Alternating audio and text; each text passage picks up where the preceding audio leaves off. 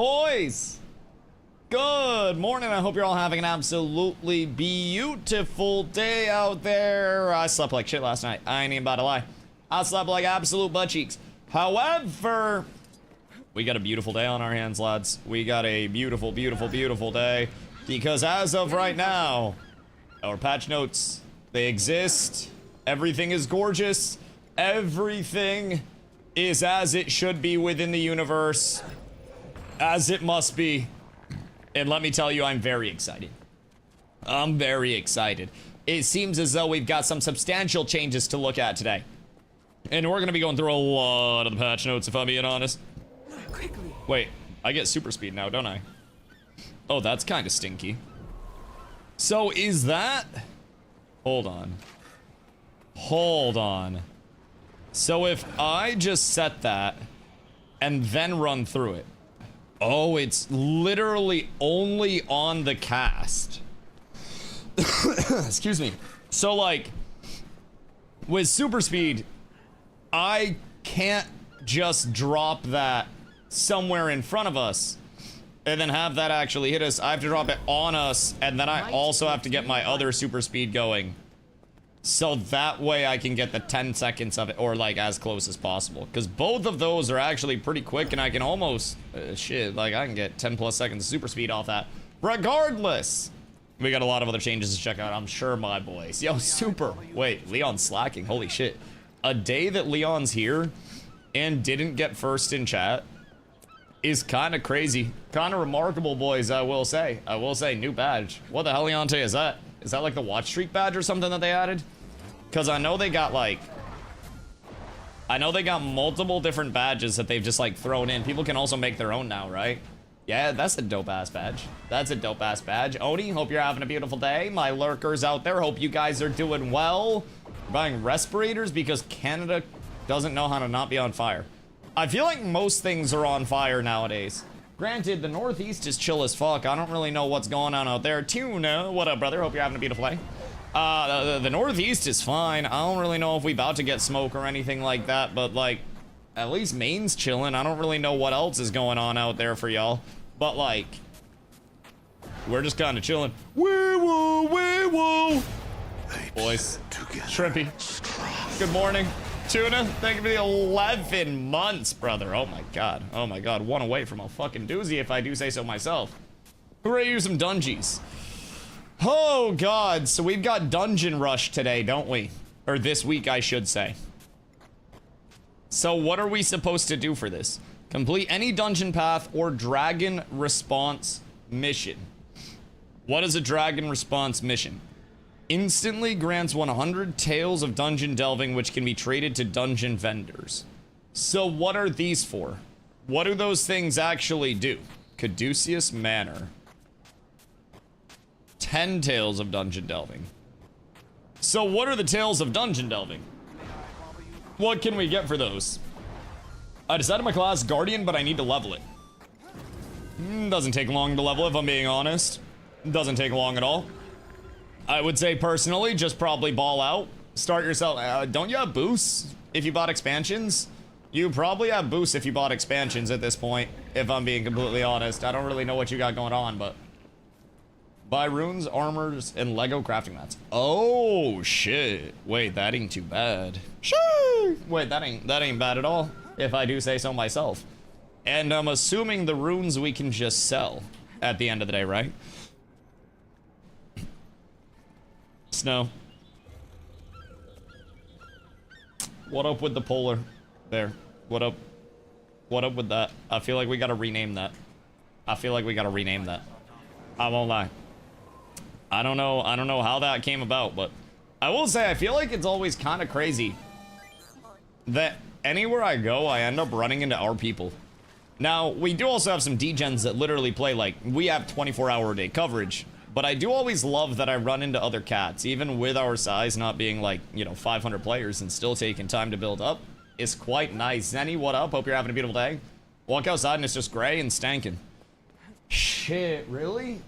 Nah, it's pretty nice up here. I think we're about to get rain today though, bro. My wrists fucking hurt. Like, I'm the world's shittiest weatherman because I gotta put it all on the line to be able to tell the weather. Oh, apparently rain starts tomorrow now, I guess. But like, bro, my wrists fucking hurt today. Whenever it's like starting to come in and threaten to rain, I immediately get like so uncomfortable. That's arthritis. Well, that's also the 25 screws I have holding my arms together. Yeah, my senior year of high school, I broke both my wrists at the same time. Basketball injury. And I was supposed to lose most of the usage of both of my hands, like literally like finger dexterity and all of that. I wasn't supposed to be able to like basically do this. Very hard thing. So effectively, I healed way better than anybody expected. Played basketball in school still, like played ball in college, came back to play my senior year of high school for like half the season. So yeah, it was a really, really, really large thing.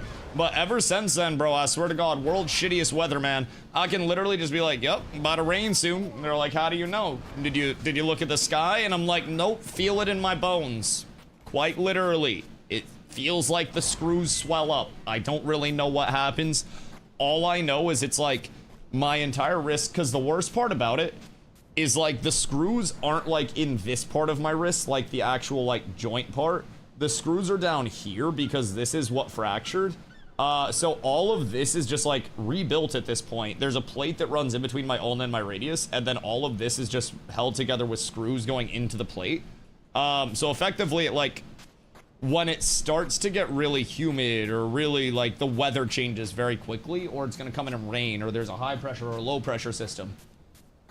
Oh, dude, like right under my hands fucking kills. That shit's ass. Smell rain. Like, when it falls or like beforehand? Your Robocop?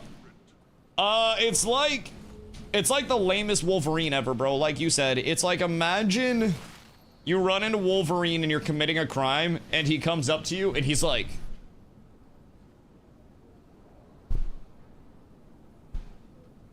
it just doesn't work, really. It doesn't do much, if I'm being completely honest. There's this level of like, you know, metal detectors probably fear me, but if I'm being honest, like, it really hurts when people hit them. So, yeah, I try not to get into too many altercations. Specifically, A, well, because I'm a bitch, but B, because if somebody just, like, grabs my wrist, bro, that shit fucking kills. Like, sometimes handshakes with people, if they, like, are squeezers, will just nuke my wrist, and so for the rest of the day, like, I won't be able to grab onto anything. It's really bad. Like, sometimes, I do stretches in Forum and whatnot, but naturally, at the point of having 25 screws in something, you know, there are literal, like, outside decks that have fewer screws in them than I do. So, like, at the end of the day, I try to just protect those bad boys. That shit fucking hurts, bro. Now, there is also the element of, like, if I'm ever down bad, I could just pawn my wrists. I'll just walk in and be like, brother, this is the pure titanium, because it is. I don't really know what titanium futures are looking like, but when I die, whoever robs my grave might actually have a small comeuppance. I'm not quite sure, again, what the whole situation is. What is not account bound on Acquire? Auric silver sold for nothing. I'm gonna grab this. A Malik gemstone. Okay, that's kind of what I figured. I just liked the name of it, and I had none of it in my storage, so I deduced that it was quite literally the rarest choice. So we are up tremendous there. I don't even know what they sell for type shit. All I know is that I didn't have them, and now I have them. That's another boo. Let's see, use. Bro, the inventory management to start the day is like waking up and immediately having to like do dishes or something. It is actually buns to the highest degree. Good news is, it's like, it's my mechanical warm-up for the day. I just gotta make sure that I'm not misclicking. It's like a little memory game, remembering what I'm supposed to open versus what I'm not. Which boxes are the bad boxes that are gonna take a lot of time versus which boxes are the quick ones. It's a cold world out here, dog. Dog eat dog world. Dusty grape die. Well, hello to you, sir. Hope you're having an absolutely beautiful day. Little gold, get it from completing meta events. Oh. Well, that ain't too shabby at all. Uh-oh, did I fuck up?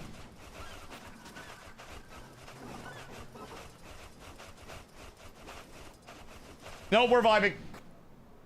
Everything's okay, I think. Jesus Christ, I thought my inventory was just going, like, immediately full. I guess oh my god, I just had a lot of consumables in there. Holy shit, jackpot. Bro, I just clicked it and I was like, wait, that says 250, huh? That was terrifying. I thought I was cooked. Bags? Oh, dude. Greatest part of my day, but also one of the worst. Just the constant, like, oh fuck, I have to deal with this shit again. You already know this recipe. Destroy. Destroy. Thank you. Alright, we're up tremendous. I think everything here except for the choice boxes, which I don't really want to open all of right now. I think that's pretty much all of them, if I do believe so. Now my inventory is also going to be looking absolutely phenomenal off of this, if I do say so myself. I think we're up tremendous here, and then I can probably just go fine and lower, make a few more spots. Then I have no rares, couple masterworks. This. All right, my inventory is actually so insanely clean. We're up tremendous. Can you leave me your wrists in the will? Bro, these shits cost a lot of money. I ain't even about to lie. Like, they're expensive as fuck. I don't know the value on titanium today, but you factor in labor cost of a surgeon with these puppies, it gets a little, gets a little rough to try to maintain these puppies. Now, fortunately, as far as I've been able to deduce, they're one of those, like, good for life purchases where I can just kind of, you know, set it and forget it, so to say. The maintenance would fucking suck. When I was in recovery, they were like, yeah, later on in your life, you know, you could have the implants taken out if they're ever causing you any issues.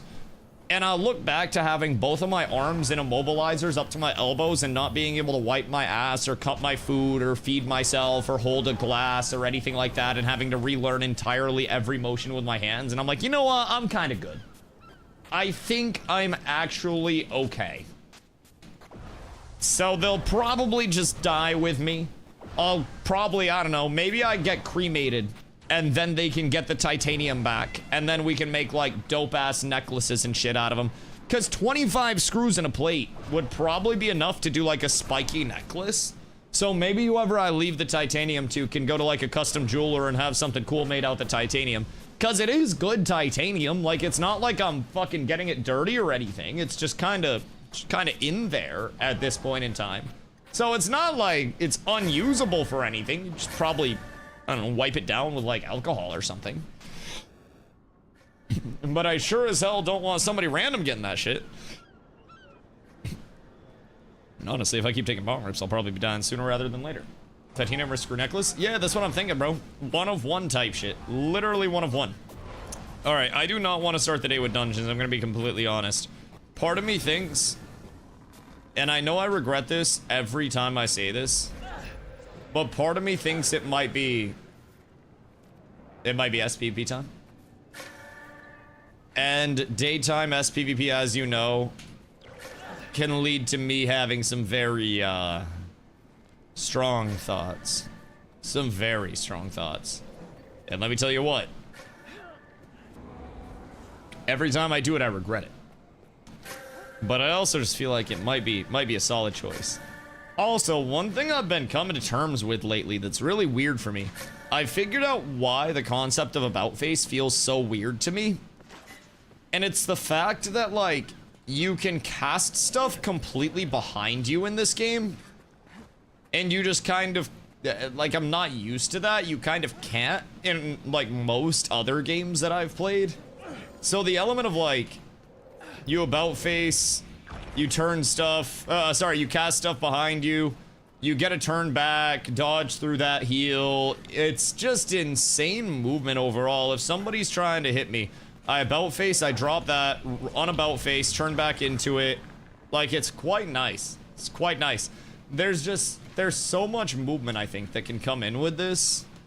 And there's so much validity simply because I can just, bro, I can cast behind me. I can just sit here all the time, just going back and forth and trying to juke people. And as I get more comfortable with it, it's only gonna get smoother. Now, I will say, sometimes I still, for whatever reason, get, like, the camera pull. if I click too early. It's a little strange. I don't quite know what the cause of that whole thing is, but I'm gonna take care of a few more chores, locking myself in the house for a week or so, level my rev. Bro, leveling's gonna take you like a day. What the fuck do you mean a week to level your rev? You don't even need that long. You just hop on, kill a few things, do a few adventure guide objectives, and then you're done leveling. It's like the easiest shit that you could possibly do. I believe in you so heavily. I feel like if you started it today, I'll take that.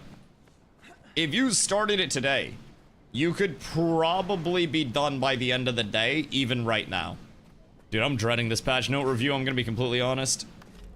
There are gonna be so many things. Got like 80 books from that PvP event. Oh yeah. Yeah, if you have a main that you've been playing at all as well, you also probably have Tomes of Knowledge. I have 113. I also have my boosts. So, is the patch out yet? Yeah, the patch is out. The patch came out a little bit earlier before I hopped on for the day. They don't care about me here. So, I don't get special treatment for these patches. But I will say, seems like there are quite a few solid changes. Now, I was doing a little lurking before I went live. I was like in the shower, I was cooking some stuff up for lunchy today. And I was doing some lurking in people's streams that actually know what they're talking about. And I'm intrigued. Because despite all of these changes so far, at least on the PvP side, a lot of what I'm hearing is most of the meta seems to be relatively unchanged. Like, things that were super strong that got nerfed seemingly didn't receive, just at large, right? Certain things are absolutely dead, but most of the things that were in strong positions seemingly are still in pretty strong positions right now. For example, I was watching Boyce check out some changes, and he was saying even with like the Gale Shot changes, he can't even tell that Gale Shot got nerfed, and he would have to play like multiple games to be able to even see that Gale Shot was nerfed. And he thinks that a lot of these changes are going to be more placebo than anything else for people, because so many of them are like very small changes for most classes. But other classes, other specializations, like do see some hits. But I think a lot of people may have been blowing out of proportion how game-breaking this was gonna be. They even touched Paragon? I'm sure they did. I haven't looked at the patch notes yet, honestly. I was trying to give myself a little bit of a buffer to warm up my head, so that way I don't just go in completely brain dead as soon as we start hitting the patches. But watching someone play Vert, and they literally said they don't feel it at all. What were they? Were they in SPVP? Or were they in World vs. World? Because I think a lot of the Vert stuff, from what I've gathered, is going to be World vs. World facing, no? Just where, like, Aegis and then this comes out so frequently? Well, oh, goddamn. Goddamn. So they said they literally don't feel the unblockable changes whatsoever? Now, unblockable. Correct me if I'm wrong, but that's going to surpass Aegis as well as things like my projectile block, right?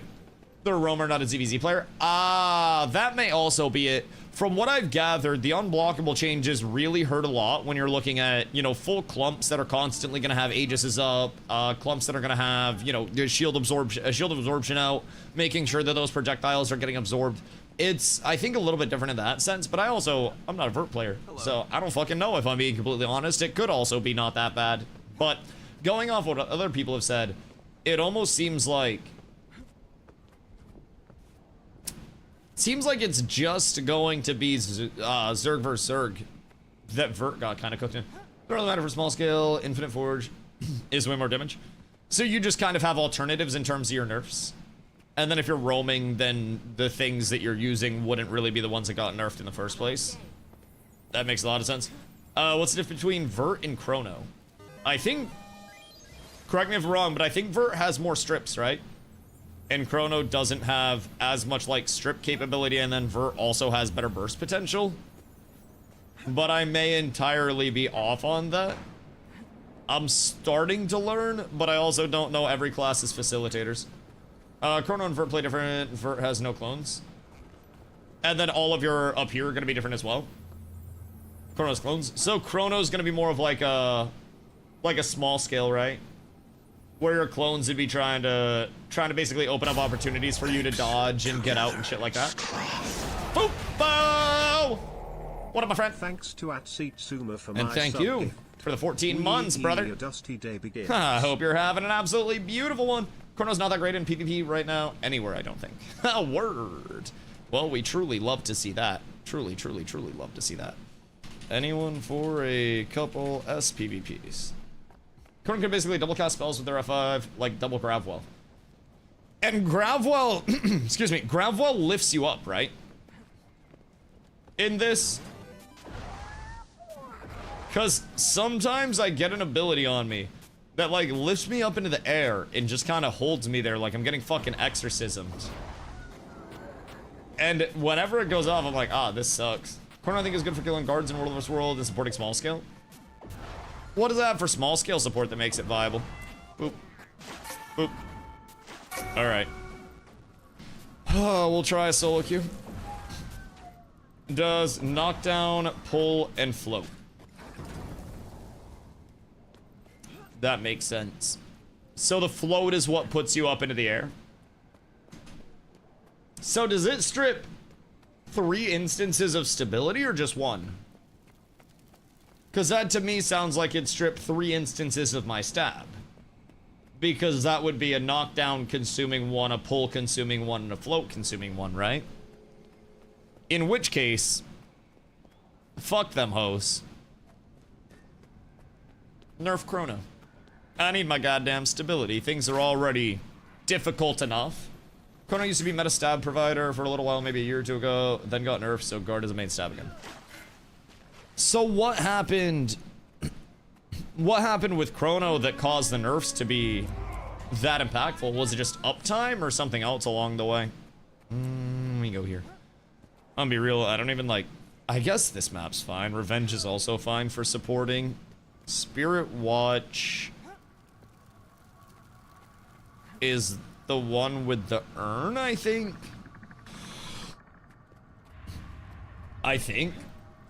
Chrono sounded interesting. I think everything in Guild Wars has a certain level of like, oh, this sounds kind of nice. I feel like when you look at most builds, there's at least a very small level along the way of, oh shit, I could do so many different things with this, you know? Chrono was my main when it released. Interesting. I love seeing Gale shots here. What's that rev? I feel like I've seen like 2 of those in my existence so far. And then the Pittsburgh Steelers logo is a Deadeye. Renegade on left? Renegade, sorry. My bad. So what's a Renegade do? Or have in its kit? And then there's an Ellie. So I mean, good news is, they're just going to have the dumbest burst in human fucking existence. With this comp. Very not excited about that, if I do say so myself. I will absolutely be keeping renewed focus on for this. Because anytime I don't have renewed focus on, I hate my existence. I very much hate my existence. And I get very sad anytime. It's like this constant battle. Because anytime I have a game where I put renewed focus on my bar and I don't end up needing the renewed focus, it feels really bad. And then, anytime that I feel my wrath on, and then I end up dying once, I'm like, damn. Renewed focus probably could have bailed me out there. Huh. Chrono, I think they removed the big stab swords and maybe increase some CDs. Gotcha, yeah, I mean, shit, that would probably do it. I can only imagine what would happen if, like, Lumi lost one of its stab sources and then also had worse CCs associated, or CDs associated with it. That instantly just sounds like a very, very bad time, if I'm being completely honest. Can I get them to come up here with me? I can. Alright, hold on. Stay for my buffs! Alright. Alright, we're in. We're in! Everybody's in. Never mind. Not in. I'm gonna drop down here. And then I will help the group, I guess. I don't really know what's going on that high ground fight. But I think I'm gonna chill out here for now. as much as I can. Try to create at least a little bit of space. This guy's seemingly just trying to creep on my shit pretty heavily. Oh, this isn't good. So I got 2 goobers directly inside of my buns right now. And I might be able to turn and kill one. There we go. Turn and killed one. Might be able to get a res. Never mind. Don't need the res. Might be able to save this fight as a whole. Providing everyone just stays the fuck alive. Can I catch this? Fortnite? Oh shit. We got the Fortnite, boys. We got the Fortnite. We're up so tremendous. This is a beautiful set of circumstances. Beautiful set of circumstances. I'm gonna leave because they should have that. I'll go back, man. Oh, it's feeling good today, boys. It's feeling very good. And today's emphasis, chat. In our PvP, I go into every single day with a different goal for PvP. I want to get better when it's necessary. About face and cast behind me so I can keep space going. And I can keep my positioning in a proper spot. Because without that, it can definitely get a little bit hairy at times. You know what I mean? So I'm gonna be working on that quite heavily over the course of the day today, and hopefully we see some absolutely crazy movement because of this, where I can get into a lot better of a position a lot sooner and find a lot more room to play my life when there are goobers pushing me. Excuse you, sir. I really don't appreciate that. I think I can just blast him. Thank you, my good man. Thank you, I appreciate you. The support Lumi coming in hot with a big spinny hammer of doom. My bonker kind of goes fucking crazy if I'm being real. I don't even necessarily know, like, why it'd be hitting guy. Actually, I do know. I have a power piece on. I have avatar in PvP. So I have, like, power precision. About faces don't say, you never know about it until people mention it as a new player. About face just brings in, I think, so much on a, you know, on a movement level, on a playing your life level, on a fluidity standpoint. It's truly a fucking crazy mechanic that I think goes so heavily underutilized by so many players. You did not expect that, did you, brother? So sorry. So sorry. But any goofy goobs in chat? Oh, my goofy goober. What up, Toasty? Hope you're having a beautiful day, brother. Look behind is really handy, too. You're telling me there's a keybind so I can look back at it? Even, like, after about facing? Interesting. Interesting. Yeah, the movement binds are kind of cool over here. I feel like there's... Look at me, chat. I'm playing the objective out here. I'm fucking pumping. I feel like... I've got V, about face, C, look behind. That's kind of funny. I have my C as about face, and then my V is my dodge. But I do have room on B potentially for a look behind. Like, the quality of life is great with those things. It's just, I myself am so used to seeing, I don't know, to like having to flick my camera and whatnot, having to play around that side of it. It's strange to not have to, if I'm being completely honest. And it almost feels like this, I don't know, this breaking of a muscle memory where it's like, an automatic tool has come out for something that I have done as a trade skiller for years upon years, right? And I'm so used to just, oh, somebody's on me. I turn camera back. Oh, I must relocate. I turn, I flick, right? I'm so used to those movements that it's like, what do you mean I can just turn my entire character with one singular fucking button? What is this, like, sorcery, this tomfoolery, this black magic that you're hitting me with? It's truly fucking crazy, if I do say so myself. That trip was just stinky for him, I will say. I don't know how I can get up here and help this. Perchance up this way. And then we jump in. Please, sir, don't dodge this. Don't dodge this. Don't dodge this. I need you to not dodge these bonks. I would just like it if we could just get along here just a little bit. I wonder if I can bonk this guy back. Bonk! Together. Das buongiorno, my boy. Oh, shit. Is that something that we can really take right now? Are the people ready for Big Iron? Because, Das, I'm not gonna lie. Once Big Iron comes out, Big Iron don't go away, brother. Big Iron truly is the great consumer of all. Oh my goodness. Hey, did he just carry him? Wait, what I just witnessed? Be ready to give the signal. Did that motherfucker just carry once him? the cannons are loaded. Also, Dust, the 45 months. Oh my god. Oh my god, dude, that thing's fucking huge. It's like fucking 9 years. That's huge. Ellie downstate move skill. Yo, I deadass. I thought brother ran up to his downed homie and just like picked him up. I swear to Christ, I was nearly 100% certain that that was the case. Signal them to fire. And the fact that it's not made me slightly sad, sir. Sir. Have you no movement? Boop. Sir. Ain't no way my dog's getting styled on right now. Oh my, wait, why didn't he move? Chat, I think we got the dad lobbies. I'm not even gonna lie. I think we might be in a good spot today with these daytime lobbies, brother. It might just be what the boys need for success. Golly. Get back here for your bonking, sir. Please, for the love of God. I need just a little time to bonk. Get a little relocate off of this. Little refresh type shit. Get some heals out for the boys. Very, very, very nice. I feel like this is actually a pretty clean game for us, I won't lie. I feel like we're starting to get the movement there. I feel like it's all starting to come together right now.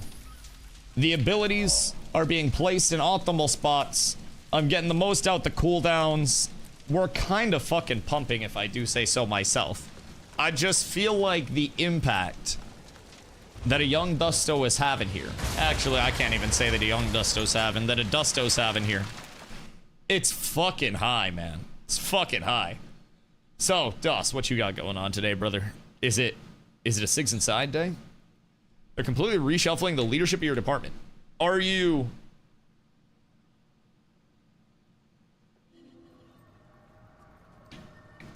Are you leadership?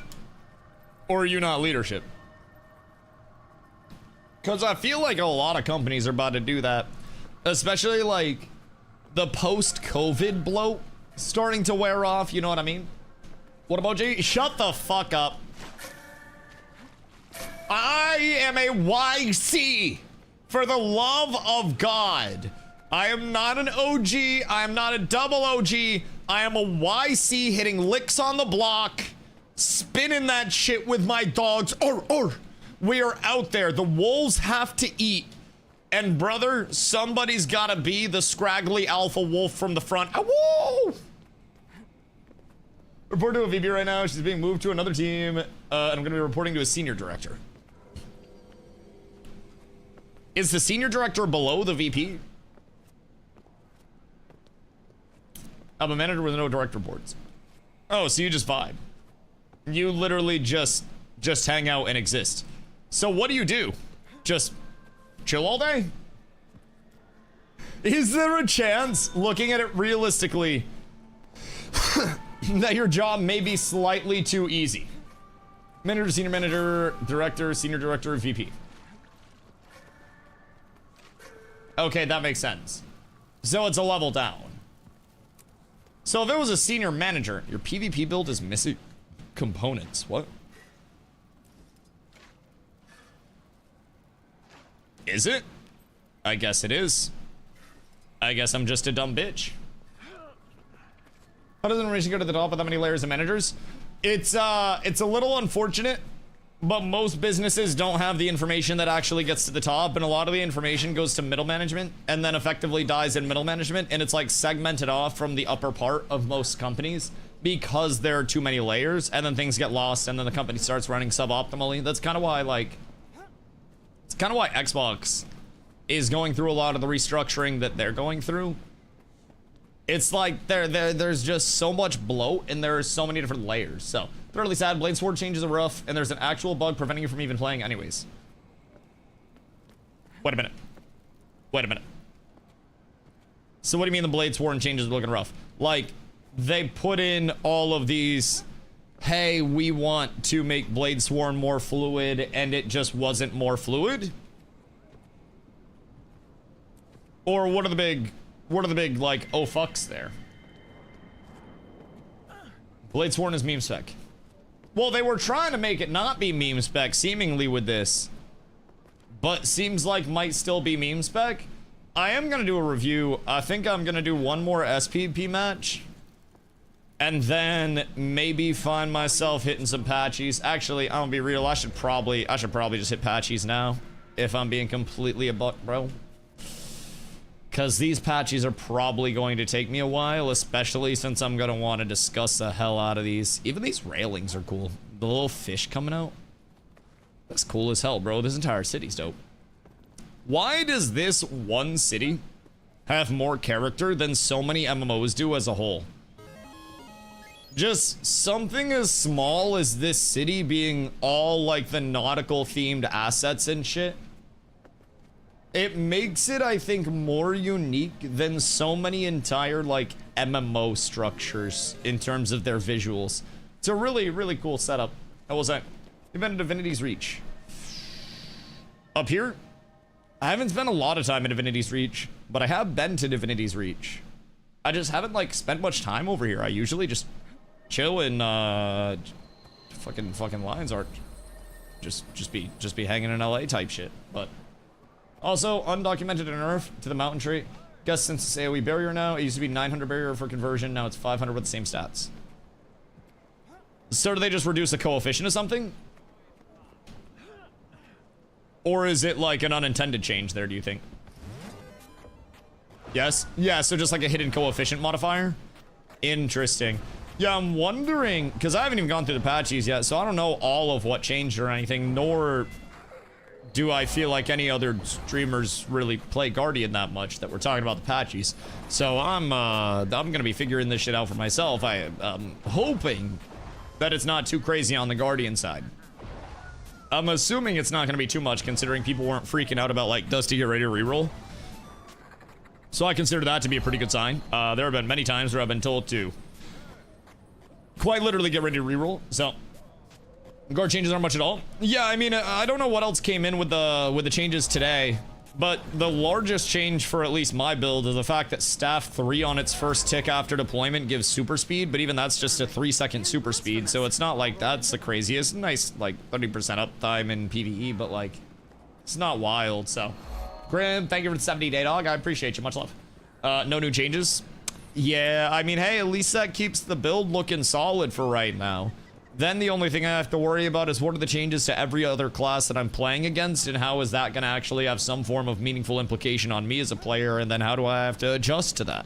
So, we'll see, dog. We'll definitely figure it out, because I don't want to find myself just not knowing shit. So, I think it might be patchy time. I fear the patch notes. Because there are 2 sets to go down, right? Does anyone have the link to both of the sets of patches? Wait, this is cool as fuck, too. So they have the buildings up on the, like, outside part of the rampart? Huh. This is cool as fuck. Their city design kind of slaps, man. They don't split them. Big sad. What's up, the notes? Because honestly, I want the full list. Because even things from the development stream, I didn't really have the capacity to take on all of those. So, Constantine made it, I do it. Oh, you're talking about like PvE world versus world or PvP? Wait. Isn't there literally a filter on the wiki? Yeah, there's literally a filter on the wiki, look. You just select it, and then anything that doesn't apply is grayed out. It's just a filter. Just walk through. See the extra notes? Are there more notes? Where are the more notes? Hold on. Wiki notes, that's June 22nd, July 14th. And then these are combined. Okay, so this was from the dev stream as well as... Wait, no. Where are the ones from the dev stream?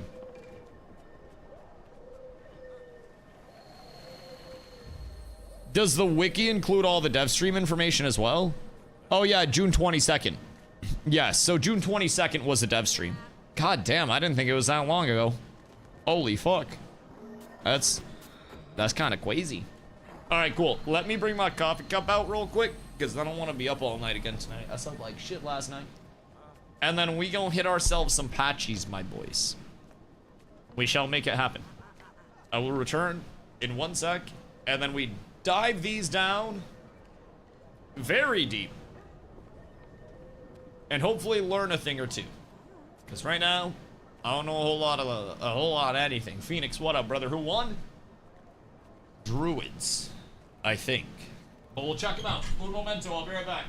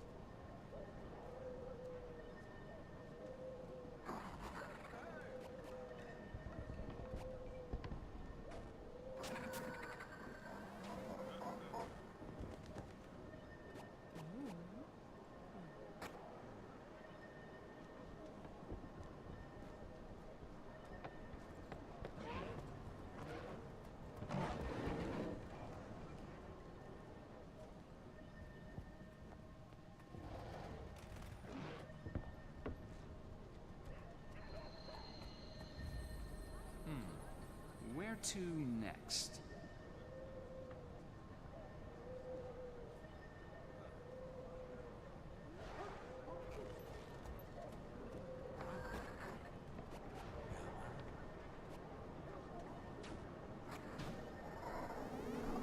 Good day, bitches. What a dooski. They decided to Giga Nerf Stoneform and then Soul Beast, ignore Pain, and World War though. But Soul Beast didn't really do much, right? And what's Stoneform do? I guess this will be nice for the wiki because we'll actually be able to see, like, what the abilities are in the first place, right? Is there a way that I can wiki in dark mode? or no? Because I don't think there's a way that I can wiki in dark mode. I think. It wasn't soul based, it's a pet's invuln skill. Okay. We'll peep it. We'll peep it. We'll get there. So this is going to be the entire list, right? So we have today's changes and then the June 22nd changes. So we can make sure that there's nothing else that got crazy changed up or anything. Realistically, Guardian didn't see many changes. Symbol of Swiftness is super speed on its first pulse, but a 3-second longer cooldown. Which, honestly, the super speed's nice, but I also think the cooldown reduction's kind of ass. I think that's, again, it's a 20% cooldown increase, which is less than ideal, but it is what it is. Let's see. Symbol of Vengeance is days on its initial strike. Not bad to have a days. Symbol of Energy, power coefficient in PvE and PvP in World vs. World goes up. So that could be okay, but I don't think that's, again, something that's too ridiculously run. If I'm being real, I don't quite know that that's being run in many places. You gotta make a wiki account and log in to set a dark mode preference. I refuse! I will soon. I will soon. The insidious people that creep silently into every crevice. I'll creep into your fucking crevices, Fupo. I'll creep into all those crevices. Hunters will reduce the ring duration from 5 to 3 seconds in PvP. Only reduce the cooldown from 40 to 30 seconds. So again, is that just longbow stuff? Or what is this? Those are longbow? Right, that's what I thought. These seem longbow. Symbol of Vengeance is axe. And then Swiftness is staff. So really the only one that impacts me is this. And then these would be dragon hunters, right? Potentially.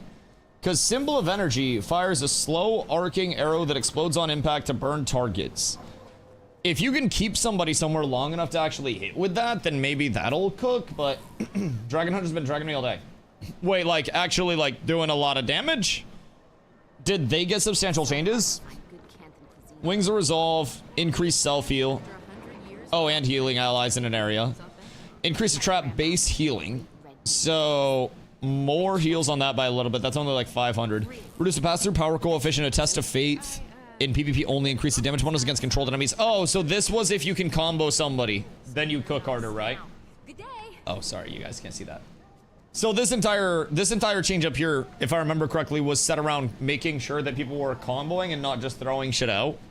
Which is kind of nice that they're trying to ensure that. Power coefficient nerf on Processional Blades. Which is whirls around and damages enemies when activated. Is that the big one that has like the spinny blade type vibe to it that moves in a circle? Because I know the animations, but I don't know the names of the abilities. I think that's the one that moves in the circle, which is... That shit hits hard. The traps? Yeah. Okay, that makes sense. Spinny trap? Uh-huh. Okay. So that's going to hit a little bit less hard. Test of Fate. Lay a trap that creates a ring of weapons and punishes enemies that attempt to cross their threshold, pass their damage. So this one has like the swords around the outside, like the little, they're kind of like pointed down at the ground type shit. So that's, if we get CC'd in that, going to do a bunch more damage, buffing if you're the one pushing them through. Right, so if you're able to set your traps, like say I set my traps and I force you into the traps through CC. That's going to result in a more rewarding combo. But if you just happen to walk into it, then you're not going to get as punished. So the ability for Dragon Hunters to, in SPVP, set traps at just a certain point, and then have somebody run through them and get blasted is going to be a little substantially nerfed. Yeah? Okay, cool. So that's also PvP only for the combo itself on Test of Faith, as well as Procession of Blades and Dragon's Maw. So it seems like World vs. World isn't really hurt at all. World vs. World got a 500 healing buff. And then Hunter's Determination now gives them Endurance. Which Hunter's Determination, activating your elite skill, breaks stuns and gives Endurance, which is increased stam regen, so that's not bad. And then Hunter's Fortification, remove conditions and heal when blocking or evading an attack. That doesn't seem bad, no. Remove conditions when healing. Remove conditions and heal when blocking or evading an attack. That's big buff for bunker DH. Yeah, that seems really strong. Seems really strong. Like, if that were on Lumi, that would be strong for me. Jesus Christ. That's real nice for tanky classes. Yo, Ben, thank you for the 5 months, dog. I appreciate you. We got subs going crazy today, my boys. Goodness gracious. I appreciate the love. I appreciate the love. Yeah, so I mean, that seems really strong for DH being used as bunkery type shit. Could this also... Does a block DH in World vs. World run this? DH busted as Lumi now? I mean, are we talking from a damage standpoint? Because, yeah, I mean, this definitely seems... You have that trade on?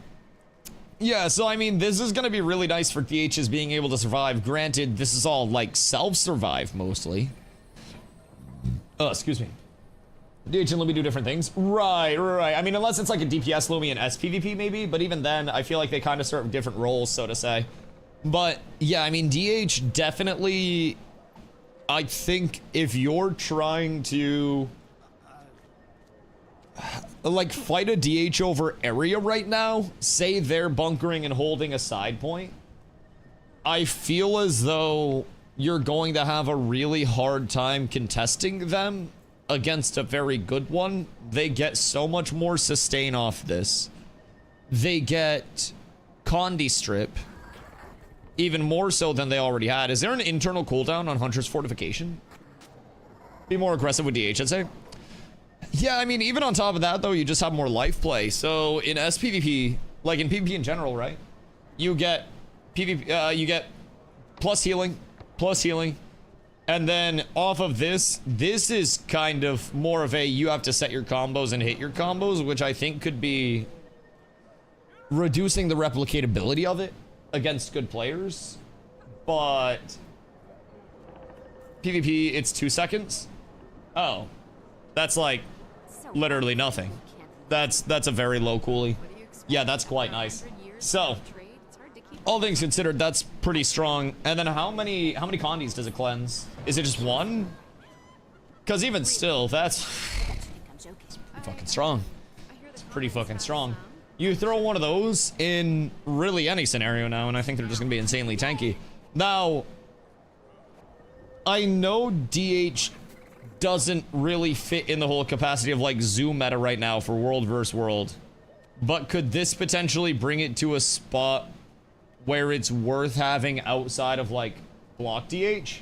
Block and evade are separate cooldowns. Oh, that's fucking stinky. Oh, that's really good. Jesus Christ. Yeah, that's holy. Yeah, so depending on the figures of like how much that's healing for and how much that's actually, you know, cleansing for Condis, that's a crazy lifeline to have for literally any class. And throwing that on something that could already have bunker potential is kind of wild, so that's going to be good. These are the older changes, though. I want to see what the new changes are. I just wanted to brush up on those, make sure I didn't miss anything. And now we peep the new boys. Late notes. Profession skills, Ellie. Okay. Lesser Volcano, fixed an issue that caused the skill to apply its power coefficient twice. And with Big Volcano, fixed an issue that caused the skill to apply its power coefficient twice. How long has this existed for? Spear Evoker. Are these Spear Evoker skills? Because this most definitely leads me to think, just as somebody new to Guild Wars, this leads me to believe that these were hitting twice as hard as they should have. Which I would assume would be a very noticeable and bad thing. So, Spear Evoker has had crazy damage for a while. Turns out it's because Volcano's fucked up? Question mark? Yo, one thing I'm noticing though, bro. Damage classes hit hard. Like, the more I find time to watch people that are very high level playing DPS, bro, they hit hard. Like that shit, golly, bro. I've seen people hit for like 15, 20K type shit. This shit's wild, bro. My hair's fucking with me today, I swear to God. Some days it cooperates, and then some days it's just like, bro, I got too much of this goddamn shit. I gotta chop it all off type shit. There we go. Maybe all the lightning strikes and Zerg fights go away. They're not going away. They're not going away. You might think they're going away, but they're not going away, brother. You better get fucking used to them. Are there damage charts like in WoW? They're add-ons. So basically, Arc DPS is their damage meter add-on. And you can use that for a lot of different functionalities between healing, damage, buff up time, cleanses, so like cleansing conditions. There's a lot that you can use Arc DPS for from just like a, you know, an analytics gathering state of affairs. So with Arc DPS, super good for like the top level of refinement. I also think once you start to get past the point of just being like brand new player, that Arc DPS can actually be quite useful as well. There's a lot of valid information from it. I personally, this is a really silly complaint about it. I hate how it looks on the screen, bro. I would love it if I could run it in the background and have it compile without any boxes on my screen whatsoever, and then just have it log individual fights and longer sessions, and then go into that like log itself. I'm sure there's a way that I could do that, but I think that's probably, I believe you can. Word. I was gonna say, if there's a way to do that and just not have my entire screen be cluttered with fucking, like, bro, I swear to God, I go into some people's streams and it looks like a fucking space shuttle launch. Like, I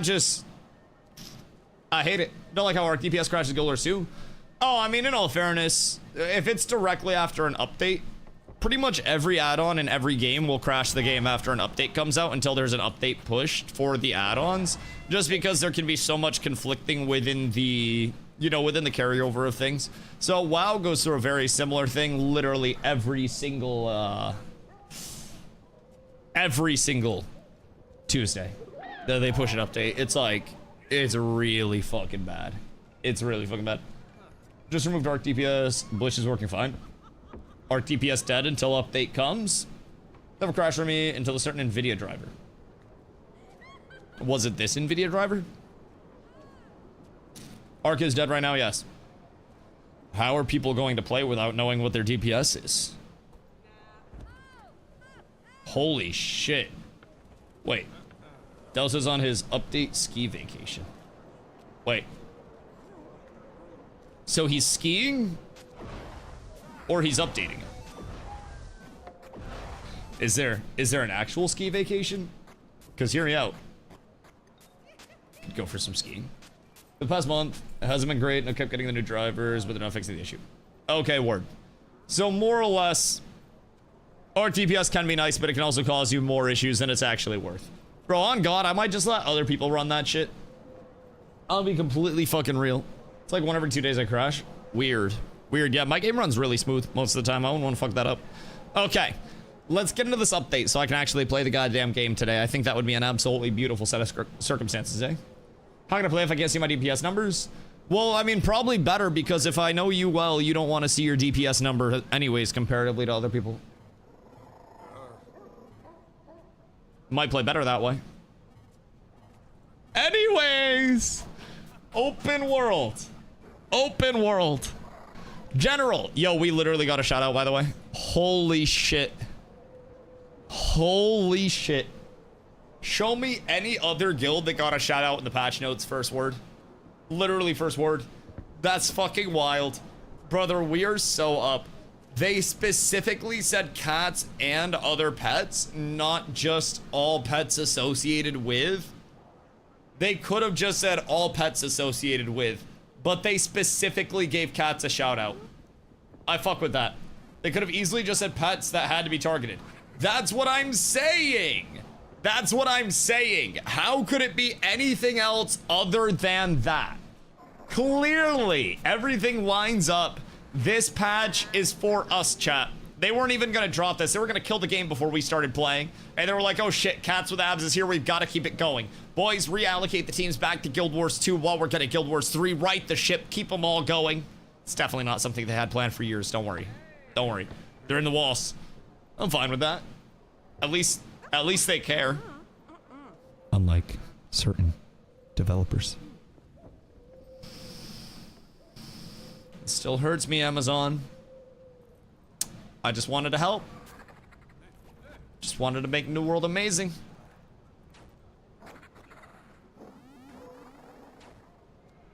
Goddamn shame. A goddamn shame. Could have been something great. Yo, Zeke, what up, brother? What class are you playing? I play a Guardian, and my elite specialization of choice is Luminary for right now. So I play a support class, which to some people, well, support spec, I should say, which to some people would be a complete fucking shocker. But I heal, I put buffs up, I make sure kills happen, and sometimes I get a kill. Sometimes I do a little damage here and there, but my largest thing is making sure that everybody else is alive no matter what, and more or less that they are playing the game super, super, super smooth.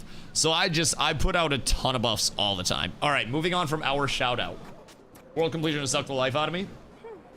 Just come SPVP after the notes. Just come blast.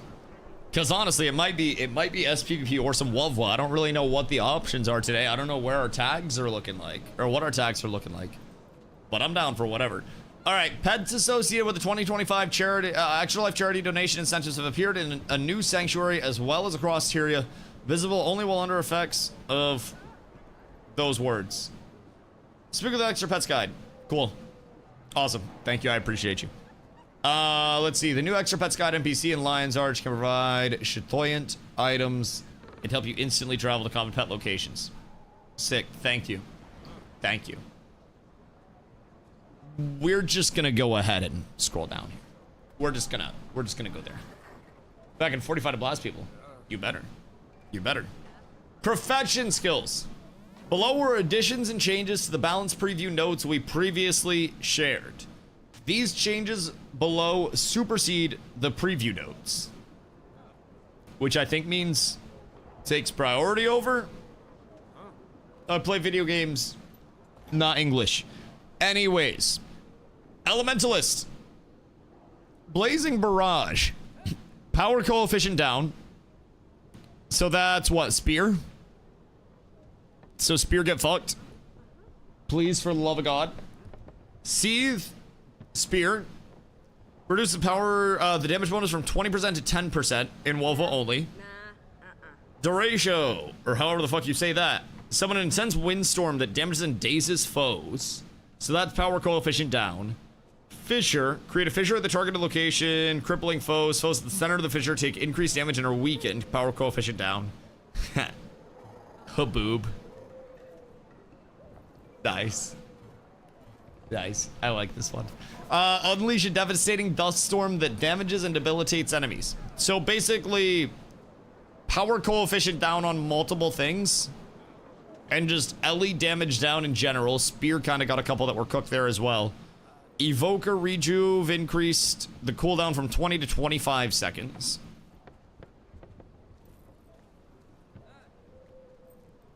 It's like a 25% increase. Hair's Agility increased the cooldown from 25 to 30 seconds. And reduced the blur duration from 2 seconds to 1 second. So Hair's Agility gain endurance and swiftness. Your next few strikes create an arc of chain lightning. If air is your specialized element, the skill breaks, stun, and grants blur. What does blur do, chat? Roaming Evoker was one-shotting people from 1200 range with perma super speed and some of the best defensives in the game.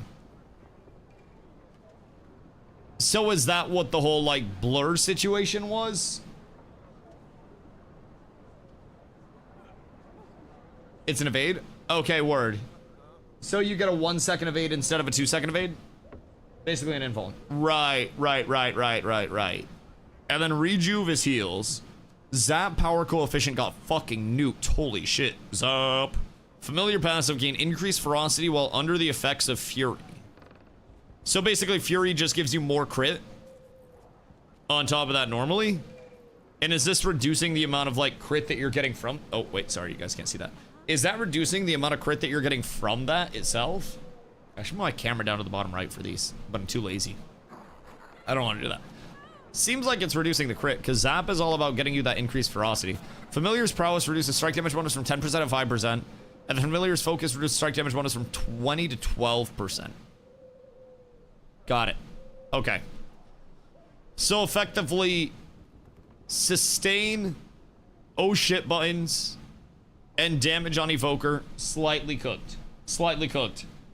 Absolute throbbing bulge of a patch. Big, veiny, throbbing, girthy, see it through the pants. I haven't even got through everything, nor do I even understand, like, I'll be real, the weight of some of these changes. I don't really understand how a lot of these will be impacting metas, where they will come around, where we'll actually experience the changes, and what we'll see on our end. But I'm learning. I'm learning. This is teaching me a lot about different class abilities, which is, I think, quite nice by itself. Show!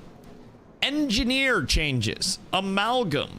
Symbiotic shielding. Increases the cooldown from 25 to 30 seconds in PvP only. Defensive protocol Thorns. Increase the cooldown from 25 to 30 in PvP only. So that is Thorns damage, and then barrier and magnetic aura. And then this is base barrier. Gain barrier when you use a morph skill. So Amalgam got tanky nerfs. It's a little bit of a nerf. Yeah, seems like it's a little bit of a tanky nerf. Just in general, you have more of a window to be bursted after, or more of a window to be contested after the downtime of those. So if you are forced to pop both of those and you don't stagger them, they're fake nerfs. They probably don't really do a ton because you're still getting the same impact out of the abilities themselves. But they reset those abilities with Tool Belt. Oh, so effectively the cooldown doesn't really matter anyways.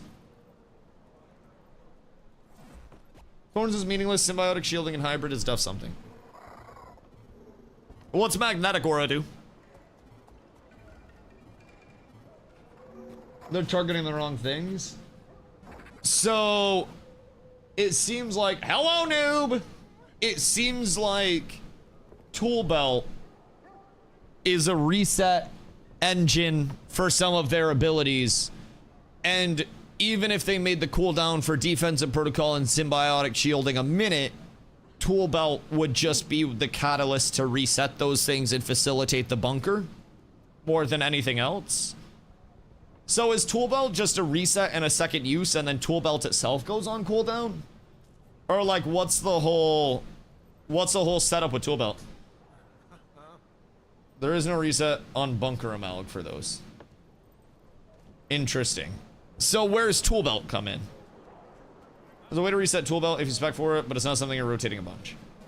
Okay, so Tool Belt's less impactful. So why are these just not impactful changes whatsoever? Because the cooldown change is so small, and you're only losing really barrier and thorns, and then whatever the fuck magnetic aura is, which still seems large, but picked from a lot of different abilities, like how you can your right sidebar. Got it. Tool Belt skills are the 1 to 5 skill selection. Oh, because you can't switch weapons, right?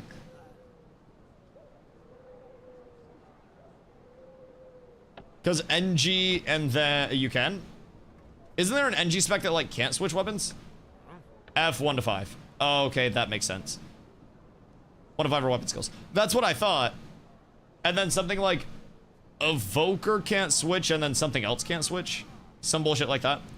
Amalgam gains evolve that juices you, and there's a trait that reduces skills. It's cooldown every time you CC. Builds crazy high on CC. Okay. So effectively, they pump the cooldown reduction through CCing. And you just go through and try to get as much CC as possible off. And then that lowers your cooldowns, and as long as you're scrapping and constantly CCing, then you're rotating your cooldowns in fast enough. More as a catalyst. And you can switch weapons. They can use their abilities to have NG kits, which are basically weapon swaps. Interesting. NG can't swap weapons in combat, but they get different kits. Okay, so you still get like effective weapon swaps, but it's not directly your like your weapon. Basically, you determine your kit a little bit more. Thorns your stun break. I mean, 5-second difference on a stun break kind of sucks. But also, how much does the cooldown facilitation actually help every time you CC? Is it like a second off your cooldowns every time you CC? Kind of like my R when I'm Valor on Lumi off of an Aegis? You have multiple stun breaks on the build anyways? Oh, well, go fuck yourself there. Yeah, that seems absolute bullshit. If I do say so myself. It seems stupid. You should have no stun breaks. Regardless! Big Guardian changes, baby. Big Guardian changes here. Advancing strike power coefficient and PvE only.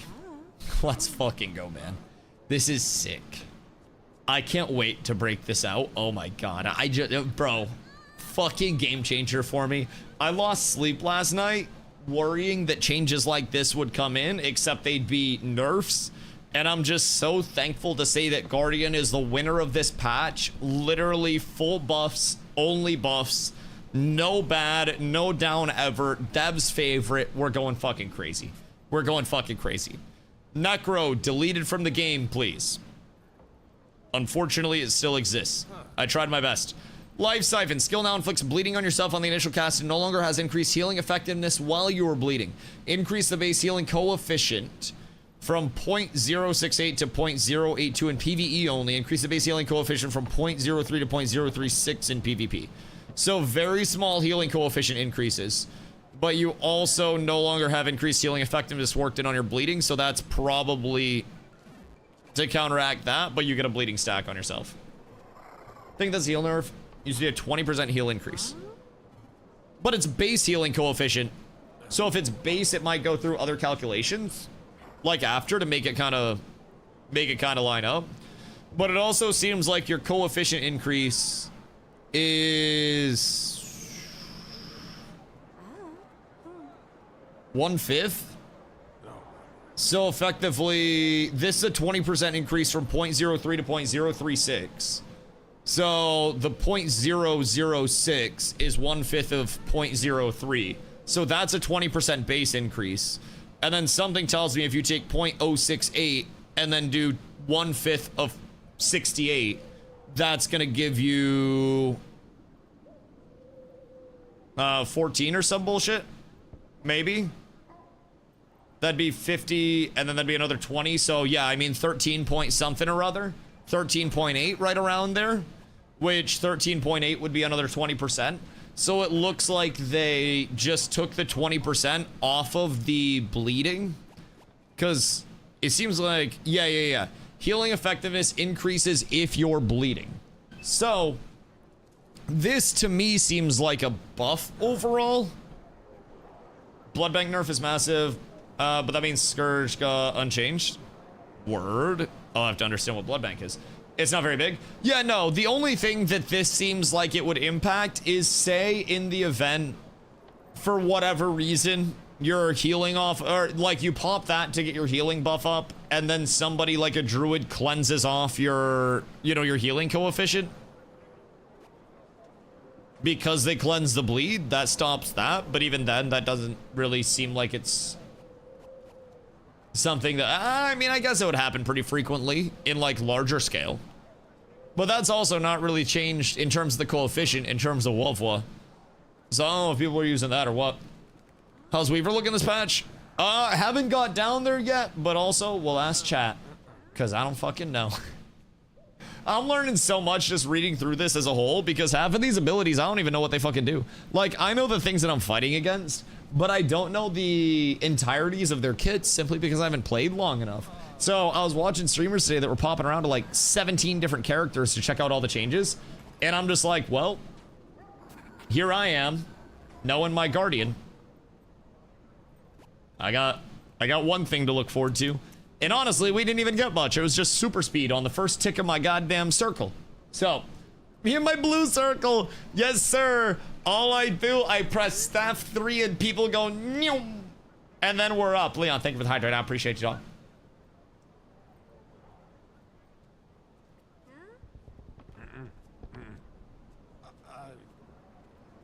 I don't like that everybody in this town is just grunting. It literally just sounds like people are grunting in my ear. Because the NPCs in this town are just like,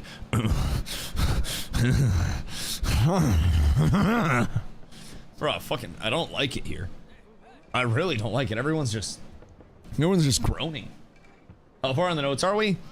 In terms of today's notes, the shit that just came out, we just got through Life Siphon on Necro, so you've covered Ellie, Evoker, Amalgam, Guardian, and we're into Necro. So, who the heck are you moaning for? Your mother. Blood Bank. So Blood Bank is gaining health grants a proportionate amount of barrier. Oh, like a 1-to-1? Conversion amount increases while at full health. Okay, that's stinky. So if you're at full health, you get extra barrier. This trait will no longer trigger while in shrouds that replace health. So you could pop a shroud that would replace health, and that would gain health through the replacement, and then the game would give you the barrier off of that replacement. Meta Necro build is Blood Bank Reaper, where you lifesteal max. Right, so you go into a shroud with lifesteal, or like any form of like life growth or sustain, and then you pump a blood bank, and if you have a shitload of lifesteal, then you're effectively lifestealing and double dipping on the shield from that, so you're getting like a 2-to-1 value on that in terms of any damage that you're doing.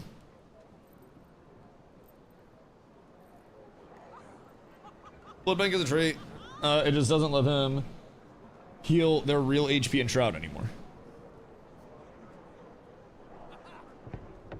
Well, they can still heal their HP, but it doesn't give them any barrier on it. Right? Or is that... am I reading that wrong? Because it seems like gaining health gives you barrier based on what you're at. And then out of that, that's the whole trait. Right. So, when you go into Shroud, Shroud gives you your second HP bar, right? They could stack it in Shroud. So would that heal their Shroud bar and then also their normal HP? And then they would like triple dip? Or it would just give them the second HP bar and then they'd heal and get shield in that? Because it seems like I'm close to understanding this. Just allowed them to come out of Shroud juiced up. Okay, that makes sense. Where is the barrier applied? Or where was it? Was it on the Shroud HP bar, or was it on their normal HP bar so they had the barrier underneath that? To their real HP.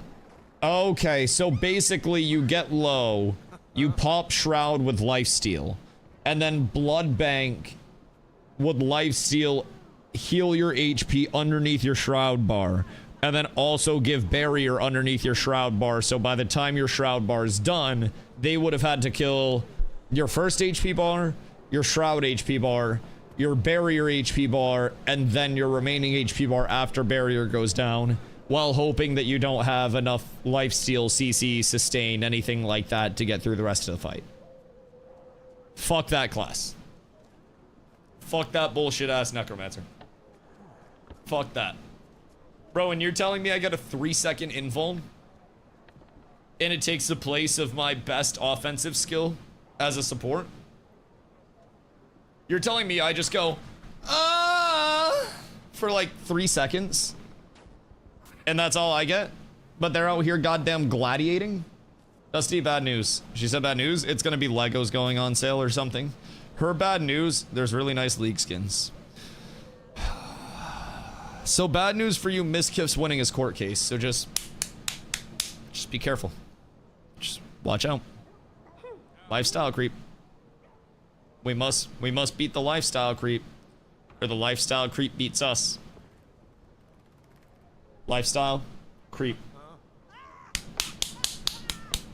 No League skins. When you hit Challenger, you can buy another League skin. I haven't spent money in 2 weeks. Well, you've been unemployed for 3. So I mean, that's probably a solid thing. It's probably a whole, you know, good thing to look forward to. So, difference being Necro doesn't have Aegis or much stability. Right. So we could basically CC you through that. But also, if they're with a support and they're brawling with a support that can give them stab or Aegis, then they're just unkillable. So if I found like a blood bank Reaper to run around with, granted it'd be a little bit worse now, but even still, you could like Lumi and Reaper and then just effectively pillage everything as long as the Lumi can stay alive. But this does seem like, I mean, again, from the outside looking in, if you come out of your external healing counts to blood bank,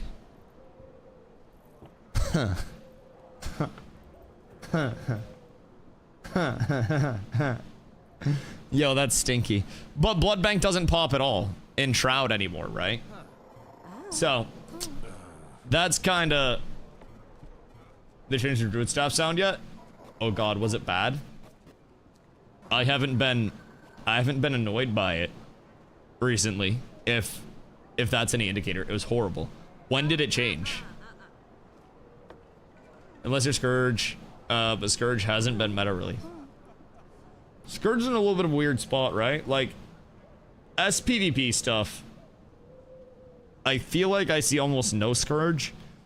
And then in World vs. World, it feels like there's a little bit more of a demand, but even like since I came into the game a month and some change ago, people were telling me when I first came in, Scourge for your strips. And it turns out not many people are like running Scourge for strips in general. I actually refused to play Druid staff because I couldn't hear anything but my staff. That's fucking crazy. Wait, I might actually have to see a comparison of this. I didn't even know that that was a bad thing. I play a Guardian, so I haven't really dove into the Druid side yet. Just say Core Necro or Reaper for strip. Now, do we think Core Necro starts outdoing Reaper even because of the blood bank changes? Like, is it truly just Core Necro strong right now? Core Necro's best for Wolfa? Interesting. Many people's opinions. What makes it stronger? The fact that it's just more strips, more consistently, less worried about gimmicky, I keep myself up, and just serves a very dedicated purpose? Reaper's still gonna be better for small scale? Yeah, I mean, Reaper, I mean, how much is it going to impact coming out of your shrouds without full HP?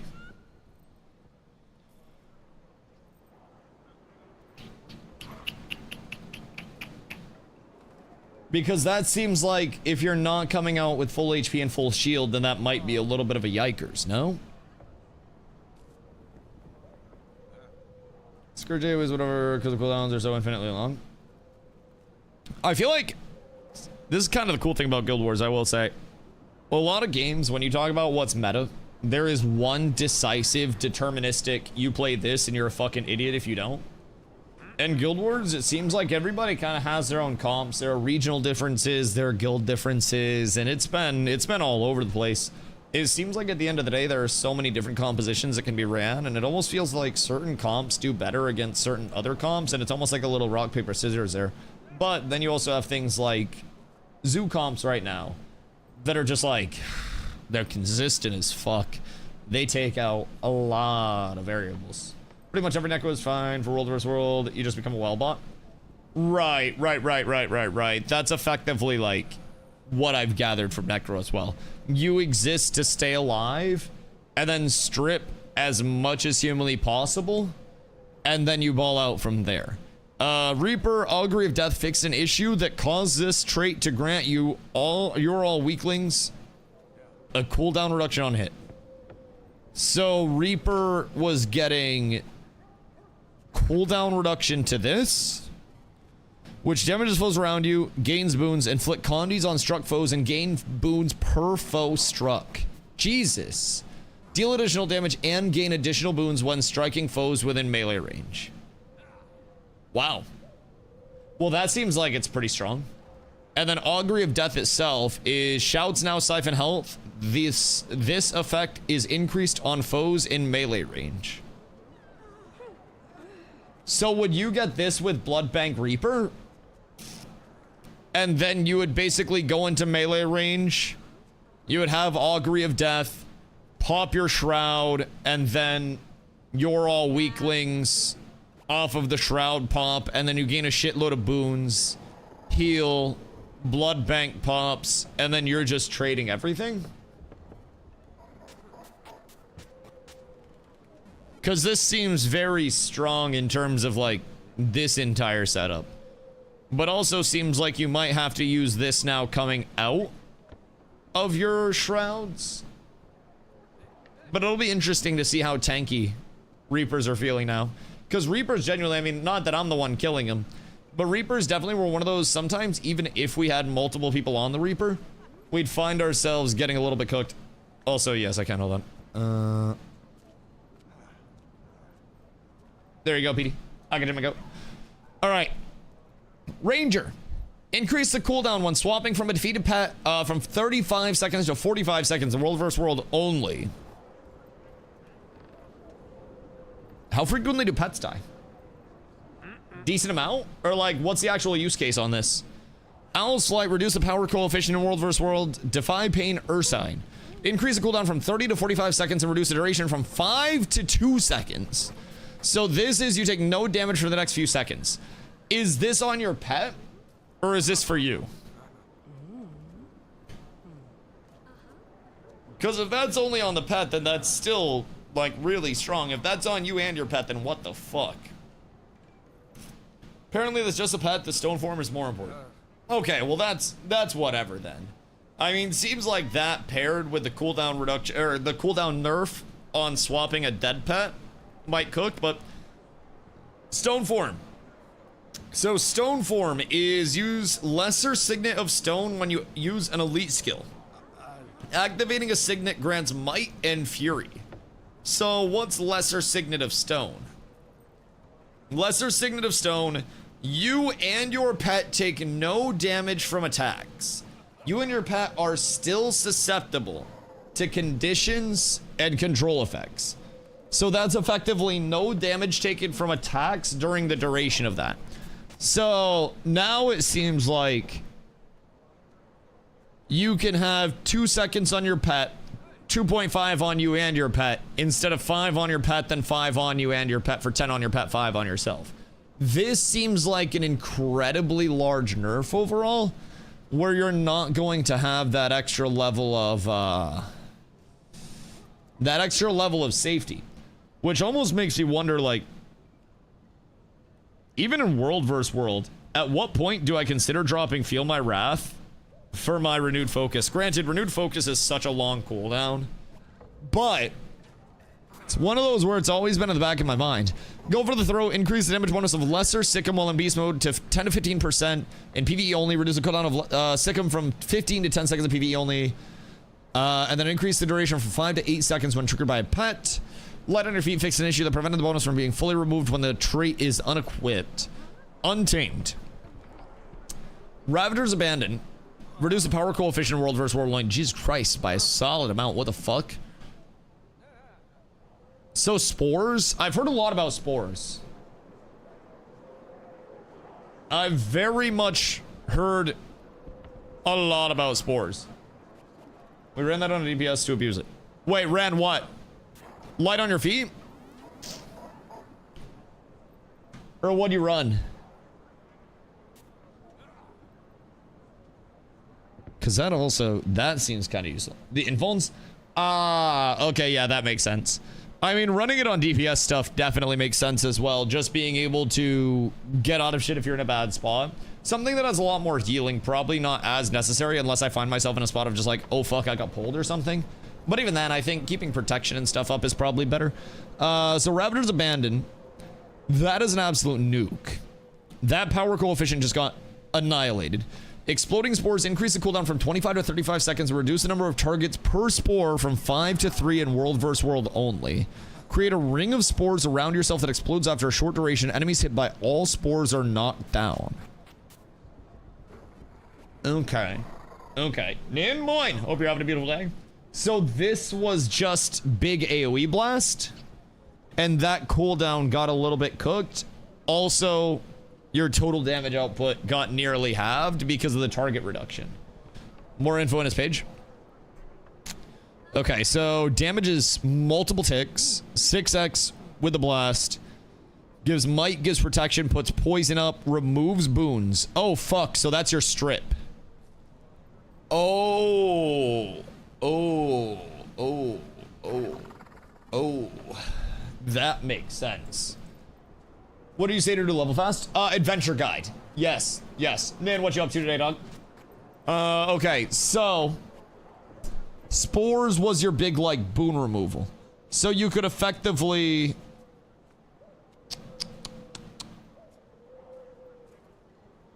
pop that. Was it every spore that hit 5 people? And then you got 6 spores? Am I tripping on that? Or am I correct there? Because that seems insane, no? Because if my math is right, if it's 6 spores, all of which hit 5 people, every spore cleanses 2 boons, hits 5 people for 10 total boons per spore, and then you have 6 spores for 60? It's the AoE cap per spore. Right. Does every individual spore remove 2 boons? Or is it just like the cast itself? Are they all going off at the same time? Is that a maximum removal of 2 times 5 with the old cap? Or was it like 2 times 5 times 6? Each target can only be stripped by 1 spore. So say you jump into a clump. You could theoretically hit different people with every spore. So in an ideal scenario for you, you would jump in and like... Hold on. We're doing guild recruitment stuff there, don't worry about it. So effectively, you jump in, right? Be you Mr. Druidman. You have 6 spores around you. Each one of these spores represents 5 targets times 2 cleanses. Or sorry, 2 strips. So each one of these previously represented 10 in terms of the strips. So in an ideal scenario, each one of these... Terrible arrow. But each one of these could represent a total of 10 strips, which means a single use of exploding spores could bring in 60 total boon strips on one. 30 targets, 60 strips. That's what I'm gathering. So now, even still, if it's 2 strips and it's 3 targets, that still gives 6 strips per, which means you still have 36 total strips on this, which is nearly a 50% nerf. I think it's actually like 40% or some bullshit. But might have to go on Team for World vs. World. Like, that's still an absurd number of strips for something. 36 potential strips. Now, that's also in an ideal scenario. It's very likely that there is some overlap of like this spore and this spore hit a same target or something. So you're not guaranteed going to get the 36 unless there's some logic within the spores themselves to be like, if target has already been hit, then don't hit the target again. But even still, that's 36 strips, which is more than a strip a second if you're just using that shit. And there's also... Oh, activation time. It's cast time. I thought I had 2 charges. 1 target can't hit more than 1 spore. I think it can't be cleansed by more than 1, because this says enemies hit by all spores are knocked down. So there's a way, like, you can hit each target with more than 1 spore. That's a part of the mechanic itself. But I think Next, noob question, strip is boon strip. Exactly, yep. So, anytime we say strip, it'll be this, like, boons removed, which is real good. It states it. Hold on. Related traits, notes. Your character may... The skill hits up to 6 times as each spore hits once. Wait, where the fuck it say it? Am I missing it? Version history. Skill now removes boons from enemies struck. Oh! Enemies can only have boons removed by this skill once per cast. Down here for the February changelog. This one. What's in the box? So yeah. Yeah. So basically... Oh, damn. So, hold on. Between February 2022 and February 2025... What was exploding spores doing to you guys? What happened for those 3 years, if I may ask? 'Cause that seems like you just didn't have buffs.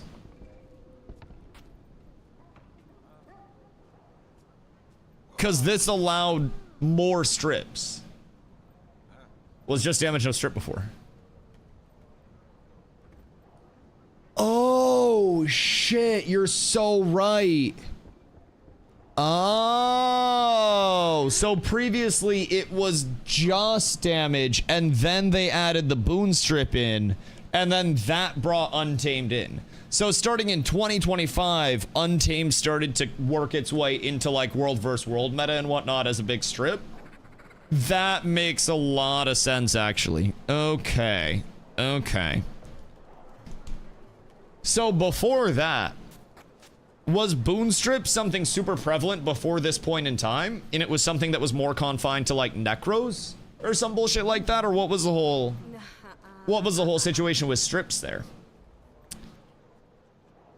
Necros were infinitely stronger. Okay.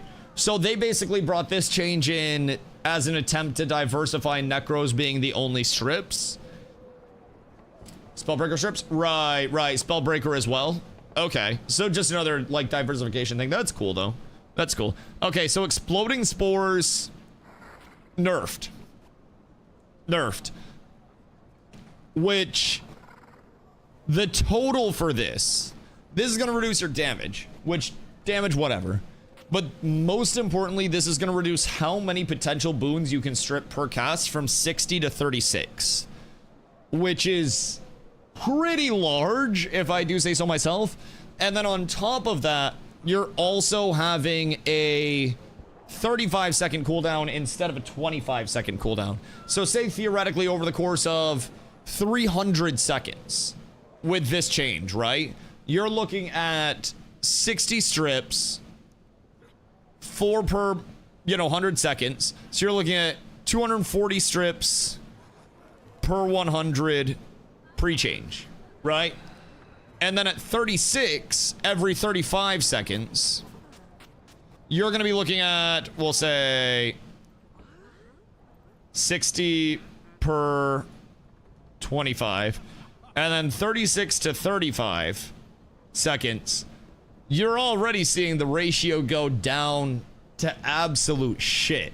So we'll even round this up to 3 casts per minute. We'll say you have a little bit of alacrity and we'll knock this down to a 33-second average cast time just for the sake of math in my brain. Right, so we'll multiply this by 3. We got 90, multiply this, we got another 18, so that's 108 per 100. So you're effectively at actually less than 50% per 100 because of this. So, like, the math on this is crazy. Dusty's fixation on Spore Nerf. I like big, impactful mathematical changes, and especially things like this, breaking down how many buffs are actually stripped per second by one class is something that I haven't done before because I haven't really dove into it, right? So as a support, it puts into the perspective of like, oh shit, I really have to be on top of my shit. I thought we were getting buffs cleansed every like few seconds, you know what I mean? But it turns out at this rate, the old change, one Untamed is taking off 2.4 per second at optimal cast time. And now it's 1.08 per second, which I can keep up a 1.08 buff per second cast time is sick. I can do that. Reaper's a few seconds and it does 5 targets or something. And is it 5 with a 2 strip? So are we just gonna see, does this make Untamed effectively no longer valid as a strip just because a strips per second is too low? Because I feel like this is a big metric that we'd want to be focused on here, right? Is the fact that now strips per second in an ideal scenario, you're gonna be looking at, I don't think Spore pre-nerf was out competing an Echo strip build, it just brought a lot more including it. Right, the pet, the invulns, the survive around that, just some more general bullshit in there. So effectively Untamed before. Also, thank you guys for helping me understand all this. I went into this hoping that I would be able to break stuff down like this and understand more about the classes as I went. So, seems like Untamed will still be very useful, just brings it down a bit. Projectile block as well. Okay, so kind of like my shield 5. Like the last one of my shield. Yo, Sauce, what up, brother? Hope you're having a beautiful day. So, they still have some validity, but if you're looking for a pure strip, it might be a Necro. So, do we see a chance now? Like, does something really come in and push Untamed off of its group slot? Or would an ideal group still be, not ideal, but like a good group, still be something like Druid, Troob, Lumi, Core Necro, Untamed? Is that still looking to be absolutely stinky just because of everything else that Untamed has, you know, in its kit? Must convert 9 per cast every 18 seconds. Wait, what's that one? Is that strips? Because strips be huge. Also, Grandpa Nabes, what up, brother? Just got here. What they do to Ranger? Is my Druid build still valid? Oh, Druid got buffed. Yeah, Druid's stinky. Druid's real stinky. Probably seen the giant green hazy area. It's Untamed AoE block. Okay, next time I see it, point it out to me, because I probably have seen it, but I've also seen a lot of green shit. Alright, let's see. More Untamed. Forest Fortification. Reduce the cooldown reduction per hit from 1 second to 0.5 seconds in World vs. World only. I keep reading that as catnip instead of cantrip.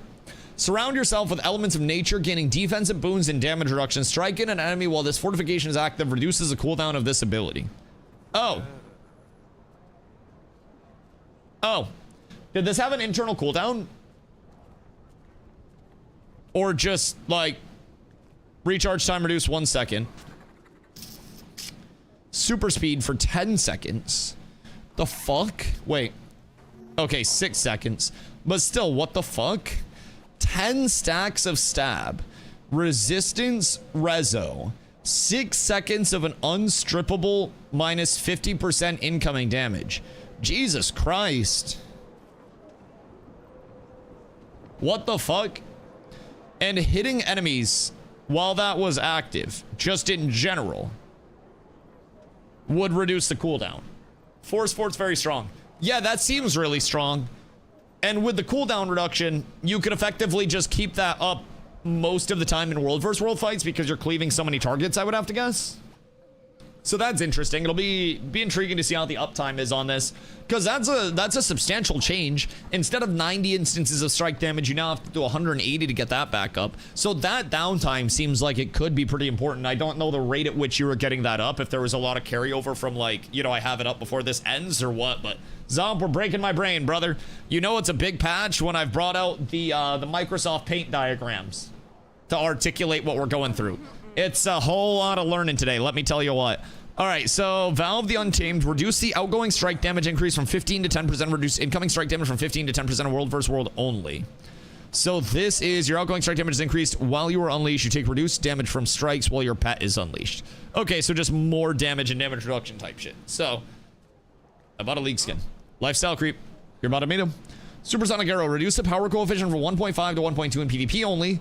Oh, so SPvP changes with Gale Shot? Because Gale Shot's been stupid strong, right? In terms of SPvP, like it's one of the meta options for people to choose from what I've gathered, just because it does so much damage, has so much movement, has so much escape, and really is like hard to contain. No lifestyle creep. When I was broke, I bought league skins. Lifestyle creep. It's always been in the budget. Okay, fair. Then my weed is also not lifestyle creep. We're up tremendous. Does buying a skin reduce your ban time? It also increases her rank, apparently. If she gives them a couple thousand more dollars, she'll hit emerald. So she's almost there. So supersonic arrow, power coefficient nerfs, power coefficient nerfs, feel the rush, endurance gain nerfs, movement skills grant you swiftness and endurance. So that's gonna be less endurance. So seems like minor changes. No Diddy, no Drake, no Dr. Disrespect, since the damage and movement was already so high on it. That's a 5 endurance difference, which really isn't that crazy. So I don't know enough about Gale Shot, but it doesn't seem like that's going to be a huge game changer. Revenant Unyielding Impact, increase the energy cost from 5 to 10, reducing the torment stacks from 4 to 3, and reduce the condition durations from 6 to 4 seconds in PvP only. So this slam the ground, creating powerful impact that inflicts condies on foes in an area.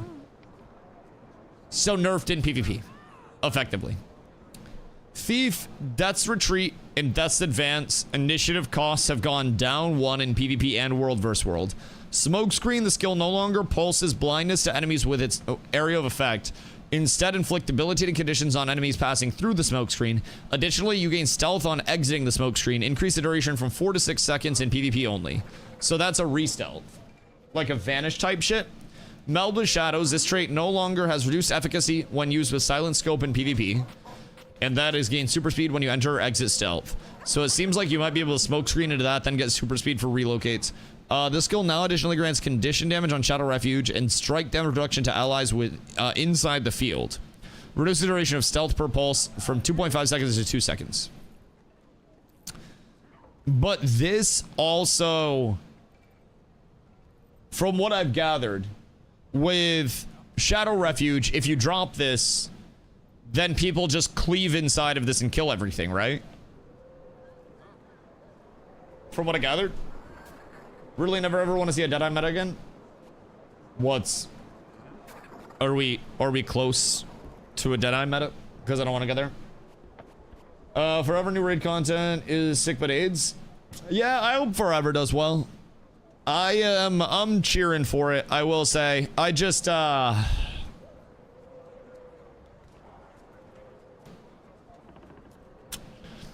don't know, it's hard to get myself excited about the smaller MMOs in the same way that I was previously, knowing that there's so much on the horizon with, like, the AAA world. Now, I do still definitely root for my small MMOs to make it through, and I hope the larger MMOs also help, you know, those smaller indie projects succeed. But it's like, man, oh man, how am I gonna get myself completely pumped up to go in PvE in a cozy game when I could just actually go in and blast, you know, whatever if I'm playing Guild Wars 2, right? There's so much more to it. But I really do hope Forever goes well. Fix an issue on Daredevil, distracting attackers. Fix an issue that prevented the skill from properly granting interrupt bonuses against defiant enemies. Deadeye. Stolen skills, the threshold for Malice granting stealth has been reduced from 5 to 3. Death's Judgment, this skill now deals full damage to the foe targeted by this attack instead of to the marked foe. Malice is not consumed and bonus damage is not dealt if the targeted foe is not marked. Reveal yourself and fire a powerful shot at your target. So you mark a target and then you do big damage to the target. Malice is not consumed and bonus damage is not dealt if the target foe is not marked. So you basically want to mark a target and then Death's Judgment them. And then on Silent Scope, the trait has been reworked. This trait now grants precision while equipped. Additionally, when you perform a dodge roll, gain access to your stealth attack if your Malice is above the threshold. How far away does Deadeye sit? Like how should I say this? How snipery are we talking with this? Deadeye as far as fuck. Yeah, this seems like a literal stealth sniper, one-shot you, try to blast you, from a spot that you can't even see, so you have to rotate over, and then by the time you rotate over, it's stealthed and then relocated? It is. I don't like that. I don't like that one bit. I want to get into World vs. World, but I don't know where to start. Have you selected a team yet?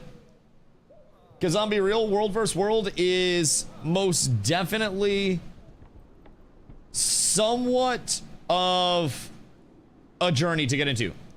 I'm not unbanned, I just got chat banned for some reason. Bruh, your account's gonna get like perma-Thanos snapped if you keep talking. I feel like you should just accept that you're not supposed to talk to your teammates at all. I didn't do anything. Did you say that you were gonna lose your lane? I said nothing. Like you literally didn't type? Okay, maybe they're racist then. That meta is literally get crit for 20k combos inside of a days, and then chase the shadow of them already off to a different node. It doesn't get worse. And if there are multiple Deadeyes, because Deadeye becomes meta, then it becomes an old Western 3-2-1 draw. Because that sounds even worse. Just go back as Ranger, just Druids now. I mean... Druids definitely aren't down bad, if I'm being honest. Like, I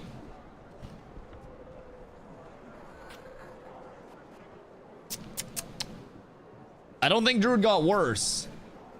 But I also don't think that Untamed got better.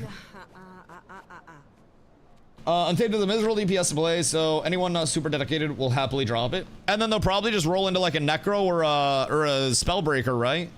So are we going to see an increase in Spellbreakers in World vs. World off of the Untamed changes, or are we going to see more Necros? Because I think we might just see Necro everywhere for the additional pets, right? Over Untamed. But also, if Untamed still brings some solid utility, then maybe the lower strips per second are worth it because you were also taking a strip loss anyways. So if Untamed in World vs. World isn't completely cooked and it's maybe just like a role redefining thing, then it could just end up being more of a supporty type DPS, and then you have a Necro and an Untamed in group still for your, you know, for your double strips. But I don't know enough about the implications of the domino effect to actually, you know, make a prediction on what the meta is going to go to. From what I've gathered, this is a really large oh shit scenario for Untamed players, where it is a pretty large role refinement, but see very few Untamed from mid-level groups anyways, as I level nerf. Yeah, I feel like in terms of a lot of your... like a lot of your meta compositions that are running zoo builds and whatnot that have the full, you know, 30-50 strong, every comp perfect, every slot worked out, definitely seems like it's going to impact that a little more because there's so much more disorganization. And I don't see many Rangers played in World vs. World on a low to mid level like at all, if I'm being honest. Like a very low number of Rangers. So I don't think, you know, where we're fighting, we're going to see a huge change of it. Granted, we say high level, mid level, low level, like there's much of a separation, like interaction wise. But really, there are like 25 communities that play World vs. World consistently at this point. At least that I've been able to find. So, trying to find more so I can pick their brain and annoy them. But dad guilds? Okay, well, there are like 100 dad guilds. But like in terms of guilds that actually, you know, want to put in an effort to, you know, to get a little comp and whatnot, I feel like regardless of low, mid, high level, your guilds that are even taking it seriously in the first place are like a little, you know, rough sometimes. Feel like it's harder to find. Serious guilds like 5 during NA. Yeah, and I mean, keep in mind, I'm talking serious as in not even just like, oh my god, this guild's already a top tier, you know, top tier guild. I'm talking serious as in like, they're even willing to look at logs and review and stuff like that, even if they're not the greatest. There just aren't a lot of players or communities that put in top level effort with Guild Wars, because Guild Wars isn't a top level competitive game. I think it's a large thing for some people to adjust to. But yeah, there's definitely, I think, a very low competitive population over here. Very small, very niche. All right, last but not least, Blade Sworn. This skill now causes explosion attacks to inflict burning. This now lasts for the entire duration instead of according to the number of stacks used. The duration has been reduced from 10 to 8 seconds. Supercharging the effect now resets the duration and increases burning duration in addition to its other effects. Blade Sworn still sucks. And we're not going through that other list because I'd be here until the end of stream. Those were all in the dev stream. So, PvE change. I mean, isn't all of Blade Sworn just PvE changes right now? So, with today's update, it seems like Ellie down, Amalgam down, but with an asterisk because we don't know how much. Guardian is even. Necro is down a little bit with Bloodbank Reaper. Untamed is down. Gale Shot in SPVP is slightly down. At least a little bit. But might not be that huge. My mustache itches, bro. I'm about to go shave this shit. Rev is slightly down in SPP. Thief doesn't really matter in the first place. Deadeye, scarily possible that it could be meta. Also, no, you do not roll Deadeye. You do not roll Deadeye. Never. You just don't do it. And then Blade Sworn just doesn't exist at all. So, overall, man, seems like Lumi's not changed, which is great. I think our largest losers, probably the druids. Not the druids, sorry, the rangers that are not druids, yeah?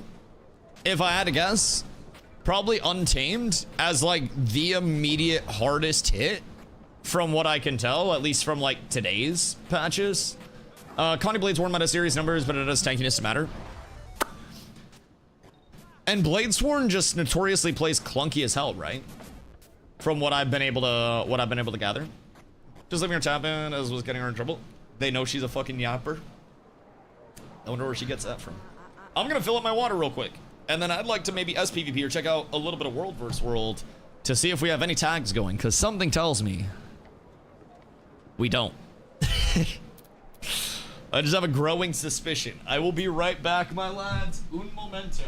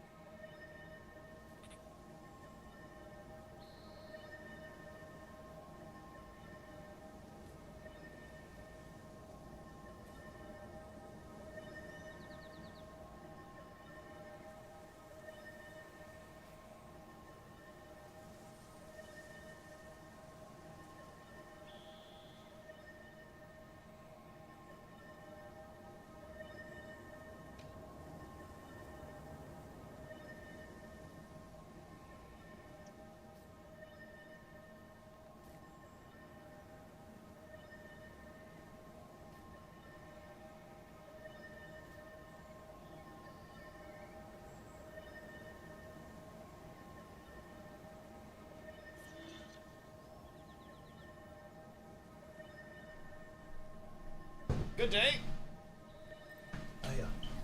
I've arrived. Sucks not to be waking up to a good morning. Then you woke up in a house, sleeping in a bed, in an area that's not currently having bombs dropped on it, without cancer coursing through your body, with a job, money in your bank account, food around you, water at your disposal, a warm shower, a computer. You woke up to an amazing morning. And I think revisiting very simple things like that when you're not feeling yourself. I need a new headset. Mine's like coming apart. I just looked at this shit, bro. Hold on. I got like the earmuff over on this side that's like straight coming off. I gotta keep like tucking it back in. My headband part, it's not quite worn through yet, but we're getting there after the course of or over the course of like, probably had these bad boys for I'd say 4 or 5 years, something like that. I'm getting good use out of them, but let me tell you what, they're starting to get to that point where they might be a little cooked. But I got a lot of good years out of these bad boys. I'm not spending money right now. I'm not spending money. My bitch unemployed. Yeah, no, that's not happening. I was crying myself to sleep. Could be crying yourself to sleep because you're in a brick building somewhere getting tortured. A lot of things to be thankful for, dog. Lot of things to be thankful for, if I'm being honest. Like, unironically, Nin, someone somewhere is being tortured, stabbed, pillaged, whatever it may be, and it's not you. Like, someone out there is dying a very violent, very painful death at this moment in time, where they are begging and pleading for it to stop, and you woke up slightly sad today because of a breakup. Be thankful you're not actually getting stabbed in the abdomen right now over and over and over again because you spoke to somebody the wrong way and they pulled out a knife and you don't have anything. Because that probably happened to somebody today. Like, right now. It's just, you gotta think, bro. How many seconds there's a birth and how many seconds there's a death? Not every death is peaceful, just going off into the abyss. You got a lot to be thankful for, and it's morbid, but it's also like, you think about it that way, and you wake up and you're like, oh man, I'm sad. I only slept 6 hours last night. Nah, I have to go to my job today. Nah, I have to drive. I have to stream a lot today. My belly hurts. Okay, well, somebody is literally shitting their pants right now while they're tied up by their hands while somebody uses their fucking abdomen as a speed bag. Could have it worse. At least I have a toilet with running water. I think he wants a little support. He has my support. And he knows I care very much about him. But I'm also not somebody that supports people when they're sad by coddling them and being like, you're right, you have the worst life ever. I'm like, brother, you live an amazing life. Something bad. Oh my god, what do we have here? It's a production line. What in the fucking Gundam Hathaway am I looking at? Huh. Well, this is kind of cool. I don't lie. They're slightly out of order. Thelgly would never.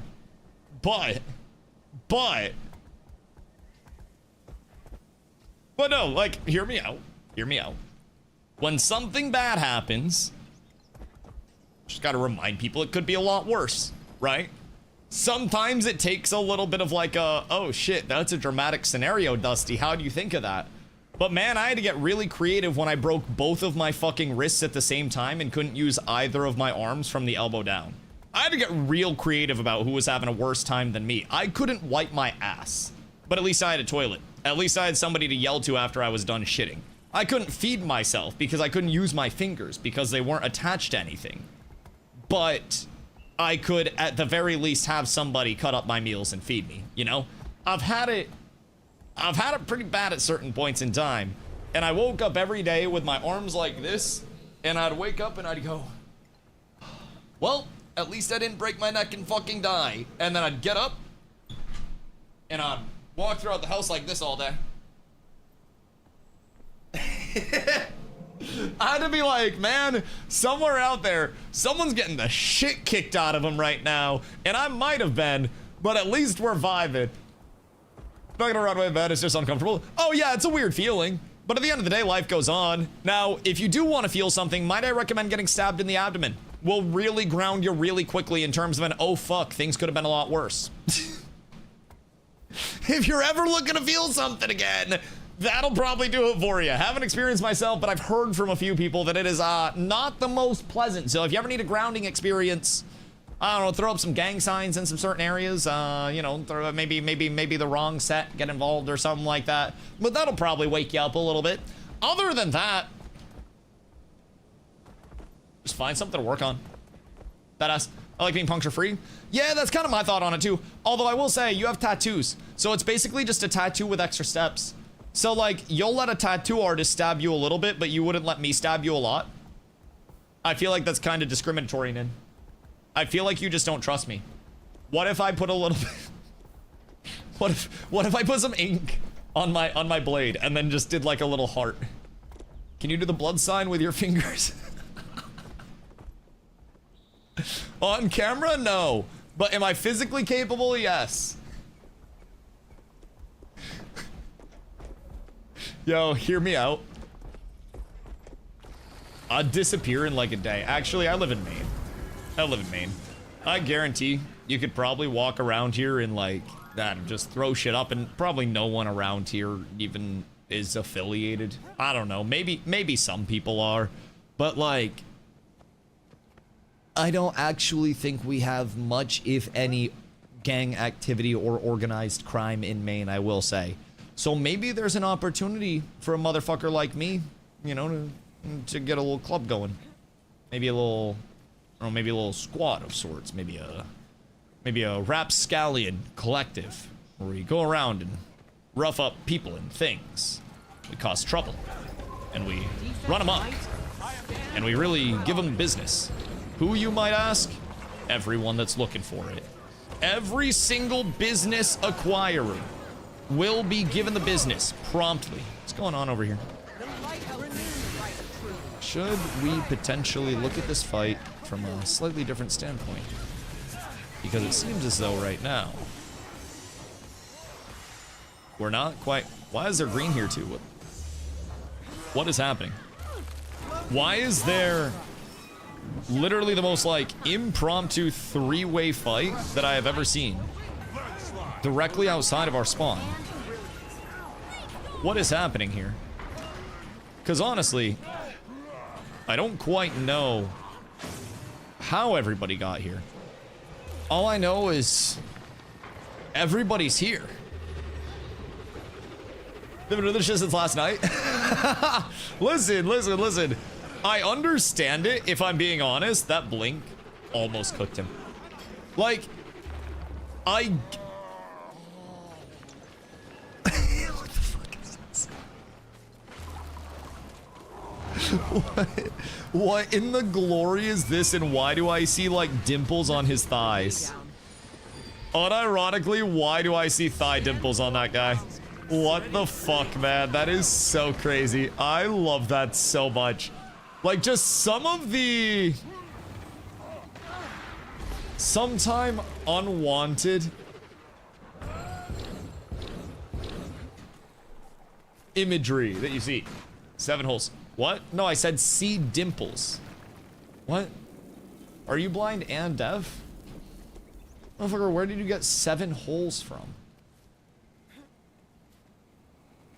I said I see dimples on his thighs. Like, because he has big meaty thighs. You're gonna have hearing aids and the thickest glasses. Wait. Oh. I just don't read. Never mind. Why did Nin say 7 holes? Wait, what the fuck?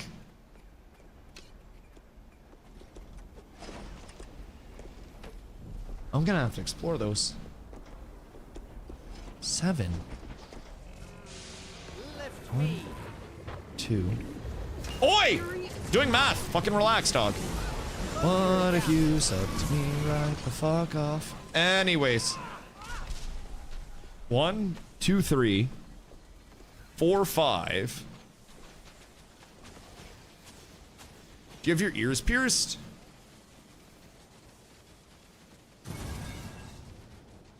That heads up. Nostrils? Oh! Yeah. Yeah, no, it's been a while since I fucked someone's nose. Forgot about that one. Yeah, pretty much anything else, so really viable. Really viable. It's always something to keep in mind. Yep. Definitely. Eye sockets? Well, those are occupied holes already. Granted, Bonnie Blue taught us that an occupied hole is not a barrier. It is simply an opportunity. Brent, I call upon your power. And through teamwork, anything is possible. Where's all the tags? I have bad news, Shrimp. So, I have a scenario for you, right? You show up to your local YMCA, right? And you want to play some basketball. So, you say, hey, I got next. And you get placed on a team with 4 people who are also looking to play basketball.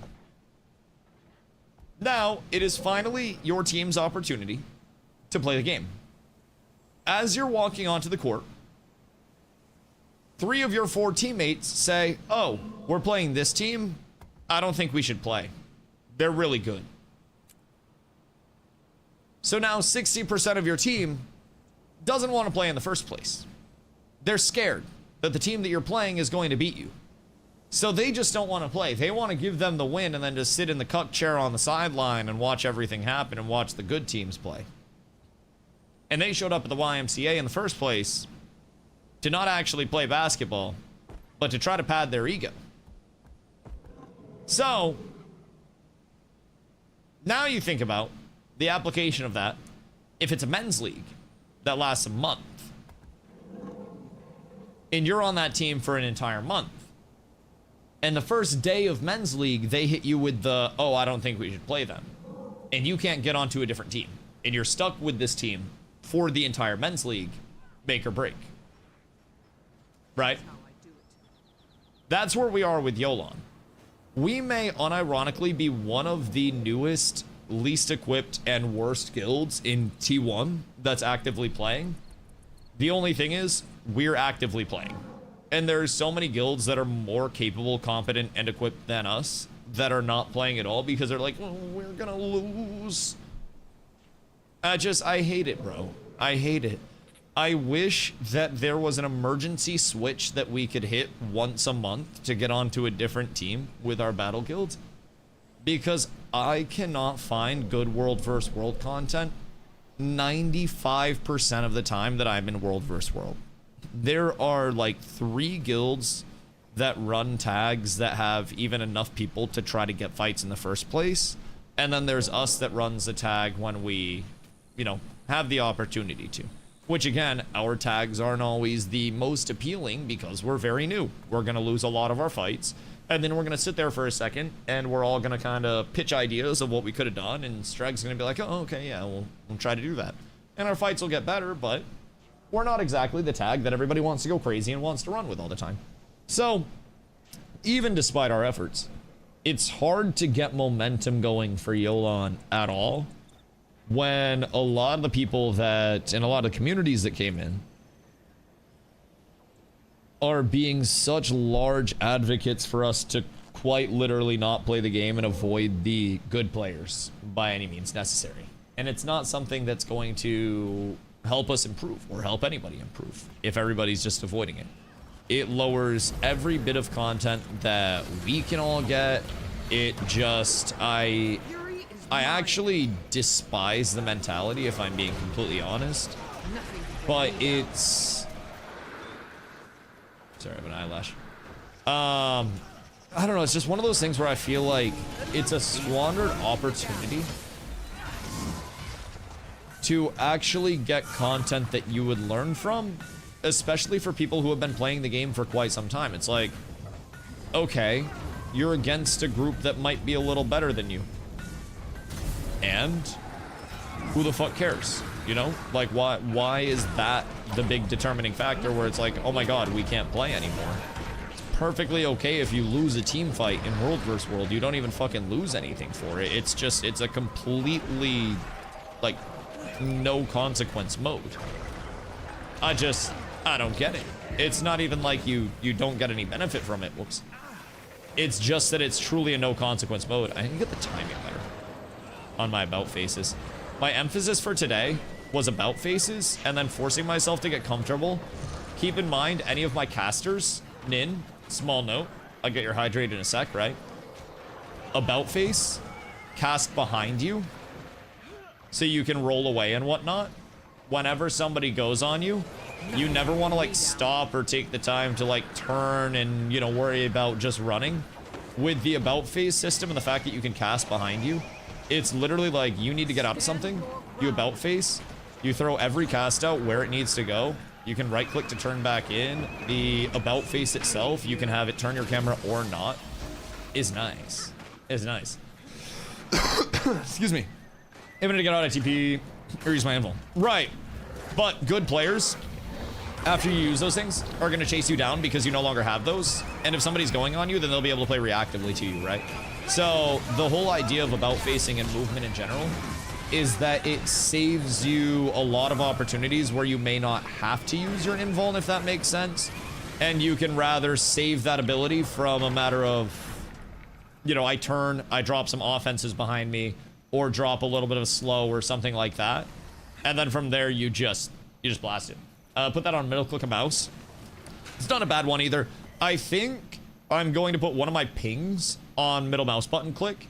So that way when I want to ping an area, instead of doing like Alt 3 blah blah blah blah blah blah blah like that, then I can just middle mouse ping, which would be quite nice. I about face and run like hell.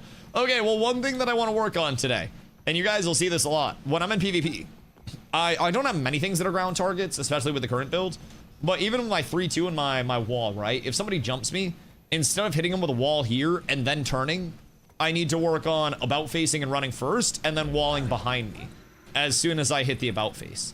So that's something where it's going to speed up the rate of the wall, and it's going to create more distance between myself and the enemies that I'm trying to create distance between. So I've got to try to keep that in mind every single movement that I make. It's like, how can I be doing the most at the same time, right? I'm creating a wall to create space, but also can I manipulate my character movement in a way to create more space as well? And that's where about facing and casting over your shoulder kind of comes in, right? And that's one thing that I think is a support I could very much get used to. It's like a turn, about face, you know, you see something coming or you see somebody that needs a heal, you can snap back and forth off of that. You can get rolls depending on where you need to go. You can come out of your roll and instantly change direction. There's just, I think there's a lot with about face that as I play more, I grow to very much appreciate. And I need to get a lot better at it. Yay, Argentina. They played, what, Spain? Or some bullshit? It's not called soccer anymore, so I kind of became less interested, I will say. I am most definitely a fair weather soccer fan. They will now. Oh, who'd they kick the shit out of today? Football? Football. They played versus Britbongers. Ah! Wait. Is Britain good at soccer? I carry the wind. Why England? What's the difference between England and Britain? Isn't it just that, like, general area? And then there's, like, Wales and shit? England is the country, Britain is the islands as a whole.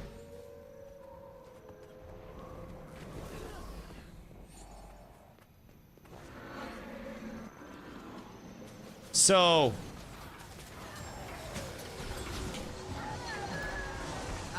they're different countries entirely. Why are they so frequently regionalized into one thing? Great Britain is more of a region than a country. Right, and honestly, based on the size of it only being 4 islands, this kind of just sounds like good Britain more than anything. Honestly, kind of mid-Britain, if I'm being real. We have so many more islands than that. Like, literally, Maine has more than 4 islands. So, they're once united under one king. And they didn't have maps back then, huh? Because there weren't satellites and shit, so they couldn't realize that they were actually tiny as shit geographically. He's so little. What the fuck was that? What just happened? In what world?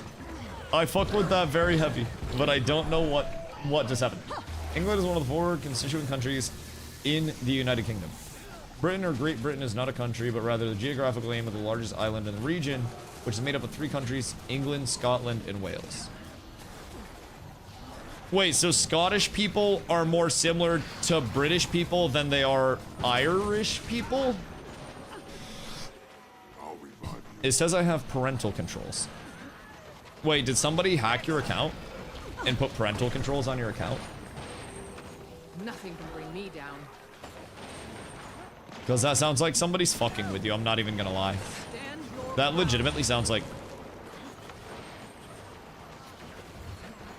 That sounds like somebody hacked your League account and is trolling you.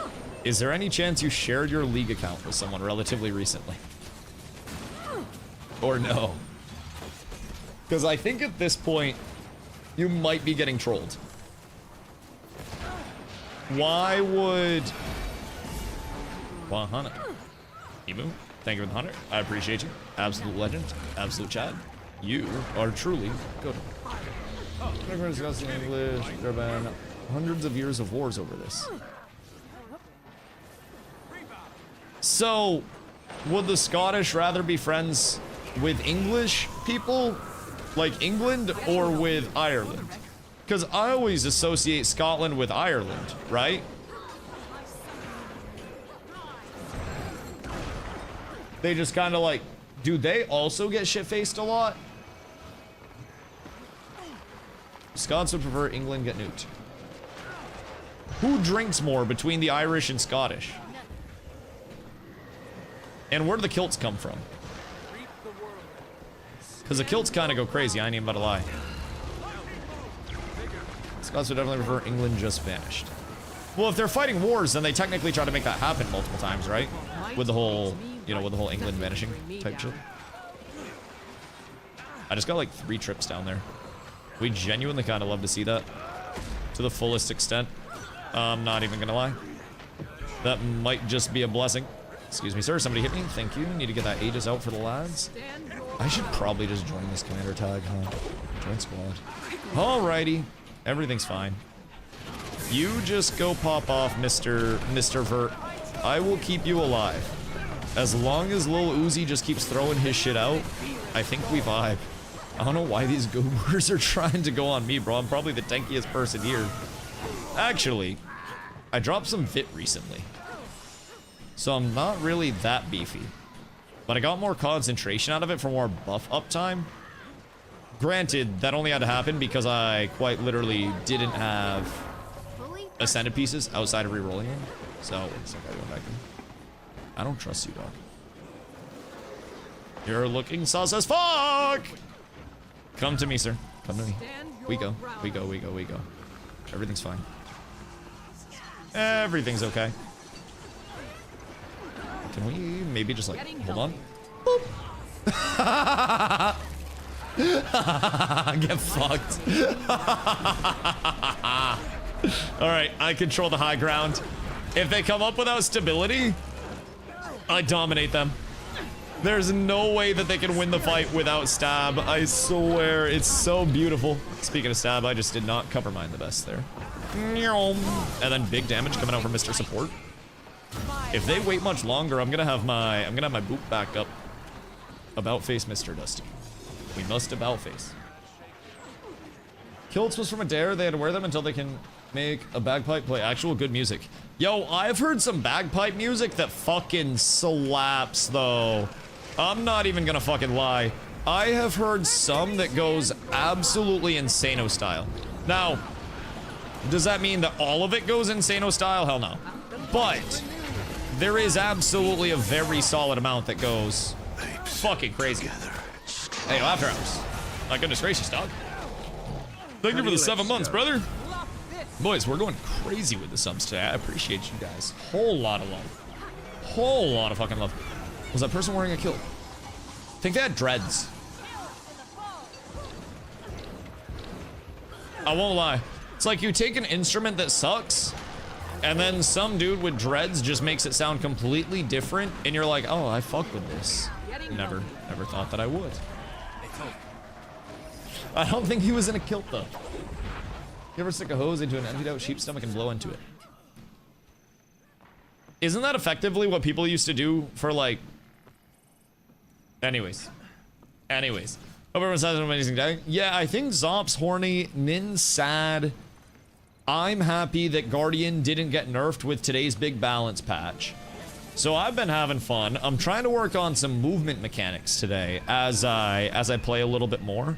I want to get much more familiar with the concept of, instead of turning my camera, which is, again, like tens of thousands of hours of muscle memory, if not well over 100, right? About facing for my movement a lot of the time, instead of the camera turn. And then casting over my shoulder, because you can cast without looking.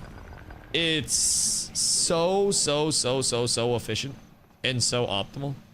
But it's a little bit foreign of like a movement for me in the first place, just because of pretty much every game that I have played, it's a camera turn, right? I haven't had the about face bind before. So anytime somebody lined them up, wait, yo, who lined these up? You forgot the back one. But the about face keybind, very simply put, turns my character without turning my camera. And I just have to get used to utilizing that, and I have to get used to the timing of it. And then from there, we ball. What the fuck? This is girthy. Like, I'm a little concerned that I feel like I've seen this person out and about multiple times. Bro, they have like the leg texture and everything. That's fucking crazy. And no ass. Yeah, that would be that exact build. That shit's fucking wild. How do they like do the rings and shit? Are the rings just like a glove skin? Look at micro bulge. Well, everything got sucked back up inside. He started a TRT cycle. He just didn't know what the T was being replaced with. And since then, it's been a little bit of an adventure. It's been a journey into oneself. Finding things that truly make you happy, Suzu. My good man, a little bit of Fortnite for you on this fine day. Mayhaps we can walk forward, and I will not let all of you guys die. I need some help. Maybe. Mayhaps. Uh-oh.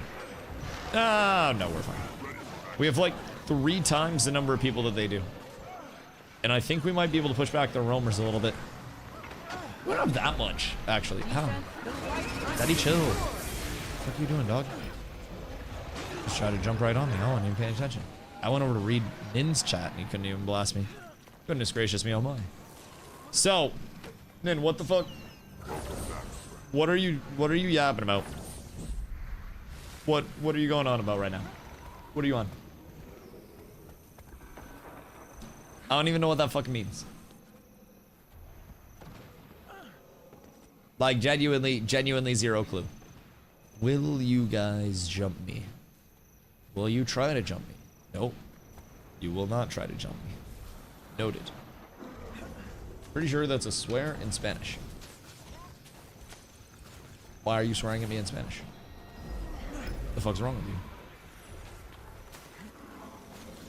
Why are you being rude?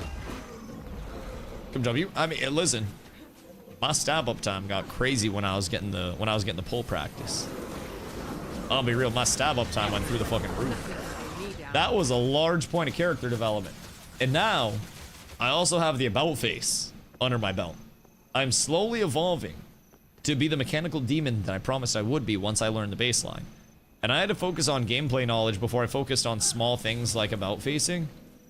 And now that I actually have an understanding of like how I'm supposed to play, how the combat flow is, I feel like it's time for the small mechanical improvements that are going to push me past a lot of the other players that are in that, you know, that mid tier right now, and allow me to start working my way up even more than I currently have in my too short of time here. So, really excited for it, I will say. I just think there's constantly a lot to be working on here. And again, as I get more familiar with positioning, more familiar with about facing, more familiar with not having my camera flick around on me and making sure that I'm in the right position all the time, it helps not just myself, but it helps the entire group an immense amount. And just allows me to more consistently provide support for everybody that may need it. I should also be utilizing the super speed on that more. Nin is 70% sad, 30% bored. Nin's facilitating his own sadness. Nin could be out, getting swole, hunting poon, clapping cheeks, like the shark that he is. But for whatever reason, he's letting himself be consumed by a past. And you cannot let the past consume. Otherwise, oh, that guy just got his shit kicked in. Jesus Christ. My dog just got actually fucking accosted. Holy brother. Yeah, he's squishy as hell though. Is he in berserker gear? My good man. My good man. What is that? Nin is going to lift iron in 30 minutes. Do you stretch before you lift? Or do you just do cardio? Because definitely don't rot dog that shit. Or you will get very, very, very, very, very tight tendons. And let me tell you, you do not want tight connective tissue if you're trying to lift a lot. That shit's killer. That's where you start to have, like, overuse injuries and whatnot come in. So, you're gonna pass this impression to be obsessed with the future's anxiety. I think there's a certain healthy outlook into both, where one acknowledges the past yet looks forward to the future. And you can learn from the past and you can set goals for your future. But I think those that can't live right now and be appreciative for everything that we have right now oftentimes miss out on so many good things on a daily basis. And it's one of those where, you know, even I've had to remind myself of this shit a lot recently because Guild Wars has been immensely fun, right? But it hasn't exactly been my, you know, my highest viewership or my best sub count or anything like that. And there's the, you know, there's a very real element of like, this is my job, so I gotta make sure that that shit's happening. And so I definitely find myself at certain points looking back on when stream was in a, you know, quote unquote healthier spot, but I also find myself, you know, looking forward to the future, and I learn from the things that I could have done better when stream was in a little bit more, you know, popping of a spot, to have capitalized on that and carried that over a lot more and, you know, got more out of it.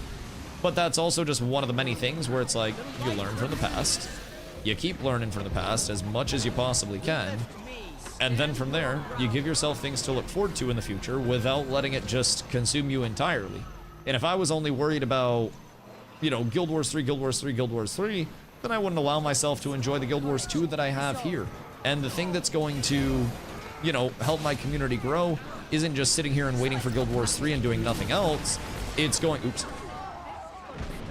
it's going to be building consistently through the ups, the downs, and keeping the consistency that's... it's going to be keeping the consistency that's had me here for 10 years now, 3 years full-time, and, you know, over 1,000 days in a row. It's one of those things where I think you have to appreciate where you're at right now, and you have to look back on it. And one thing, like I was telling Carla this, right? It happened literally like 2 days ago when I went up to the little family get-together. But my nephew and my niece are old enough to understand video games, which is unfortunate. Because they recently asked, they were like, Uncle Dusty, what's your Twitch? What's your YouTube? I was like, nope. Nope. Ask again in 10 years, you little shits. And I sent them on their way. I said, you do not want to hear this stuff.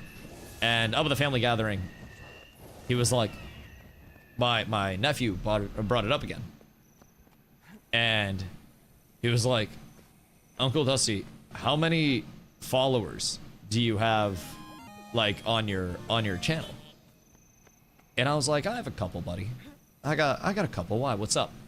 And he's like, oh, I was just wondering. He was like, do you have like 100? And I was like, I have a couple more than that. And he's like, whoa, like 200? And he's like, most people can't even get 100 followers. And he's like, a lot of people can't even get 1 follower. And I was like, I have a couple more than that, buddy. And he was like, like 1,000? And I was like 15-ish. And he was like, whoa, that's so many people.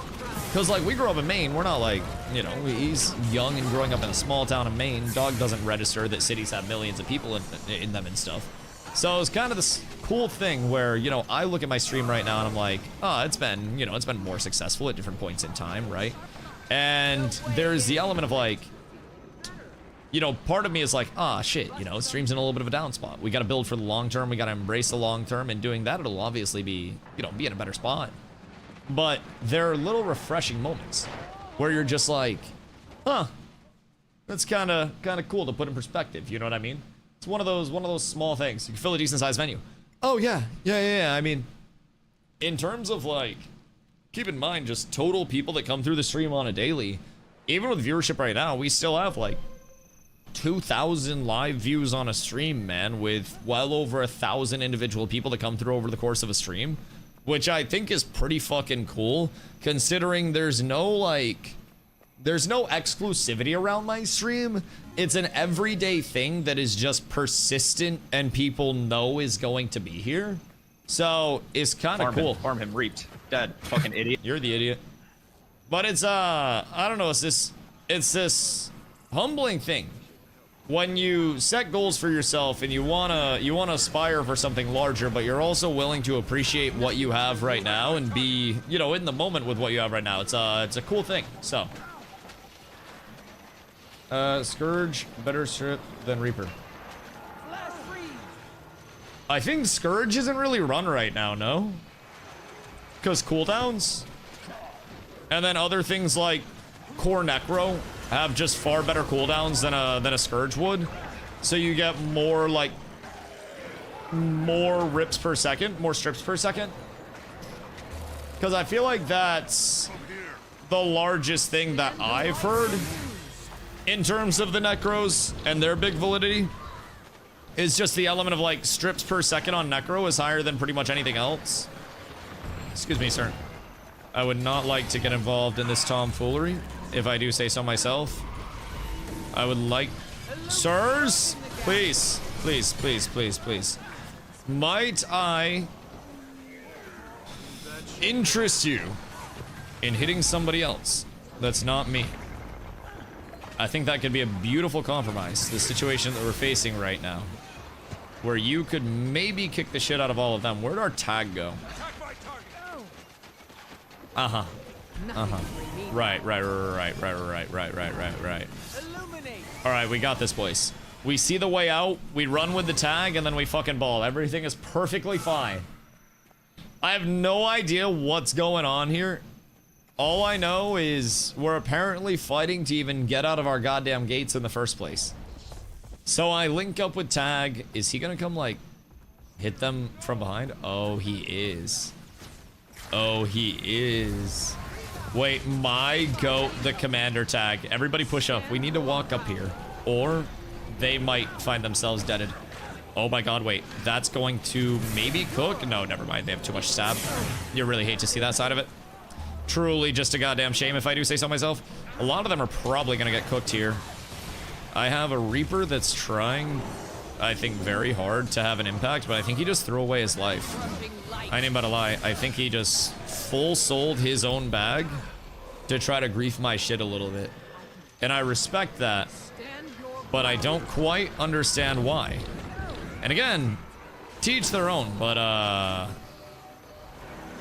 it's gonna be a longer run back for him than it is for me.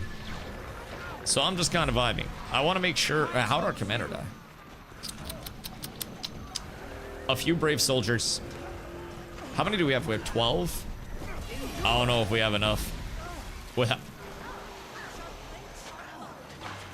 Bro, we're bringing out the fucking golems.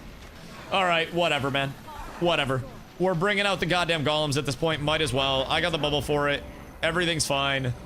I don't even know what the fuck this thing does in the first place, but I will protect it until the very end. I'm not quite certain what I'm even supposed to, like, supposed to be playing off of here with the golem. Not enough energy. But this is not working ideally for me so far. Yep, this is not the best. I'm perma... Yeah, I don't think I should have played with the golem. You really hate to see that shit.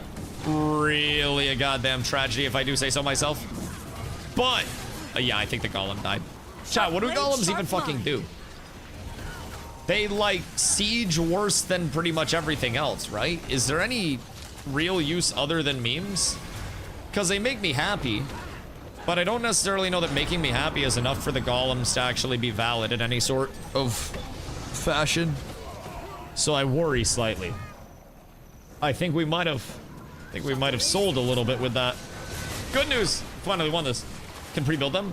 That's fair, so you could just have an army of mobile golems, and then you could technically relocate those throughout the map. Might makes me right. That's also pretty valid, because technically you could just mesmer portal them around, yeah? And then you'd see a lot of mobility with them. You're fine. Walk up, walk up, walk up. Don't be pussy. Don't be pussy. Don't be pussy. You keep going. I keep supporting. Everything is fine. Fortnite. Fortnite. And then boop. Yo, I'm not gonna lie. That's kind of a devious play. If I'm being completely real. Drop the wall. Trip the people on the wall. Hold on, Jin. I'll be right over. I got you, big dog. I got you. Don't you worry. I'm not leaving without you, dude. Ow! All right, might be leaving without you, dude. God damn. Tried to get shifty on us over here. Motherfucker tried to jump the hell out of me. Scared me. I'm just trying to do like philanthropic stuff over here.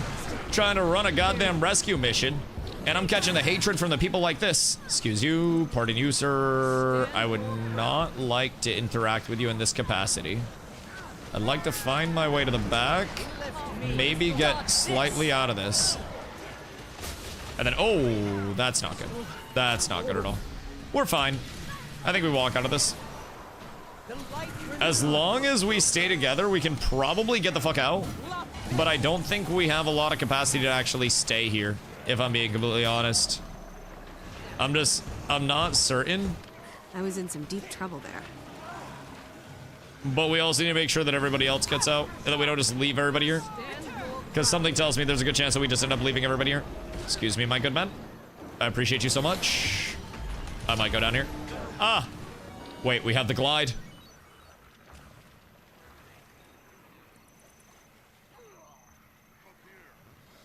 Oh my god, we might have made it. Chat, we might have done it. That might have been the escape of dreams. And then a wall for Jin. Jin, no! Alright, Jin, I tried. I want you to know, I tried to turn for you, big dog. I gave you everything that I had. Gosh dang it. Alright, we out. I think, which way is safest for me? Perchance I just stay over here and hit the digidash. Because I think I'm far enough away. Yeah, they can't catch me. Okay. I hate these fights. I'm not gonna lie. They also used to be affected by boons. I feel like I can still put, like, quickness on them and shit, no? Or at least, like, swiftness? I'm, like, partially sure there are still some boons that work on the big boys. Which could also be interesting. Would I have to get in one to see if they work like that? Because I might be able to test right now, because we had them all here, right? Did we deplete the stacks? Or where'd these bad boys all go? Because I think there are certain ones that'll go out. Let's see. You, sir. If I throw that out. Yeah, so that's super speed that goes out on it. Oh, wait. So is it just the uncleansables that go out on it? Like super speeds and luminaries blessings and shit like that? Okay, interesting. So I can put uncleansables on it, but I can't put any other boons on it. That's interesting. Remove the ability for them to get other boons? Right, that makes sense. So I wasn't giving quickness, I was giving other things like... Okay, light aura doesn't go on it. Or perchance. Yeah, no, none of those would go on it. Although maybe if it's healed, but I can't heal it, can I? Or can I heal? No, I can't heal those because they're siege, right? So none of my heals would work on those either. It's just the actual HP bar for that. It's interesting. Oh, don't burn another one, Skyrider. What you doing? What you doing? Cool that we can super speed him at least. The first tick of my super speed might just be enough for that. To make it somewhat palatable to move around the map without portals. Still probably gonna be pretty ass though. Probably gonna be pretty sad if I do say so myself. Trippy's on the way for backup and Wolva. Bro, I don't know if we got enough backup right now, big dog. I'm not quite certain what we got going for the backup, but there ain't a whole lot of it right now, if I'm being real. There ain't much backup anywhere at this point in time. And hold on. No, the team's here. They didn't want the smoke. That's tragic. That's tragic. One more iframe and I fucking turned that, by the way, on all of them. If I save my forge, they all get one-shotted by my no power build. I would have fucking cooked them. The 1v1 I was confident in over the course of like 6 minutes. But as soon as the rest of the team pulled up, it very quickly set in that I am indeed a support. And that my forte is not the outnumbered fights right now. Not my greatest strength on this. Alright, surely there's another tag somewhere, right? Because if not, maybe a good time for some SPVP. Because I think world versus world is pretty fucking dead right now. I would have to assume that it's more or less, especially since Yolan is so, Bring me down. how do I say this nicely?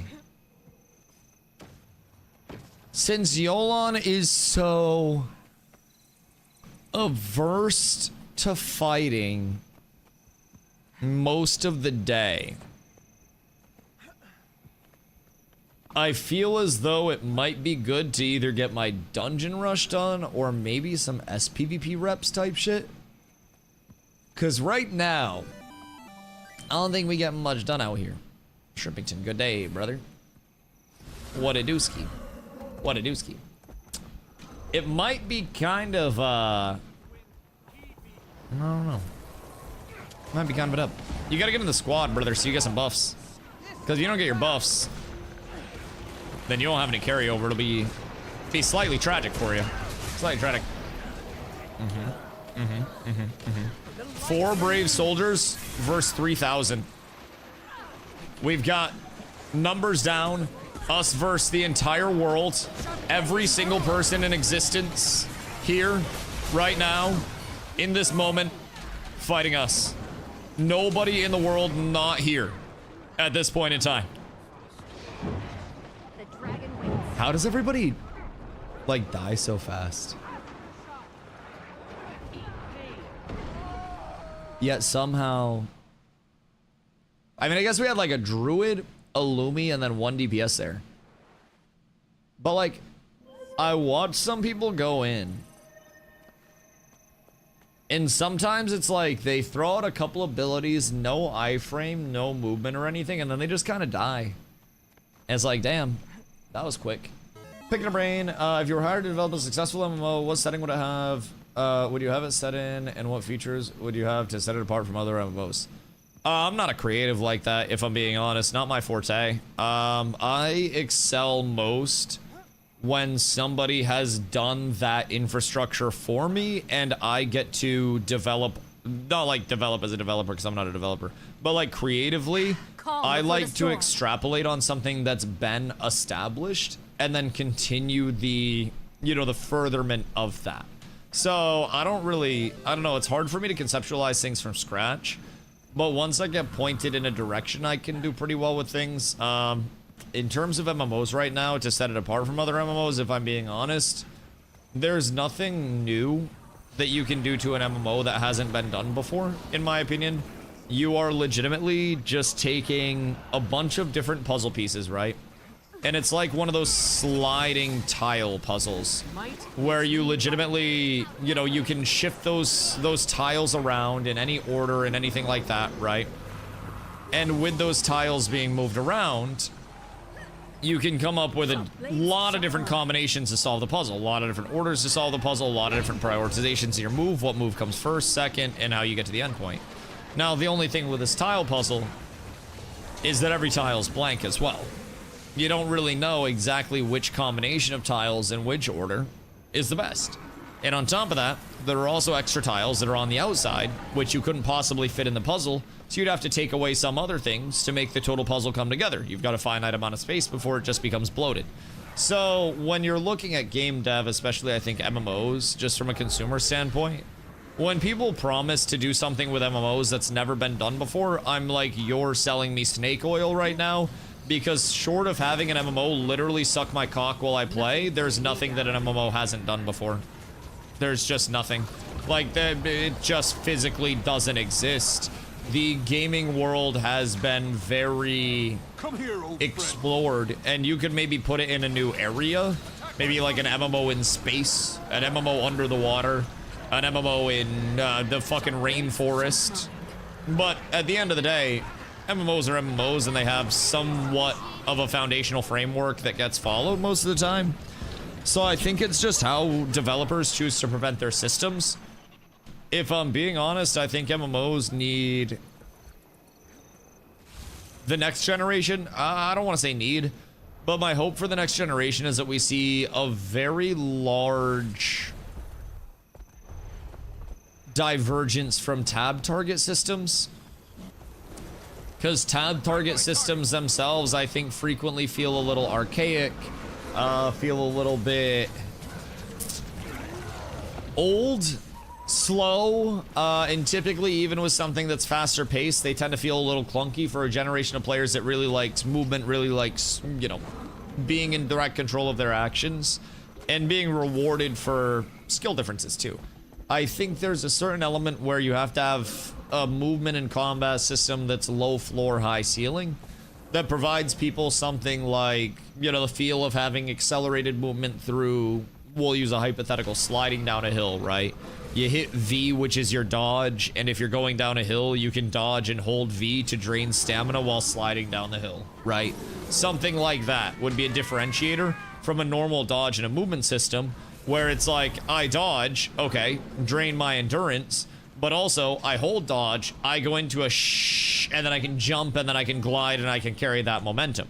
That in itself would be a differentiator within a movement system that other games have surely already done, but if you combine that with other things, then that can be a unique take on it. So I just, you know, I'm not really the creative guy, if I'm being honest. I am more so, if I could describe myself in one way, a pretty autistic compiler, to the point where I will remember personal experiences and hands-on experiences almost like photographically, and I can run them back and remember exactly different elements of different games and shit.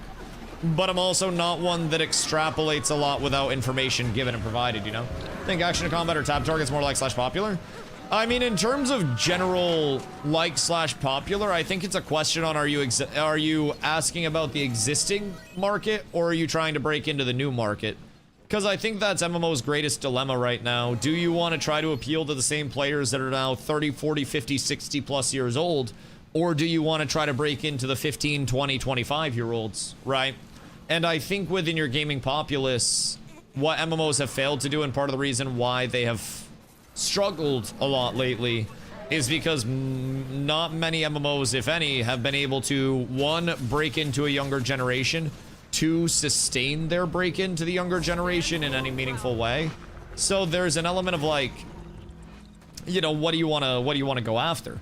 I think with the newer generation of MMOs, we're likely to see a push on new gen players that are younger players in general, because as MMOs continue to develop and age, MMO player bases age, people get older, right? It just makes sense. It's how things work. So as you get more responsibilities, jobs, whatever it may be, you have so much that impedes on your time to actually play games, where somebody whose only responsibility is go to school, come home, do nothing, you might not realize it, but not having to worry about chores, not having to worry about bills, checking your bank account, checking your stonks, taking a car to an appointment, washing stuff, you know, cleaning the floors, all that shit. You got a lot of free time when you're 15, 20, 25. High school, college age, post-college, when you're just getting set up. You got a hell of a lot of time, bro. Most people are not mowing the lawn and shit at that age as a routine. So, with that in mind, I think if you're trying to make an MMO right now, and again, I'm just a consumer of MMOs that really hopes they do well, but I think there needs to be an emphasis on the next generation of players. How are you going to bring people in? And I think when you're bringing people in from the newer generation and the younger generation, you're going to see more of a success with something that is directly under the player's control, which would, in my opinion, be a free-form action combat system.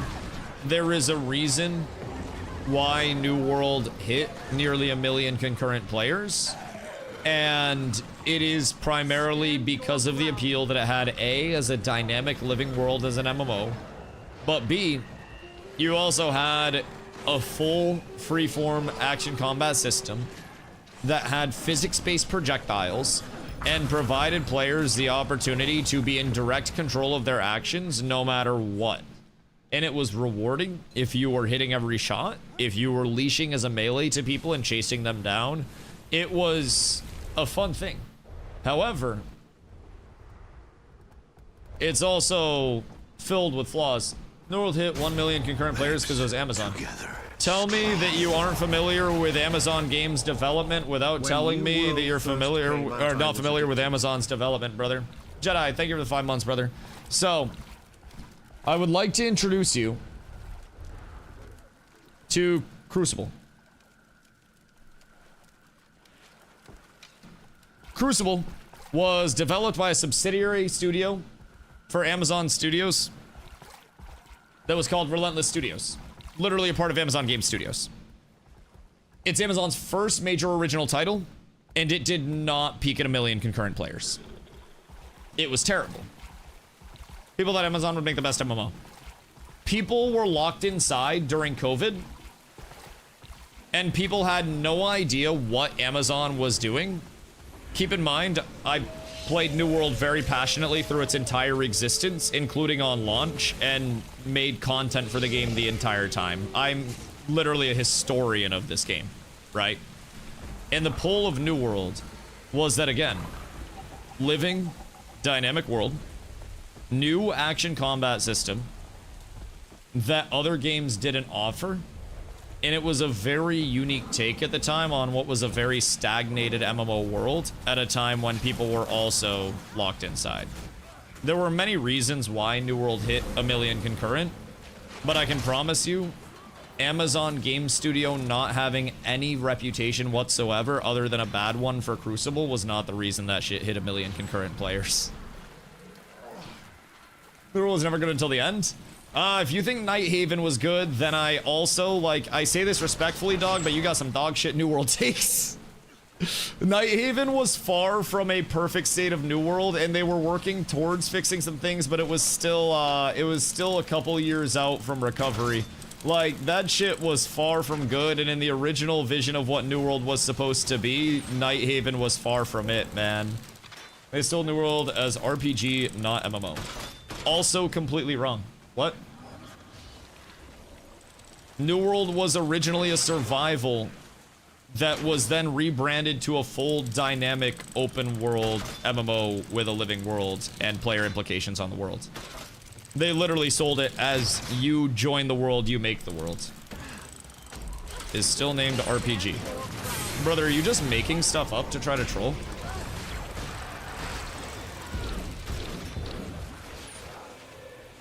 Like, an MMORPG is the genre of it.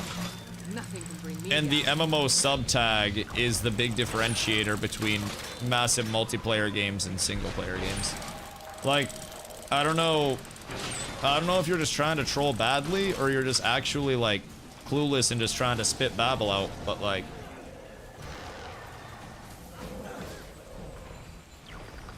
I don't really think you're, like, well fitted for this debate. I'm gonna just say that. Because, again, I got 7,000 plus hours of New World, and that's not even counting time, VOD reviewing time off the game, setting stuff up for that. I spent multiple years of my life living, breathing, eating, shitting New World, and it was my career for a while. And I can damn sure tell you just about anything you're curious about with that game. I can tell you why systems changed, I can tell you how they changed, I can tell you good decisions they made, bad decisions they made, sponsorships that they did that didn't pan out, why they burned millions of dollars on content creators trying to bring them in and had a horrible conversion rate. I love that game, bro, to the death of me. And I think it's one of the, it's like the Derrick Rose of video games. If I'm being completely honest, it's like a large what if. So, 3 hours in the world, and yet you don't know they sold it as an RPG, not an MMO. They didn't sell it as a single-player RPG experience, which is what an RPG is, brother. It was sold the entire time as a cooperative, collaborative, living, dynamic world, massive multiplayer online game. Ever since they shifted it from the survival. They said RPG at the end. They shifted to an MMO light at the end with Nighthaven, but again, that was not what New World was sold as when it had 1 million concurrent players. And we're talking about its launch. And then Dog's trying to say that they sold it as an RPG at the launch of the game. And he'd just be making stuff up. It was an MMO light at the end. But the entire time, again. Hold on. The entire time before the Nighthaven update. Dude thinks he knows. Brother. I'ma just do this for you, Sam. I'ma just end your existence here because it's fucking miserable that you come in here thinking you know anything when you legitimately have nothing that's actually correct to say. Your chat history is fucking horrendous as well. That guy's a moron. That guy's fucking brain dead. New World was sold as a survival multiplayer because it was a survival multiplayer, and then it was shifted to a living dynamic world MMORPG, and then at the Nighthaven update, which was the final update in the final 2 months of the game, they shifted its branding to a co-op ARPG, and at no point in time was it solely an RPG. It was a co-op ARPG at the end of the game's lifespan, when it had fewer than 50,000 players. Brother does not know, and he thinks he knows on a technicality, and that's what's wrong with Reddit and Discord, is they will take people like that, and they will allow them to think that they know something, and then they will go in and try to, well, actually somebody, but they move the goalpost during their discussion. So that entire conversation started out with us talking about why New World peaked at 1 million concurrent players, and then he started to talk about how it was branded as an RPG, yet people played it because they thought Amazon Games would make the best MMO ever because of their reputation. And I disproved him on all of those facts, and then he just kept trying to say bro doesn't know anything because he doesn't know a singular thing. I can give you an entire history on the timeline of that game because I lived it. Like, I can tell you the day that the website changed because I streamed those days. I covered the game, even through the patches when I wasn't playing. We talked about it. We looked at all the changes. I was the first person to stream in the New World Eternum directory on Twitch ever. I was the person to find that the Eternum rename was confirmed and was coming out. Because I went to change my directory one day, and I was like, oh, wait, what the fuck is this? First person ever. It was sick. It was sick. It was a standalone directory, too. In my opinion, New World was a MOBA, but everyone knows it was marketed as a market sim. You were supposed to set up a shop, and you were supposed to be a simple trade keep. You were supposed to be selling your goods and raising your storefront. And it was marketed as that from the start, bro. I don't understand. It's basically TCG sim with extra steps. How the fuck do you not know that? I only have 50 hours in New World, and I know that. The fuck, man? Bro thinks he knows. I don't understand why some people will continue to try to argue when every point that they've put out has been completely disproven. The confidence was crazy. The confidence was admirable, but as I always say about being wrong, the worst kind of wrong to be is confidently wrong. And if we're talking about a specific timeline and then you start bringing in changes, that's like It's just completely moving the goalpost to try to make yourself right. And that's even worse because then you have to change what you're even arguing about to try to salvage any shred of dignity because everything you say is wrong and disproven. I don't get it. And there's a reason. I swear to God, there's a reason why I was like, brother, I don't think you're equipped to take this debate right now. As soon as he started getting stuff wrong, I tried to give him the out before it got to the point of me just getting annoyed and banning him. I tried to give him the out, but he wanted to keep going and digging himself deeper. I tried. Wasn't New World marked as a coach simulator?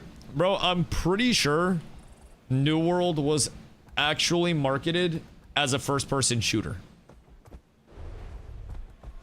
It's crazy. It's crazy. And again, yeah, the only reason why New World hit 1 million concurrent players is because Amazon Games, who had just killed Crucible, were definitely set to make a successful MMO with the team that they dedicated to making a survival multiplayer. With the same game, by the way. Like, it shifted from survival multiplayer to MMO while it was in active testing, like alpha beta testing. They were like, hey, you're an MMO now. Wasn't New World supposed to be a new battle royale on release? Bro, we meme, but New World unironically had one of the craziest lifespans as a game in human history. If they had stuck to a Rust-like experience with New World, then it would have had a completely different demographic. But it also could have been an absolutely crazy longevity. How's the world versus world going? Not. There are really no tags or anything. So, I like how they try to make a cross-server queue when people have been asking for years. Like the militias that they made a cross-server, they merge servers to 2 or 1 per region. There were a lot of compromises they had to make, and I think you could tell that there were far too many different directions that the game was going, and there wasn't enough communication within the company because of things like that, right? But the player base fell off so fast, and part of the problem with it was that Amazon actually was not expecting 1 million concurrent players and over 8 million copies sold within the launch of the game. They didn't expect that. So their server capacity simply couldn't hold as many players as they needed to support something like that without it immediately just getting blasted. So all of their servers got gridlocked, and then they lost a lot of players immediately because they couldn't, accommodate them. And then after they lost players, they opened up more servers to accommodate when they started to have players locked in massive queues, right? Early on launch day, right? Once the players started to be like, these queues are too long, these are gridlocked, slam new servers, slam new servers, slam new servers, slam new servers. And then naturally, with any game, what's going to happen? Literally any game. You launch a game, population's gonna fall off. Give it 2 weeks, give it 2 months, give it whatever. Population is going to fall off. It is. And with that in mind, they created a ton of very low pop servers that were meant to accommodate an overflow of players. And once those players left the game, they immediately found all of those servers to be empty. I was actually on the first server in New World that ever got merged. We were merged before the first mergers because our server died out.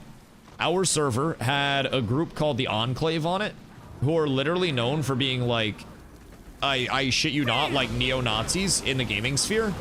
And they came over to our server and started playing, and we basically denied them all content possible and just killed off the server and kept them hostage there without them being able to play the game in any capacity until they quit. And then Amazon merged our server as soon as the Enclave left New World. Because the server died out, we got merged from Charybdis to Metinal, and then from there, we just kept getting merged. It's a fucking journey. But so many changes happened there, from war structure, OPR structure, fucking PvE structure changes. Like, that game at the start was not good. It was not ready. The gearing system was entirely different with the watermark system. You had to craft tuning orbs to actually get into dungeons, and the dungeons weren't even rewarding. It was really, really, really rough because it only had a portion of the lifespan that an MMO was actually supposed to have, because for most of its lifespan, it was unironically a survival. So, can I join y'all in World vs. World? Yeah, we're on the Eternal Battleground right now. We're just kind of running around with a stack, capping some shit, taking some small fights. And then later on in the night, there are typically some more organized tags that'll come in. I'm not quite sure how it's going to go since it's starting to get a little bit later in the week. usually the closer it gets to Friday, the more it slows down. Because, like, right now it's the race for 3rd place. I think Yolan is trying to throw, and I think Throne is trying to throw. So both of us have a chance to get relegated down a tier because Ral's Rest is just giving the dicks to everybody. So, what happened here? Jesus Christ. Basically, someone just nuke like 4 people? Haha! Huge. Huge. He just jumped in and fucking blasted. Anyways. Oh, we're playing Point Police, keeping them close. Yeah, so from what I've gathered, both teams are pretty much trying to throw out here. Other than that, though, still get some good reps in, still get good fights in. I don't really think it matters if you're fighting a group of 100 or fighting a group of 20. You can still get the fights. So I'm still having fun with it, but... why did Amazon put the new LOTR MMO to the axe? My pet needs Because Amazon Games revealed in August of 2024 that they were leaving MMOs. Just straight up. So I'll show you the article that made me leave New World. Basically, when anybody questions what happened with New World and why I left, this is what I'd always show them. So keep in mind, this is Amazon Games boss calls Lord of the Rings MMO still early, calls Tomb Raider a huge, huge task. So this article from August of 2024 will answer all of your questions, every single one of them. But keep in mind, in an exclusive interview with IGN, Amazon Games boss Christoph Hartmann talked about the label's plans in the wake of revealing King of Meat, a new hack-and-slash co-op game that Hartmann calls Amazon's first step out of the MMO genre. In 2024, yet for whatever reason, keep in mind, by the way, hold on, I'm going to show you guys something. Just to corroborate this. So when he said this, it was August of 2024 when New World had a peak of 5,000 players and an average player base of 3,200. New World died before this point, and it was already decided that the game was fucking dead. Yet people still want to say that there was hope. So the game has less than 3,500 average players throughout the month of August. Hartmann does this interview. No. And says it's their first step out of the MMO genre. Basically, shit talks MMO consumers during this. Shit talks MMO development as a whole and talks about how it's so expensive. And then with Lord of the Rings, he says, despite saying as recently as June that a reveal for Lord of the Rings is not too far away, Hartmann says it's still early days for the anticipated online game on the blockbuster fantasy franchise. He says we're still trying to find the hook. Find the idea of what it is. So Lord of the Rings MMO, my brother. So that's the history of Amazon Games. Basically, with their development. It's very, very, very, very, very bad to read. How'd King of Meat do? King of Meat peaked at an all-time high of 320 concurrent players.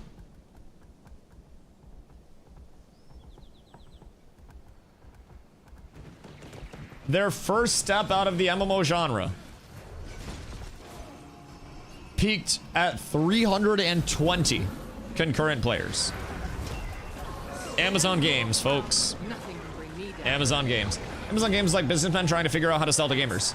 It is. Christoph Hartmann, if you haven't looked up his history,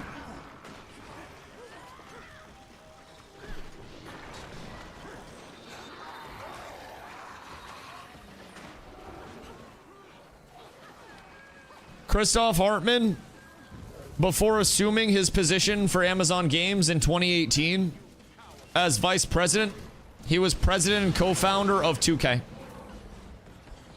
They took the president of 2K in 2018 when the mentality around 2K was that they were literally just milking the balls of their player base for every dollar that they could.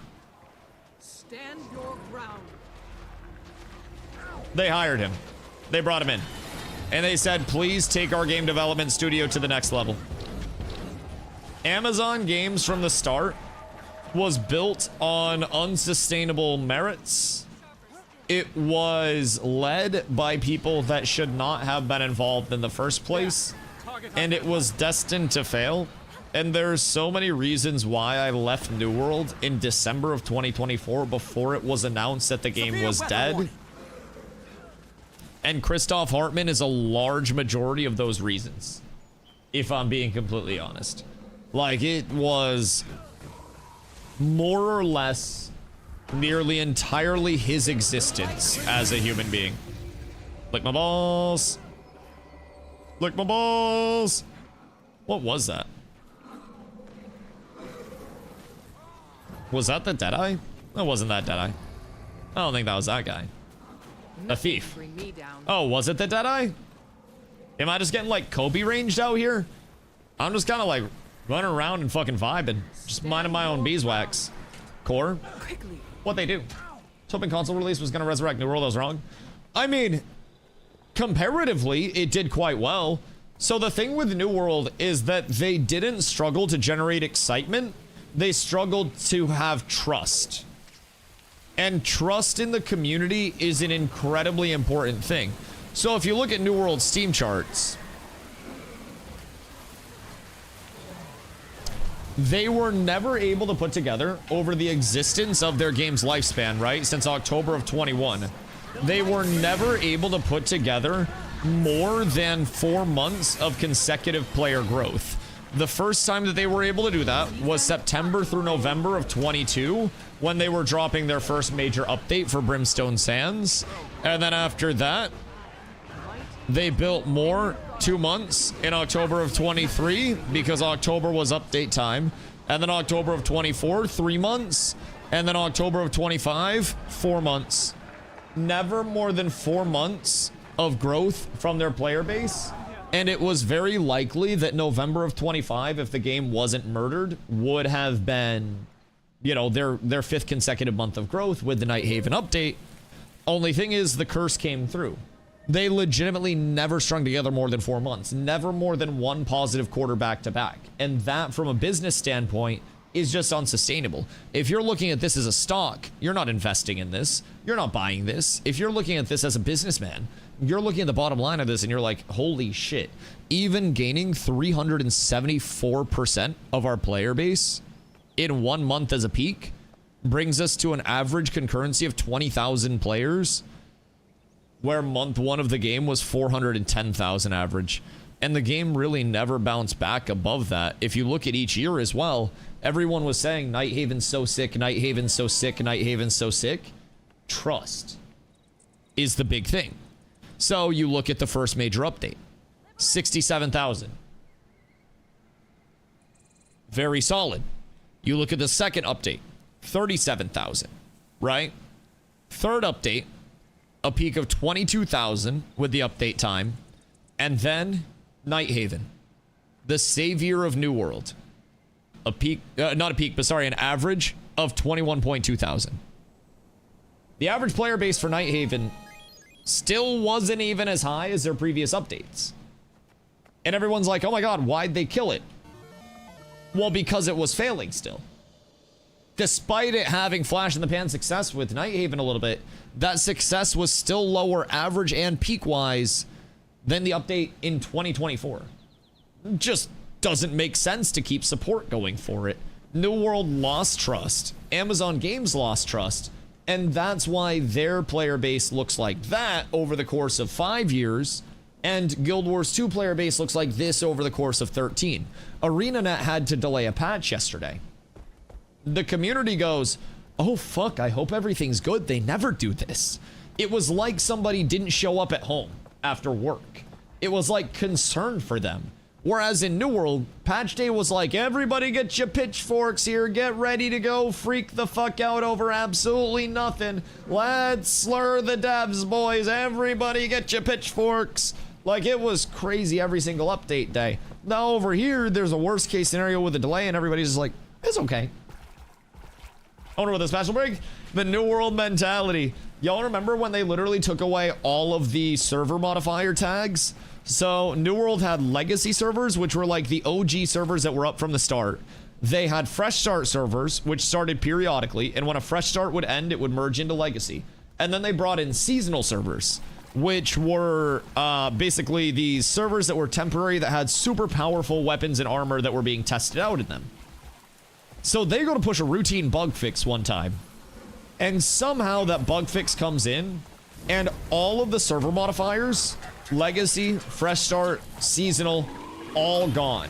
So legacy characters can now transfer into fresh starts and seasonal and bring their, you know, their juiced up characters econ wise over there. Seasonals transferred out into other servers and brought the weapons and armor with them. And New World Amazon had to spend unironically about 3 weeks going back to hand pick out items because they didn't roll back the patch. They decided to not roll it back, and they unironically spent 3 weeks going back to pick out items. It was unbelievable. Unreal. And I was following that saga, and this is gonna make some shit go crazy in perspective. I was following that while I was playing Ashes of Creation, and I was like, damn, glad we got it good over here. We had it good at Ashes! Could they have done anything to save New World?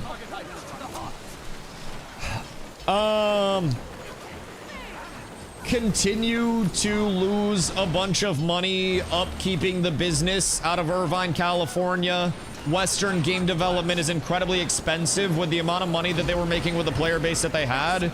Continue eating the red and investing solely on the New World IP, hoping that that will be something that works out. And then even then, it's not a guarantee. There's nothing that they could have guaranteed done to save New World, or nothing that they could have guaranteed done to, you know, pull it out. Because, like, you know, once you lose trust, it's hard to get it back. If you come to chat and I just start slurring, right? One day it may be like, okay, well, Dusty just, you know, he had some slur juice before he got on stream. That's crazy. Usually doesn't happen. Day 2, you're like, I'm starting to think this guy's kind of a bad dude, right? Day 3, you come in and it's still going, and you're like, I'm pretty sure I don't want to support this guy anymore. Now, in an MMO equivalent, Amazon Games slurred us. A whole lot. A whole lot. They did a lot of things that the community was just like, man, that ain't too cool. But they kept doing it, and a lot of the times they doubled down on it as well. So in terms of that, they had to rebuild the trust in their community, or like from their community. And I think Nighthaven was a good start for that. I think the transition to the team with Katie Kaczynski at the head was a fresh look for them. But they also just, they didn't really give it, I don't know, I think the level of investment that it would have needed to recover. I think they needed another probably 4 months of growth to break past, and that's consecutive, by the way, to break past the 50k concurrent, or 50k average mark, I should say. And I think with AAA gaming right now, one thing that I'm noticing, just very simply put, if you're a AAA game and you're under 50,000 average players for a sustained period of time, your game's dead.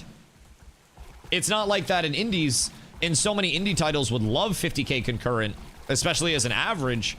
But if you're a AAA, especially a live service AAA, and you're under 50k concurrent, expect your game to be dead within a few years if it doesn't recover. It will not bring in enough money. It will not be green enough, especially if it's a Western game. And a lot of high-end studios, I say high-end, a lot of rich studios are looking at the bottom line, and they're like, this is no longer a profitable project, on to the next.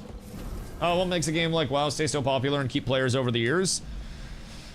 A lot of brand loyalty. WoW for a lot of players was like the first love, so they get a lot more leeway with it. You know what I mean? There's this element of like, with WoW, over the course of their existence, players have had so many positive days with WoW to the point that they largely outweigh the negatives. Think you're going to a restaurant, right? And you've gone to that restaurant hundreds of times, and one time you go and there's a hair in your food, and your food is a little off that day. Comes out cold, hair in the food, not the best service, and you're like, damn, that hasn't happened in the years that I have come here. What a standalone experience. I will be back and I will give it another shot, right? Versus you go to a new restaurant and your food comes out cold, there's a hair in your food, and everything's just unimpressive. You're probably not going to be like, oh man, I'll go back there and try it again. You're going to say, oh, okay, well, I'm good there. I'm just going to go back to what's comfortable. So with WoW, WoW's been what's comfortable. Since 2004, people have been playing WoW. WoW was based on the EverQuest model. And that EQ model became far more casual and accessible for people along the way. And it really brought MMOs to the mainstream of like, this is something that's accessible. And a lot of people say, wow, super grindy, wow, super grindy. WoW at the time was regarded as the casual option for MMOs, which were very grindy at that point in time. Like, very grindy. So, with that in mind, WoW established the, you know, the brand loyalty. WoW is the Nike. And other MMOs are like the Adidas and the Under Armour, where you will keep that in the back of your mind. If there's recognizability in a brand, it's going to be in that brand for you as an MMO player. It's going to be your WoW, your OSRS, whatever really got you into MMOs, right? That first one's always going to hold a special place in your heart, which is part of why, bam to you, which is part of why I'm so attached to New World as an MMO, and it, you know, really holds a lot of weight with me. Because New World is very special to me as an MMO. It was a large catalyst for my content creation. Really lit the spark underneath there. Got me back into MMOs after time in shooters and MOBAs. And reunited me with a ton of friends. So, you know, for me, I played WoW when I was a kid. But really, the point of nostalgia for me would be going back and playing New World, not WoW. I've already played WoW multiple times. But, well, it's more like an ex-wife. And the wife used to hit you. No, but I mean, even with that, like, a lot of people that are still playing it, though, that's the thing. Like, it's not an ex-wife to everybody, and to millions of players, they're still fucking that wife. So it's not the ex-wife for everybody, and to the players that are still there, it's not that ex-wife at all. It's the current wife.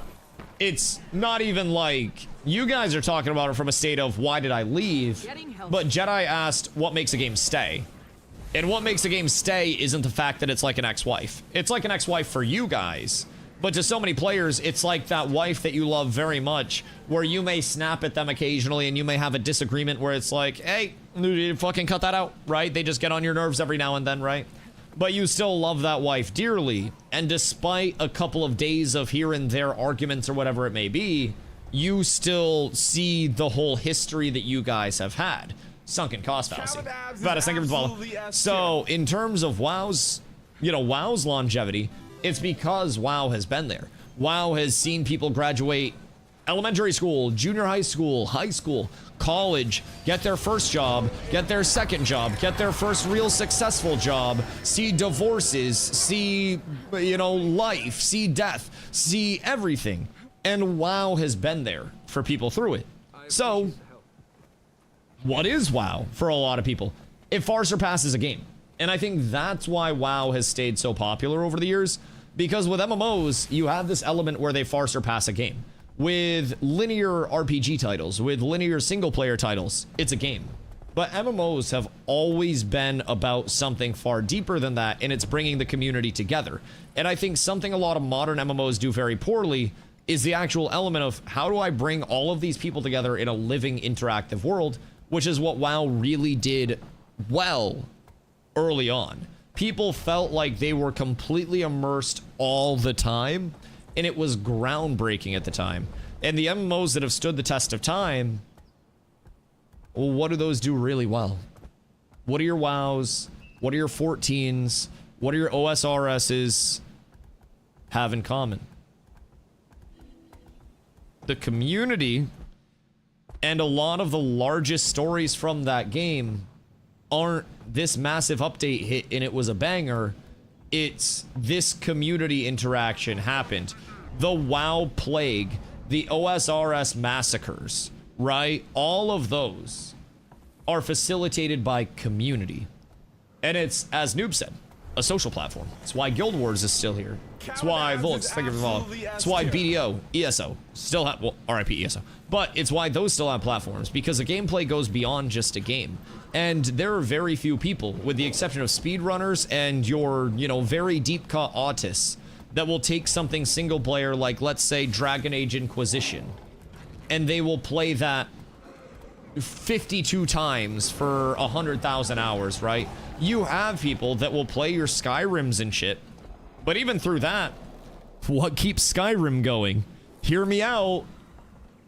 The community behind Skyrim, even though it's single player. Skyrim for something, well, single player primarily, but like Skyrim has so many hours of content, but how many hours of that content are facilitated by, hey, look at this quirky community mod? You know, boob mods. There's a Macho Man Randy Savage Dragon mod. I don't even play Skyrim. Hold on. Hold on.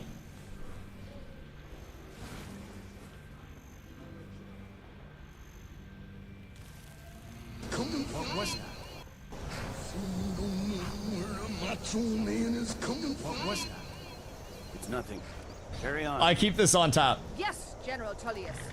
This is genuinely one of the greatest mods that As we exists. commend your souls to Aetherius, blessings of the 8 divines upon For you. the love of Talos, shut up and let's get this over with. Learn our Help me, as you please. wish. As someone that knows what happens, I'm already so happy. Chat, there's no way you guys haven't seen this, I right? haven't got all morning. Surely somebody else has seen this and knows what's about to come through. I haven't? Oh my ancestors fucking are god. smiling at me. Oh, you're in for such a treat. You say the same. What's this? Skyrim mod. Ready? Someone's touching my butt in game. Stop touching my butt. You rat. They're touching my butt. I survived. I lived. Everything's fine. Everything's fine. Next, the orc. Macho Man is coming. There it is again. Did you hear that? The look up is even more Next, beautiful. Prisoner. To the block, prisoner. Nice and easy.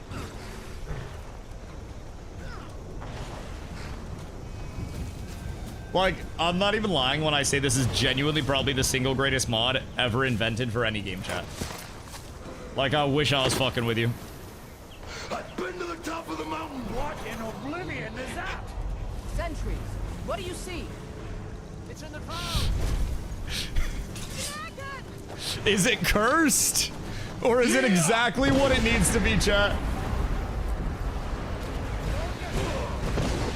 Because it might be exactly what it needs to be.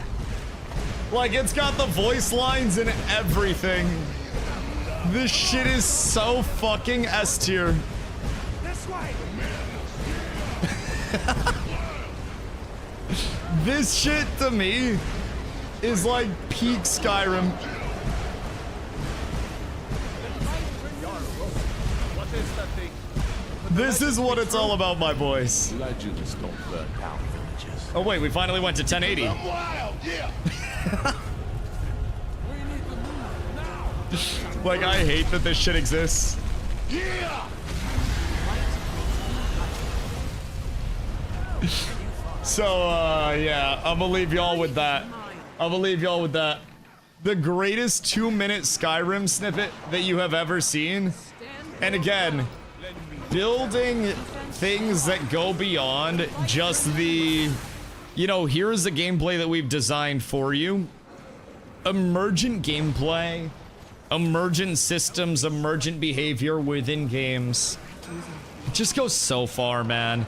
And a lot of games, I think, these days really that are potentially community-based fail to acknowledge the weight that that can bring. And they simply look at their systems as a point of like, we must provide all of these gameplay systems for people. And that's what will build it. Or that's what they will, you know, show up for. That's what we will build, and they will come for that. But it's so frequently that the, you know, you look back to your most meaningful interactions in a lot of MMOs. Is it the system that you remember, or is it the player-to-player interaction that you remember? In other games that are single-player, you may look at the system that you really enjoyed. But really, even in a lot of those, it's the story and the immersion. You look at things like 2K, a little bit less than that. But there's so much value, I think, that comes in when people start prioritizing community. So, yo, Kai, what up, dog? Have you actually done 1,114 days in a row, even with AOC done? Yeah, absolutely. Are you good? Yeah, I literally live like the greatest day, the greatest life that I could, brother. I make my own schedule. I sleep 8 hours a night. I don't have a, you know, I don't have a job or anything. So I wake up, I take trips, I travel. I have been to multiple concerts like within the past honestly just got back from a little concert binge. My daily routine is relaxing and making coffee and, you know, feeding birds and stuff like that. So, you know, doing AOC streams? Yeah. Yeah. Like, genuinely, brother, I don't think you understand. You will doing Guild Wars 2? Yeah, I literally just got back from Tampa Bay where I went to the Ye concert, and then we went to another concert like as soon as we got back to Maine. We're traveling to TwitchCon later this year. I mean, dude, I exist, I chill. If I wanted to, keep in mind, I always try to remind people, like, I have a full-time degree. I have a degree with a minor. I have experience in admin at a college. I have experience at, in retail management. I have experience in sales, moving $1 million+ of volume a year by myself. My credentials and my, like, resume, the offers that I get just as, like, hey, we'd like to set up an interview with you through LinkedIn messages and emails and shit like that. I could triple the amount of money that I made overnight if I wanted to get a job, but I don't. So I just keep streaming. The reason why I've streamed 1,114 days in a row is because it's not work, nor does it really feel like work. And if it ever did, I'd just get a job and I'd make more money. So that's my honest take on it. This is something to me, like Nin said, I'm retired, dog. Like, I still need, need people's money, so to say, because I'm not a millionaire. I'm not incredibly wealthy. But I live within my means very much, so I talk about travel, right? I put away 70 to 80% of my income every single month, with the exception of, like, very low months, right? But I put away as much of my income as I possibly can, and I have that in some pretty well-yielding setups. So I try to put myself in a spot where with streaming, recognizing that it's not the most, like, the most beneficial thing. In terms of just making raw money, I have to be very diligent with my money. So any trips that we take, it's something that we save up for, like, a lot, and we travel on a budget. But, I'm really blessed with streaming, and for me, it's one of those where, I've traveled. When I travel, I do like a 30-minute IRL stream, right? So I've effectively had days off, but also with my days off, I stream 8 hours a day. If I want to go more, I go more. If I want to go less, I go less, but I usually don't want to go less. Part of the reason I limit myself at 8 hours a day is because, as you can tell, I talk a lot, and I physically, I lose my voice if I go 10 hours a day over the course of a week, because that's 70 hours. I've done 100-hour weeks before, but I lose my voice. So I have to limit the amount that I can stream, not because I don't like it, but because I physically, I can't stream as much as I'd like to. Can't believe the everyday stream. I can't imagine not having a technical down day. Don't need it, man. Every day's a down day for me. Like, nothing that I do is work. So, like, when I get up and get ready for work, I wake up not on an alarm, right? I slept like shit last night, so I woke up at 11 today. And I woke up, no alarm, made coffee in my bathrobe, cleaned my bong, and took a dump. I went out to I shouldn't have dropped off of this. I went out to the porch to feed my birds and the squirrels and all of the little critters and animals that come by. After that, I had my coffee, I had a morning bolski, and I did my usual. I shouldn't have dropped off. I was kind of getting restless there. I went on a wander, and that wasn't the best. I accept my fate. But I basically, I feed birds. I go for a walk if I want to go for a walk. If I want to go for, go to the store, do anything like that, I can. I had chicken that I marinated last night after stream, so I grilled that up at like 12:30 for lunch. Carla, my girlfriend, and I had delicious chicken burgers. I got out of the shower and then had food, hopped on stream, chilled, and then I get off stream, maybe watch some YouTube videos and stuff with my girlfriend, and then do it again tomorrow. And if I want to shorten the stream, I always can, so. As retail, constantly responding to chat, dealing with potential trolls, your visits, playing games without focus. Sounds like you're on vacation with someone, so probably wife, maybe kids. No kids. No kids. Fuck that shit.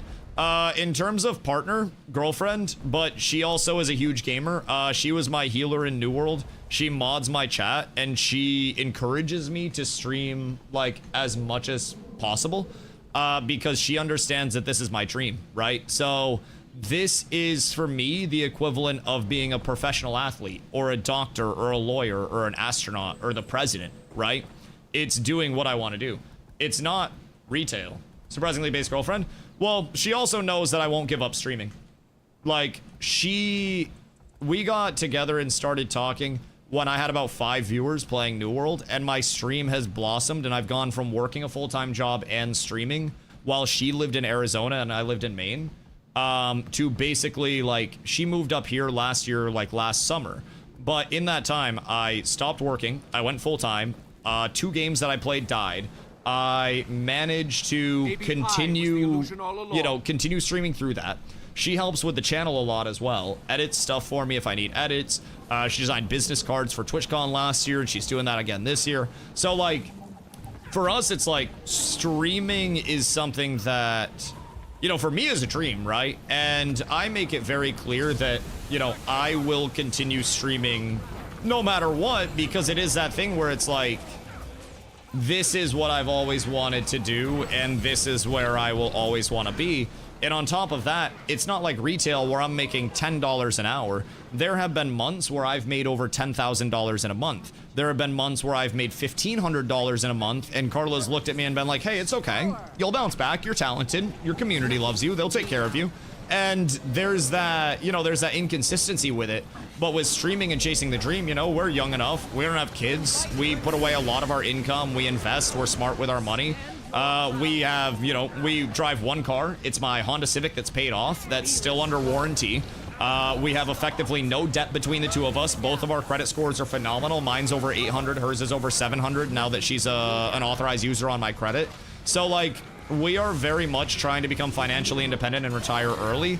And even within full retirement, if I was financially independent and I was rich, I'd still stream. Like, I'd still just do it. So, kind of base respect. I appreciate it, dude. I have no problem being transparent with people because, like, unlike retail where a big corporation pays me, you guys pay me. So where my money comes from, it's not this mysterious algorithm that, you know, I'm not out here making $10,000 off ad rev.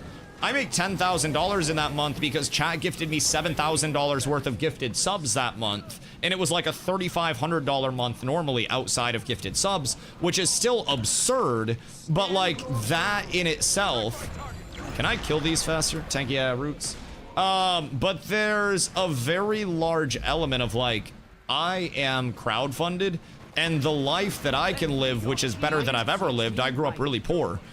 This is better than I've ever lived, man. I don't have to worry about food. Going to the food cupboard with my mom was something that embarrassed me so much when I was a kid because we didn't have food every single night. So, you know what I mean? It's like, it's one of those things where the transparency and I think talking to people about the real side of streaming instead of everybody acting like they're a goddamn celebrity because we have a couple of viewers is something that doesn't get enough love these days, you know?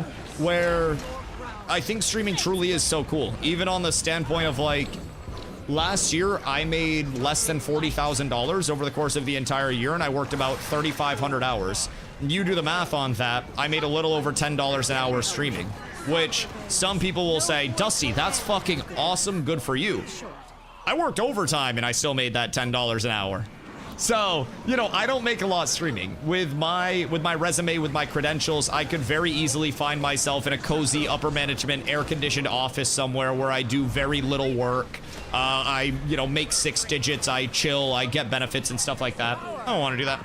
It's stressful, and I don't do well with jobs. It weighs on me very heavily, and every job that I've ever had, I have taken it home with me.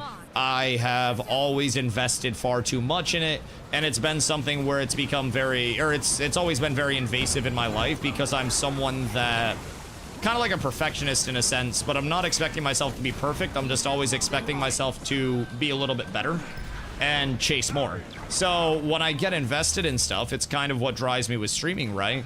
I'm given a platform by people. So I want to see myself take every bit of that platform and push it as far as I can. If people are going to take time out of their day to lurk every day, then why? I'd be stupid to not stream every day, you know? It's like, it's a small business grind versus a retail box giant grind, so.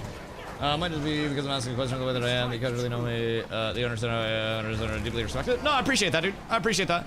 My community is very tight-knit, man. That's one thing you'll note here. I might not be the largest streamer, but like, there is a part of me that, you know, I'm 3 years now streaming full-time. This is my 3rd year. I've streamed altogether for 10 years, and how many hours Let me check. I'll check Twitch tracker real quick. Twitch tracker /DustyWhy. I have streamed all time. Hold on. 14,682 hours in my life. Just for perspective.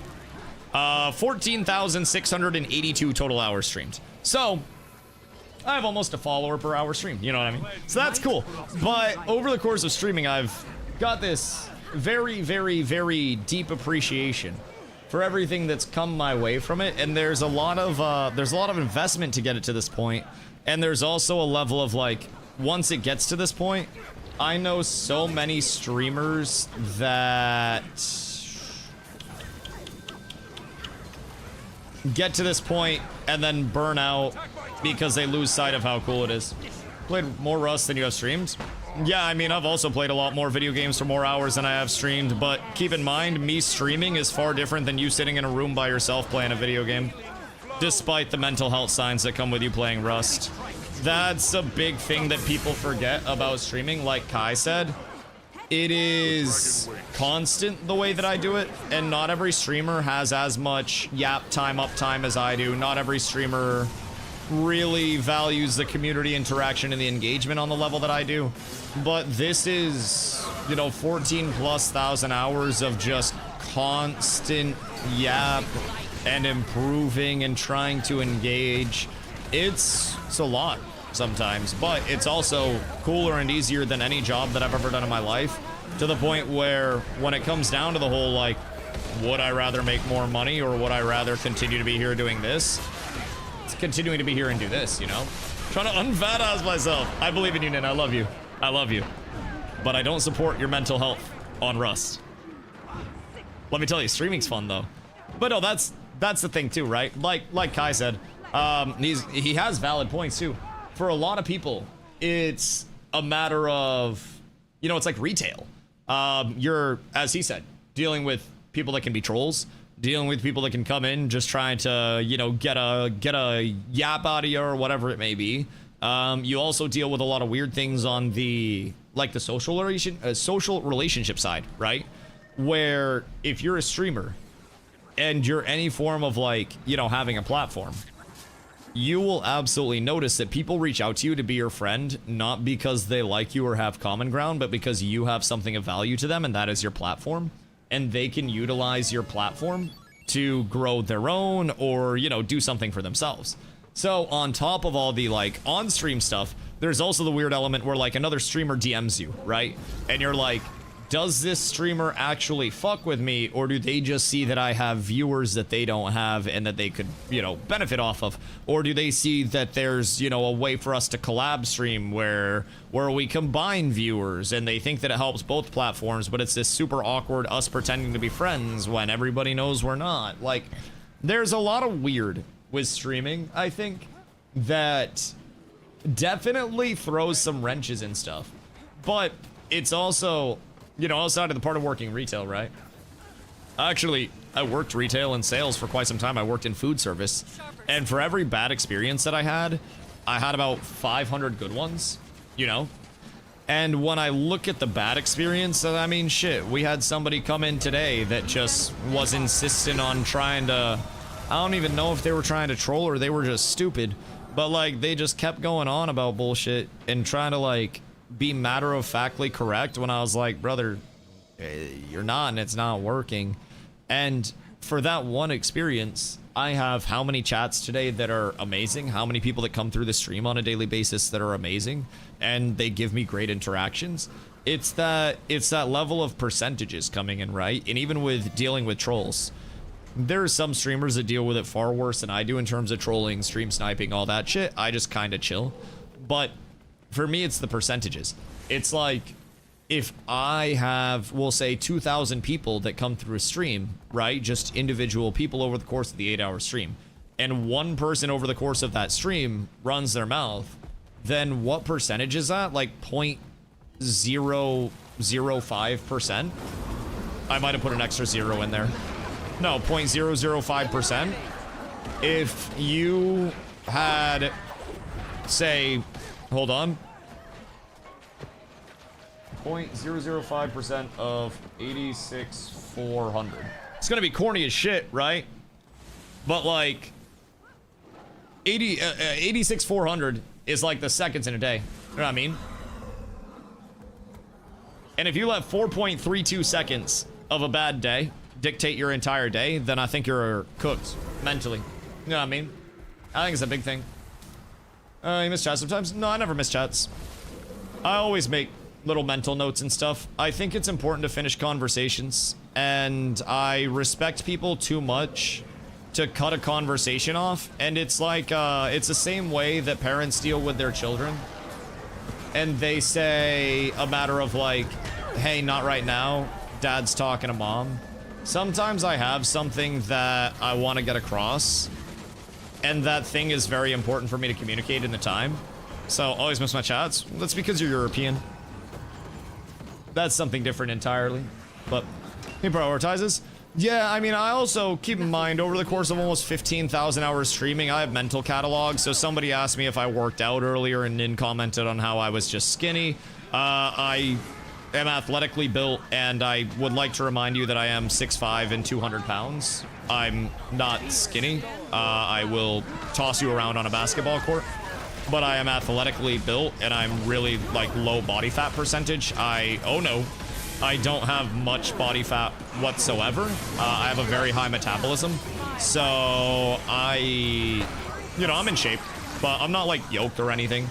I am built pretty much how you would expect a basketball player to be built, if that makes sense. So, that's kind of how I've always summarized it. Everybody always says, oh, I bet you play basketball. When you're leaner, less metabolism. Yeah. Like, earlier in my life, I was a stick, bro. I graduated high school at 6'2", 160.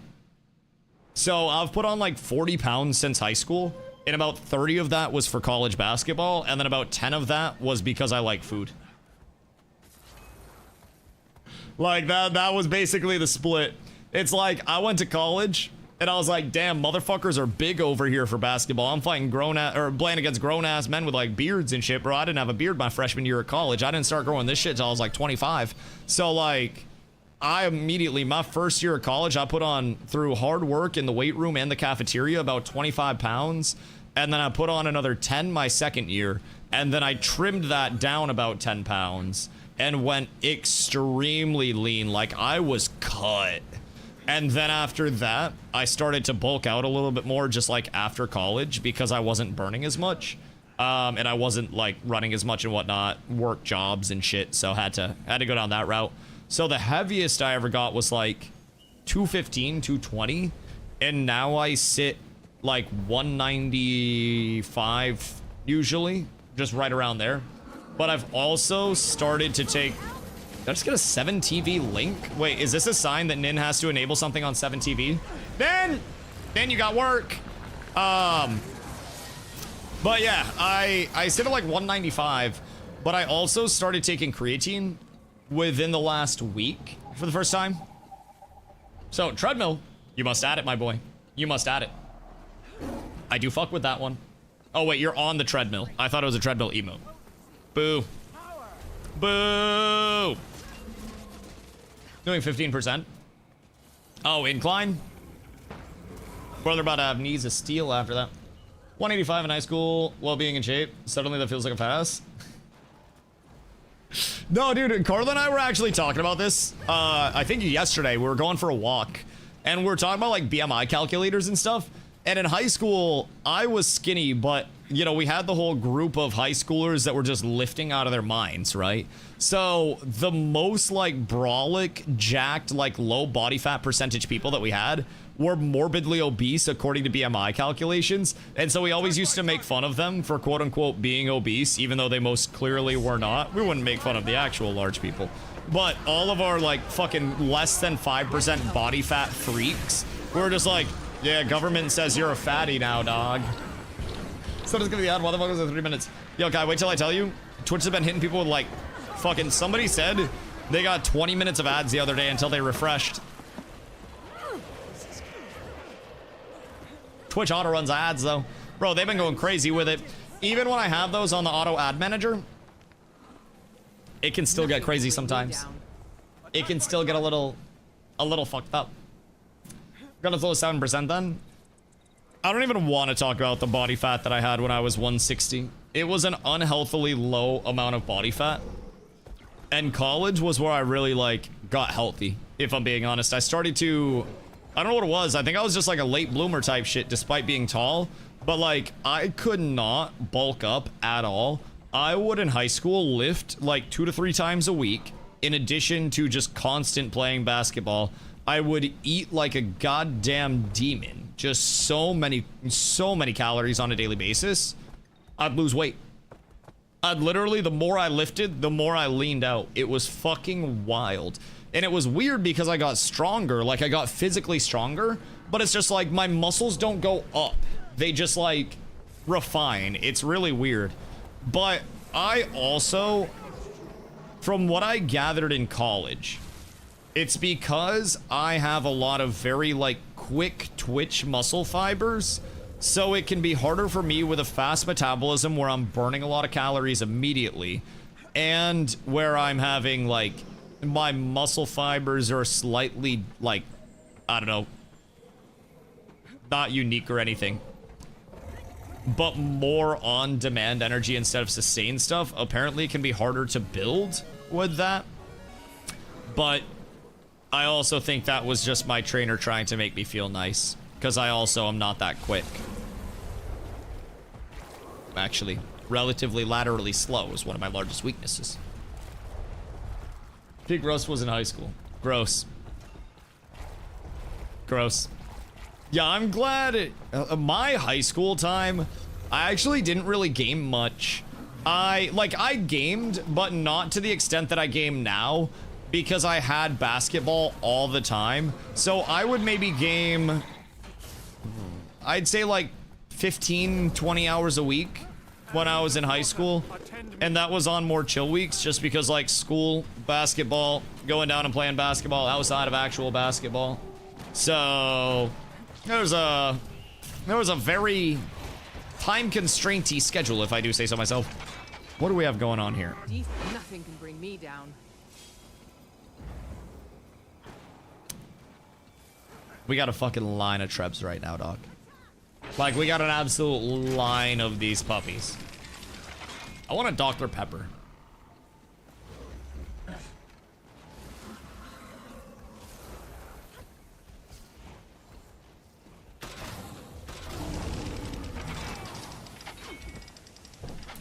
How's the squad going? I mean, not the worst, if I'm being honest. Like, it's not absolutely horrible. We've been getting some fights and whatnot. I don't know what's going on other Borderlands. Oh, excuse me. But shit, we be doing okay. We got 27 people now, so that ain't too bad. Nothing can bring me down. Hold on. I have to go pee real quick. And I gotta get a hoodie. Green is coming. Alright, fine. Fine, everything's okay. Everything's fine. We ball. Don't worry. I will not let everybody die. We walk forward, and then everything's fine. Everything's peachy. Maybe I can... Oh, 612 big damage there, actually. Wait, that might be a difference maker in this fight, if I do say so myself. That shit kind of huge. It's a lot of Trebs. I like Trebs. I didn't drop any of these, by the way. Just believe it or not, I didn't drop a single one of those Trebs. They are not me. I will not accept blame for them. I ain't do jack shit. Okay? I didn't even burn my mats on them. I'm just trying to do me and chill, bro. Back this way, my lads. Come. Everything's fine. Your Trebs aren't firing on target. I don't even know who's on the Trebs. All I know is that it's my job to not get... Uh-oh. They might be trying to touch my butt. And I don't want them to try to touch my butt. If they try to touch my butt, I'll be very sad. And then we'll wall that off. And then we zoom. And then I think we can kind of hold this space, right? Maybe just a little bit. At least just for a sec. Then maybe walk up a little bit, get a couple kills. Yeah. I like this, Commander. We keep walking up, we play aggro.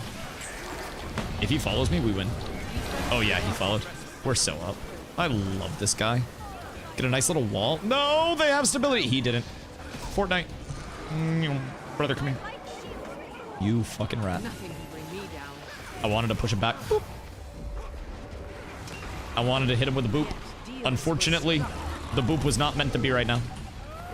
Get a little bit of stab out for the boys.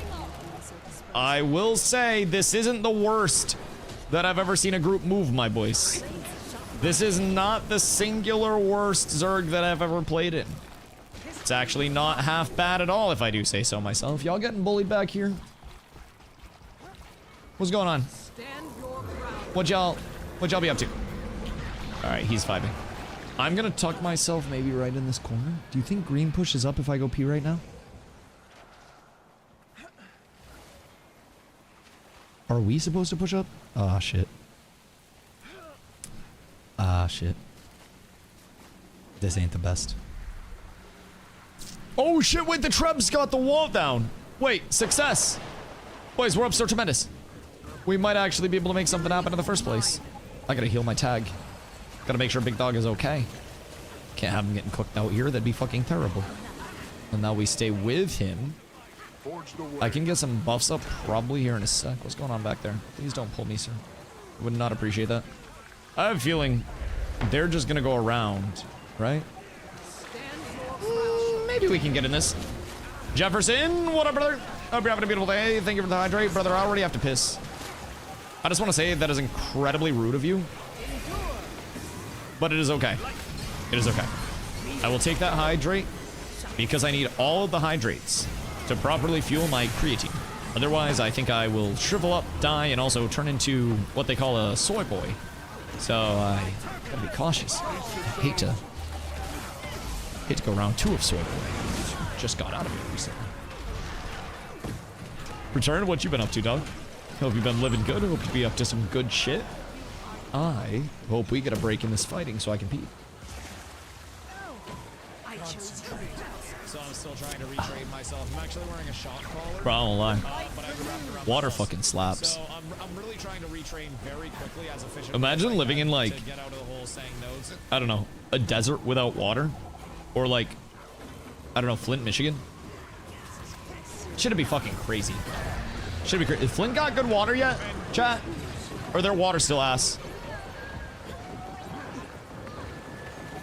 They do? Flint got water now? I think.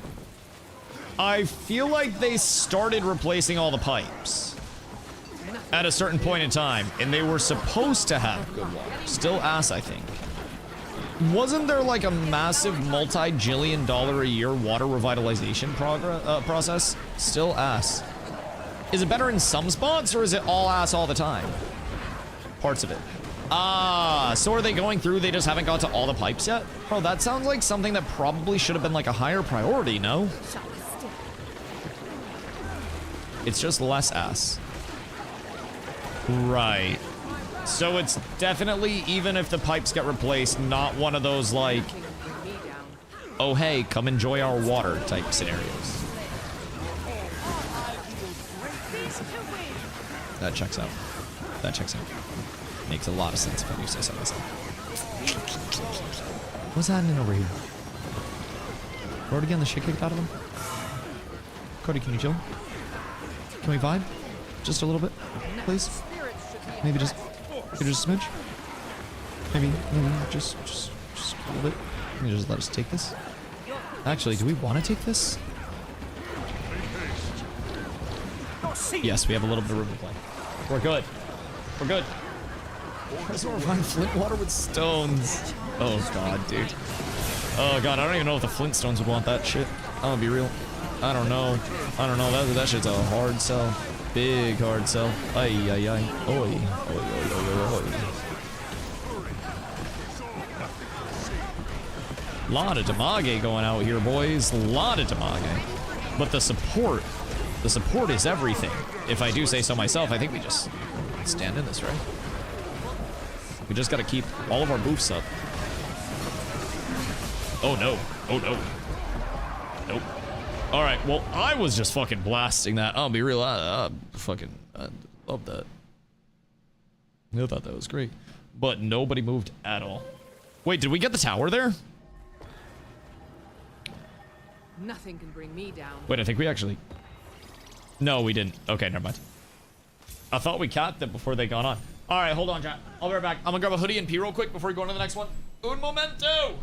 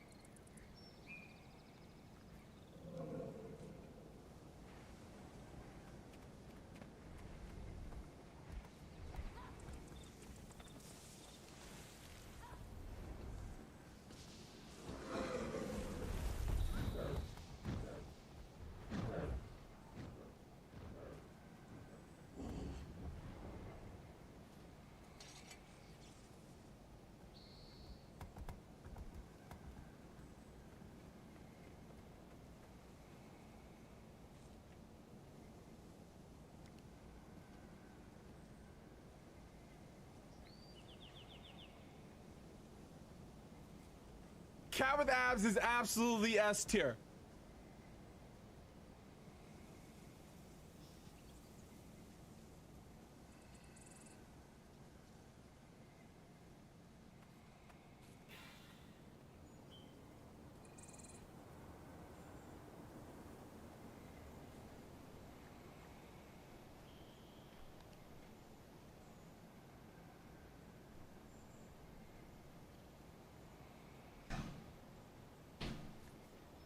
Good day. Oh shit, my headset. Strong as stone. Oh. Oh yeah. All right, sorry. I had to grind up some more flour. It's out in my repository. Hiya!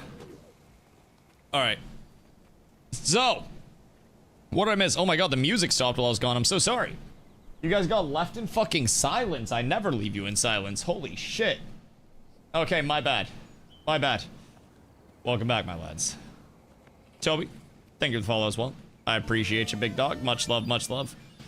What happened with the group while I was gone? I have an inkling that we may have seen a couple of wipes. And I have a growing suspicion that me not being there might have contributed to those wipes. As much as I hate to put two and two together, I think we might be slightly cooked. What to say is the most fun game you've ever played? Oh god. Depends. I mean, really, I think that's such a personal, you know, personally biased thing, you know? Like, for me, my peak of just being giddy and having a smile on my face and, like, genuinely feeling like I was at the peak of what gaming had to offer was in New World.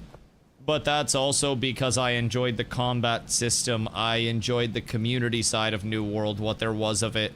I enjoyed the PvP so fucking much with that game. And if I could, you know, have any game just in existence be in a healthy spot, it would be New World for me.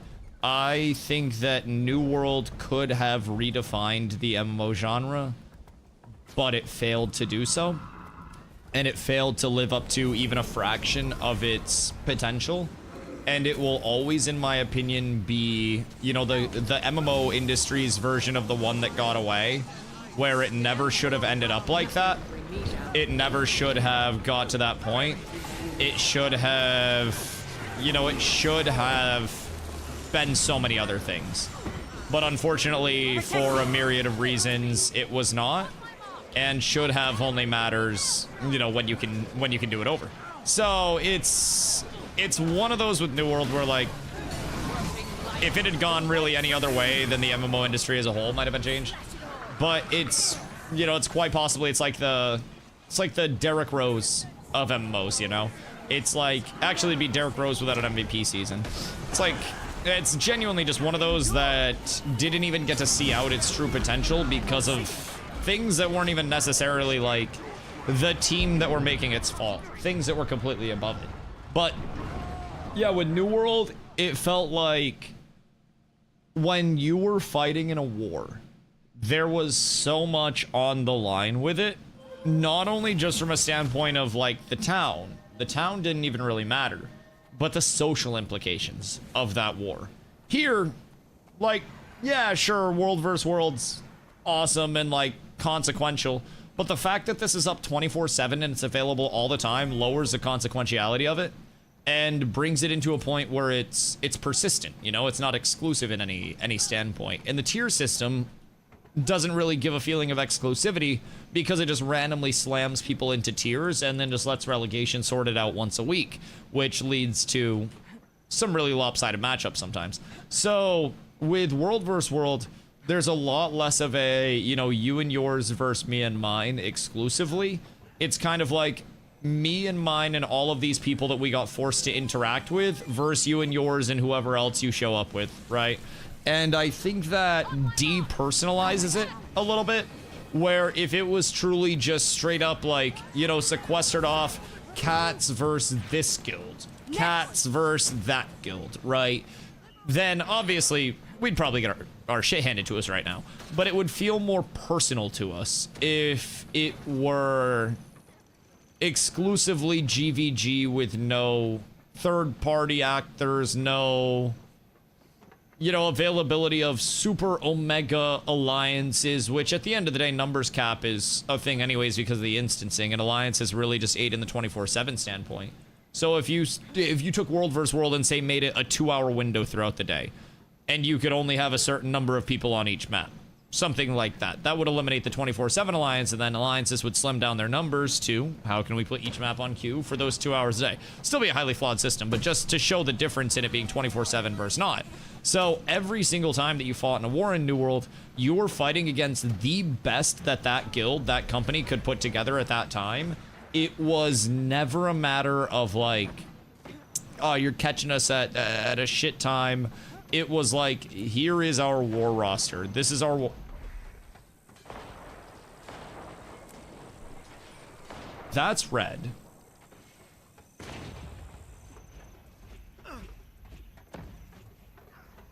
That's green. We're fucked. We're fucking cooked, chat. I am not confident in what's about to occur whatsoever. Ash is like 30% complete and I still miss a lot of it. I definitely miss elements of Ashes of Creation too. And I think one thing in particular, right? One thing that I miss a lot is the sense of community, really.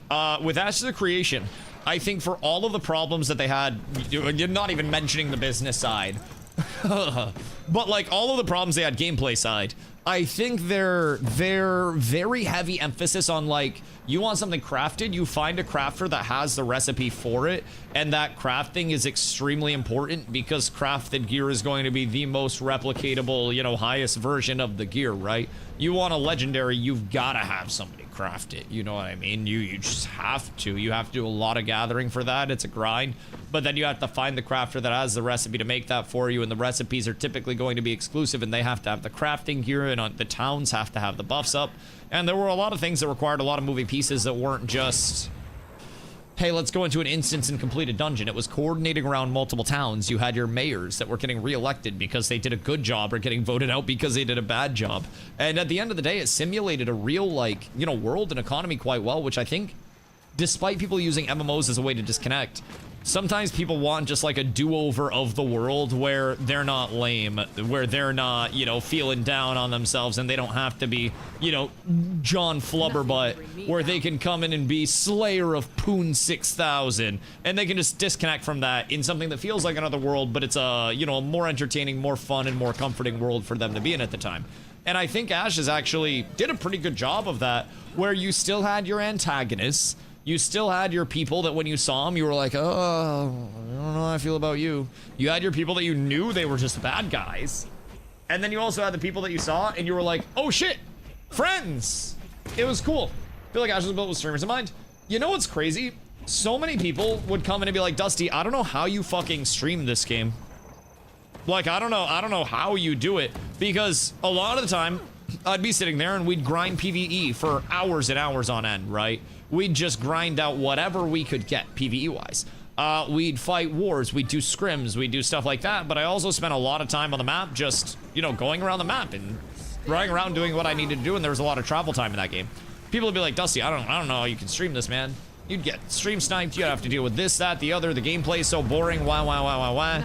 And I'm over here and I'm like, man, if I'm ever running place to place, I yap with chat, you know? If I'm commuting right now, this is a good opportunity for me to look around, see if anybody's near me, and then check chat and see if anybody's typed and yap with that, right? It's something where maybe I get more out of streaming a lot of games than some people may as well, because for me, the game is almost, oh shit. My brother in Christ. I need you to fuck off. I need you to fuck off. Don't worry, big dog. I won't let you drop.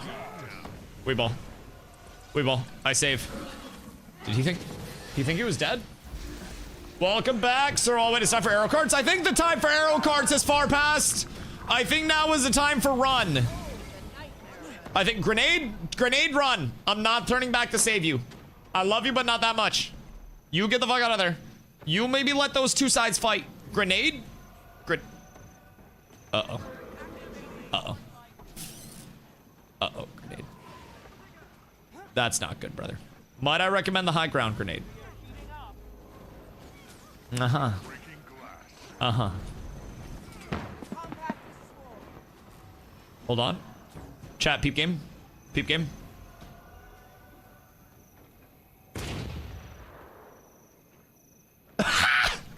Hold on, wait. Hold on, how hard does a mortar hit? Wait, does this cook? Kristen, thank you for the 260-day streak, by the way. That is crazy. Chat, does this cook?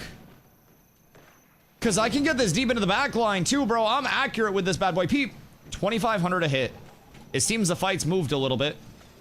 I must avoid the castle area, because it'll detonate early there. No! They're coming back to the left. It's okay. It's okay. I gotta get it, like, towards the base of the stairs here. And then we might be fine. Back wall. Nice! You stay the fuck away from me.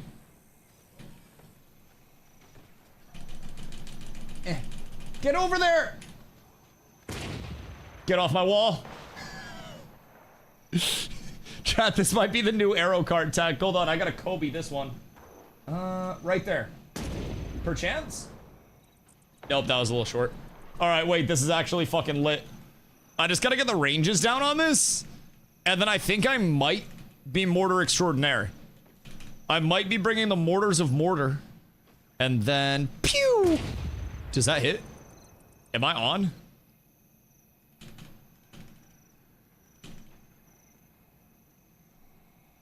No, I'm good, thank you. Love you. The mortars might be cooking. Hold on. Oh my god, wait, chat. Why am I actually like the Steph Curry of this shit? I'm like redefining the mortar game right now. That was a zoning mortar, specifically to create space for the team. Hold on. Alright, we gotta go help. People are starting to get low. We're gonna chase that one. We're gonna catch it ourselves. Uh-oh. I might have been slightly off there. What's a catapult do? Like, just freehand. Does it actually hurt players? Evaded. Okay. Not the greatest. Quick tap that too. Mayhaps. Okay, hold on. Hold on. This isn't the greatest in terms of the chase, but when there are no arrow carts, one must make do with what they have. What happened to red? Is red gone now? Or like, what's going on with red? Also, ordered Chipotle. I am so sorry, dog. I am so sorry. Is your Chipotle good Chipotle or is your Chipotle bad Chipotle? Because, like, some Chipotles can still provide... Uh-oh, that's a little far. That's a little short, I think. Or is it? With the height? Okay, wait, we're kind of up. Now we just gotta keep it going. Quick taps along the way. We'll get the cover fire out for the boys. Keep going! Come on, more rotation, baby. More rotation. What's loading the gravel do? Mouse 5. Oh, that hits up to 50 targets? Wait, what the fuck? Is that true? Oh, shit. Wait, like, I have a shotgun right now, chat. Wait, what the fuck is this? Would it get it if it was bad? I mean, people eat Taco Bell, and that's literally giving explosive diarrhea of doom. So, like, yeah, people would get stuff if it was bad. People show up to this stream. So, like, yeah. But also, I feel like people get Chipotle because it's convenient, not because it's good. Might be a crazy take, but how deep do those go? Is that like 10 targets per? Or what is this? My Loki gets some Taco Bell tonight. RIP your toilet, dog. Swear to God. I I wish you luck. Is the gravel kind of a meme? Because this shit kind of seems like a meme. I'm not gonna lie. Although, maybe I could like set it up on the side to side and then start blasting. Maybe here, just like as a wide spray and get damage out on the clump. Okay, that might actually be the spot. I think they're feeling my wrath right now, boys. I think this might be what's keeping them out. Otherwise, they'd probably be in and cooking us already. I'm happy to be here providing the overhead support. I might be able to pick up a kill here if I play my cards just right. Hold on, wait for it, wait for it, wait for it. Nope. Nope, we did not hit it. We did not hit it. All right, Straw, what's the Chipotle order? Take me through it. I'm dropping oil on them when they come closer. I will continue to miss catapult shots at them. I'm really like, I'm letting them know that we see them. If they didn't know already that we've got eyes on them, I have let them know that we have multiple sets of eyes on them and are aware of their movements. They know that the catapult is roughly aimed in their general vicinity, even if not directly at them. And let me tell you, they are fucking scared of it. I can just tell. I actually just got an update from every commander on green, and they said they're scared of my catapult. So, big developments coming out. We may have actually just repelled it. They might realize that Fort Dusty is simply impenetrable. We have not consented to penetration, therefore there is no penetration available. I thought we pulled an EWP for a second. I was very scared.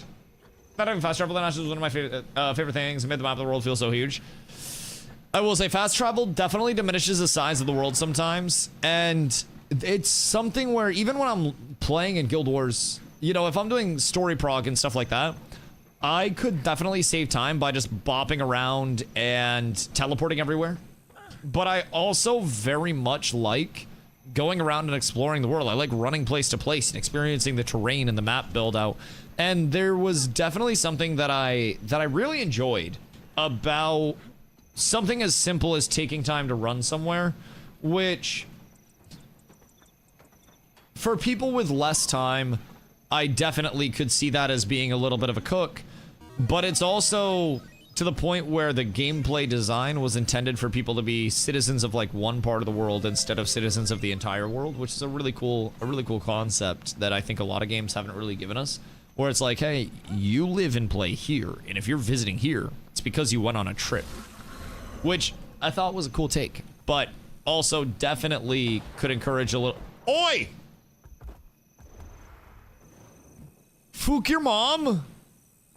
The hell do you mean? Got a fucking trap out there? What is this? Guild Wars 2 map is massive, but there's no fast travel. It'd be rough to do a gift of exploration. Oh god, yeah. Yeah, no. I absolutely agree. And that's not something where it's viable with every game, right? Guild Wars 2 is huge. There's water, there's verticality, there's up, down, all around. Yeah, Guild Wars 2 map is massive. And with certain games, you know, no fast travel would actually be kind of a cool refresher to get around the map and navigate stuff. Certain games, AFK or fast travel are almost like necessary, right? I think that's just a game-to-game basis. But one thing I really do like is, you know, I'm not in a hurry while I'm gaming. So for me, if I'm focusing my gift of exploration, which I'm not right now, that'll be something I deal with when I get to it. But if I feel I need to go faster, I always can. But there's definitely something that I think is valuable. Someone just shot the tree. From simply exploring a world as, you know, as the makers of the map put it together. You never know if there's just a road that transitions into another one somewhere that has a really cool, you know, cinematic area beside it, or a small little Easter egg somewhere, just a small map piece that's not in other parts of the map. I try to enjoy every aspect of the games that I play as much as I physically can, to the point where sometimes it's almost like, oh, hold on, my brother called. Un momento.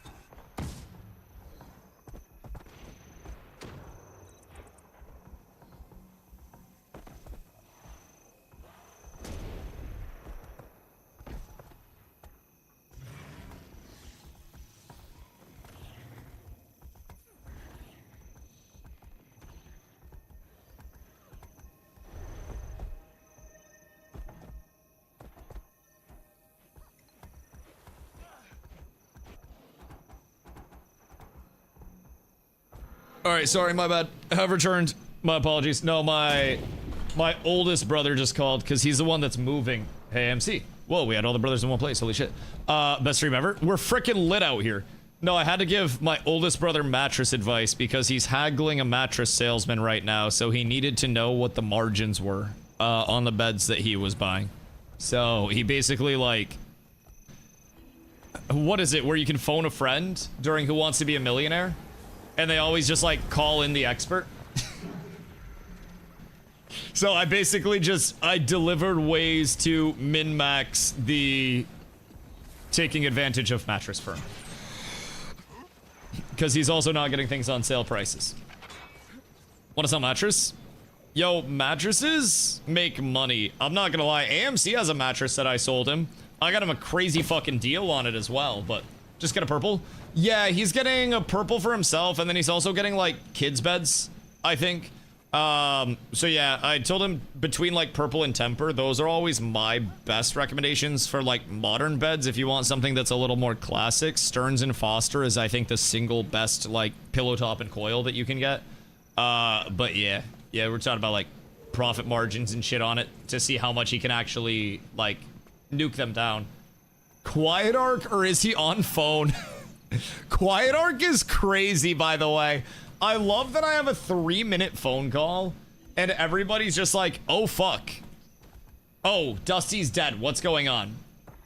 It's from Mattress Firm is a front for something else. There's one every block in some cities. Bro, it's because it's such high margin, low volume. So there are people in, like, Maine that when I was working at Mattress Firm would clear 100K a year just as a salesperson because you can manipulate your margin to be at it is 18% that you get at the highest split for your commission. So like 18% of your profit comes to you directly if you're within the highest margin bracket. So if you factor in something like a 58% margin on a Tempur-Pedic sale that's slapped on a sticker value of, we'll say with accessories, 12.5 thousand, then you're going to be looking at 18% of, I don't know, we'll say 58% margin on that leaves us at like 7,200. So 18% of 7,200, you can find yourself making 1/5 of whatever that would be, which I think is like 1,400 or some bullshit like that. Just rough maths, probably a little bit off. But I had multiple singular sales there where manipulating margin, I was above $1,000 on that one ticket. And it's very much so like, if you get 5 door pulls a day, but you sell 5 high tier beds, you can walk with a few $1,000s for that singular day. But depending on the area that you're in, it'll be more or less likely to sell high tier beds. So there are certain areas where you're looking at people buying Tempur-Pedics and Purples and Stearns and Fosters, and then there are areas where you're looking at people buying Sleepies, which are going to be the Mattress Firm brand, or things that are on the value wall, where it's going to be a minimum sale, which is $5 for your base commission on any bed. So at that point, it's a matter of like, if you're in one of the lower ticket sales, or lower ticket stores, then you want to try to have high volume to offset that, and you can still make good money there, but it's a lot harder there. So, you get a new mattress soon? Well, I unfortunately probably have every recommendation that you could possibly be wondering about. Bro, I'm not gonna lie, I sold some fucking beds.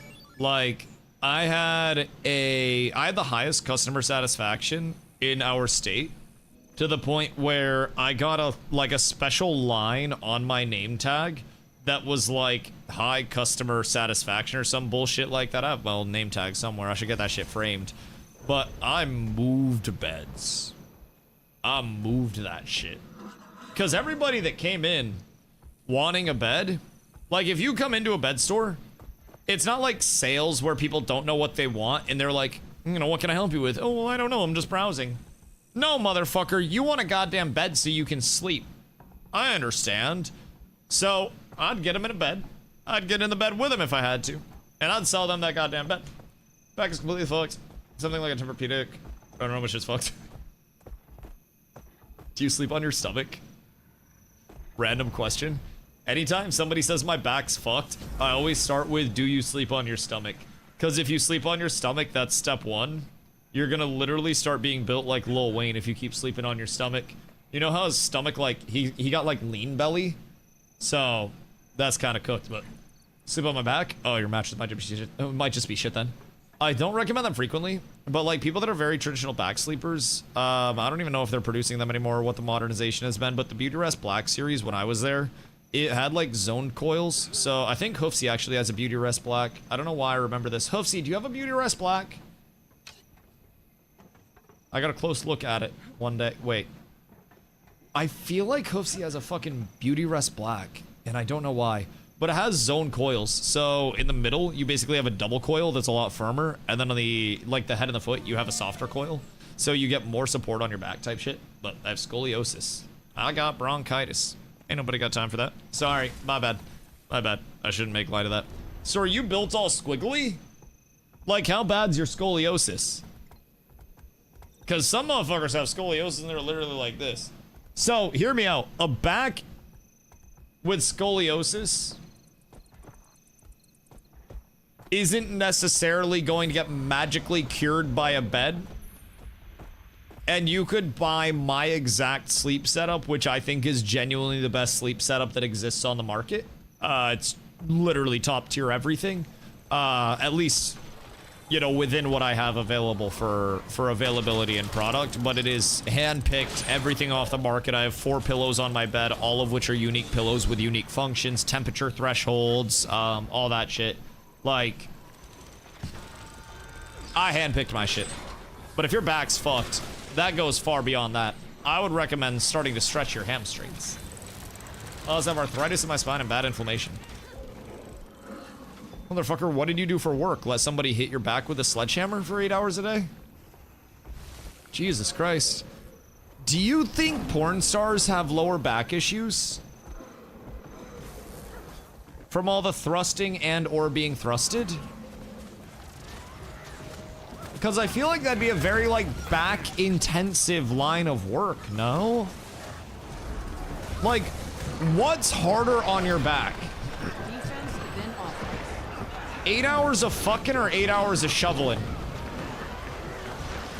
They're in shape, though. Yeah, but you can't get your spine in shape. Like, start thrusting your hips a little bit, just in your chair. Like, let's just simulate this and see how long you guys can last. Because I'm gonna be real, I don't think any of us are lasting more than, like, 20 minutes with this motion. And we're not even getting into, like, the part of it. We're just kind of in, like, the warm-up right now. And even now, like, I'm on wheels. And this shit's still kind of tough. And you can imagine, this is the giving end. Imagine being on the receiving end. And you're just taking every impact there. I feel like that shit would hurt after a while. No? What did I just tune in? We're discussing back issues. And then we're discussing if adult film stars had more back issues than other lines of work because of the constant impacts on the back. Like, hear me out. Oh, wait. What the fuck? They got all that shit. The discussions might not be, like, the most relevant to, like, what's going on in the socioeconomic state of Kenya, but they're good discussions. Like, I have valid points, even if they're not the points that we need right now. You know, it's the discussion we deserve, not the discussion we need. And personally, what's the Karka toughness station? What'd that do? Oh, word, toughness. God damn, bro. They drop fucking everything out here. Holy shit. Holy shit. What bed burn do you recommend? I sleep on a Tempur-Pedic, but the big three, effectively, it's 3 different technologies, right? So, I'll give you my quick fucking rundown. Jesus Christ, I haven't done this in years. So, Tempur-Pedic is a foam type. And basically, I don't recommend full foams or anything. Hybrids are just the way to go. Effectively, a hybrid is a thicker layer of foam and, like, toppers than what would be provided with a pillow top. It's also worked directly into the mattress and typically has a foam casing on the outside of the coils with high-end ones to keep everything in and give you a firmer edge feel. So, if you don't have, like, an outside feel, then, you know, maybe because you have a bad encasement or you don't have enough foam around the outside. Regardless, regardless. You can also get edge-to-edge coils, but those can typically be a bit rigid, and those will be a little bit different, especially in hybrids. Regardless, honestly, having the encasement isn't like the end of the world. Sometimes encasements as well, unless you're in super high-end, like fully encased. And what I mean by fully encased is like the bed rectangle and then the coils sit inside the rectangle. Sometimes with those with really high density encasements, like if the foam is good quality, they can be stiff enough, but those can also on lower end mattresses collapse. So if you're low end, it's like make sure you have edge-to-edge coils, blah, blah, blah, blah. Anyways, so Tempur-Pedic is a foam that they're really known for. And their big thing is it's not a foam, it's temper material. So it was originally developed for NASA, blah, blah, blah, is the big spiel that they gave you. The actual thing about temper material is that, like, are you not in the new Commander Squad? Nope. Didn't even know we had one. Oopsie daisy. So anyways, you know how a scrub daddy, if it's run under cold water, it's firm, and if it's run under hot water, it gets really soft?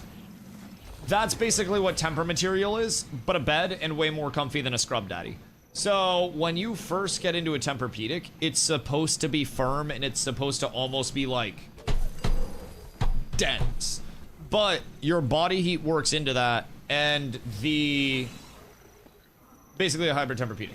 Yeah, so that's what I sleep on right now. So keep in mind, this is just one technology. So there are a few different ones depending on the type of feel that you like. So with the Tempur-Pedic, the feel that you're gonna get is melting in, basically. Where you'll sit into it and you'll feel kind of sinking in a little bit, and then after your body heat gets into the bed, you stop, and the Tempur-Pedic is supposed to basically adapt to your body no matter how you lay, where you are, it can readjust, and you have the coils underneath to give you a feeling of still like being held up and supported, but the Tempur material is supposed to be the best for conforming around your body, and if you're a still sleeper, then it's really good for just posting up, right? I really like my Tempur-Pedic. I would only either go I'd actually get one from either of the big three, but really I would go Tempur-Pedic or I would go Stearns & Foster, but Stearns & Foster is also a classic mattress type. Purple is my third, but purple's also fuck. So Tempur-Pedic's the foam type. Purple is like a gel polymer grid. So very bouncy, very responsive, and their entire thing, this is actually kind of fucking hilarious, right?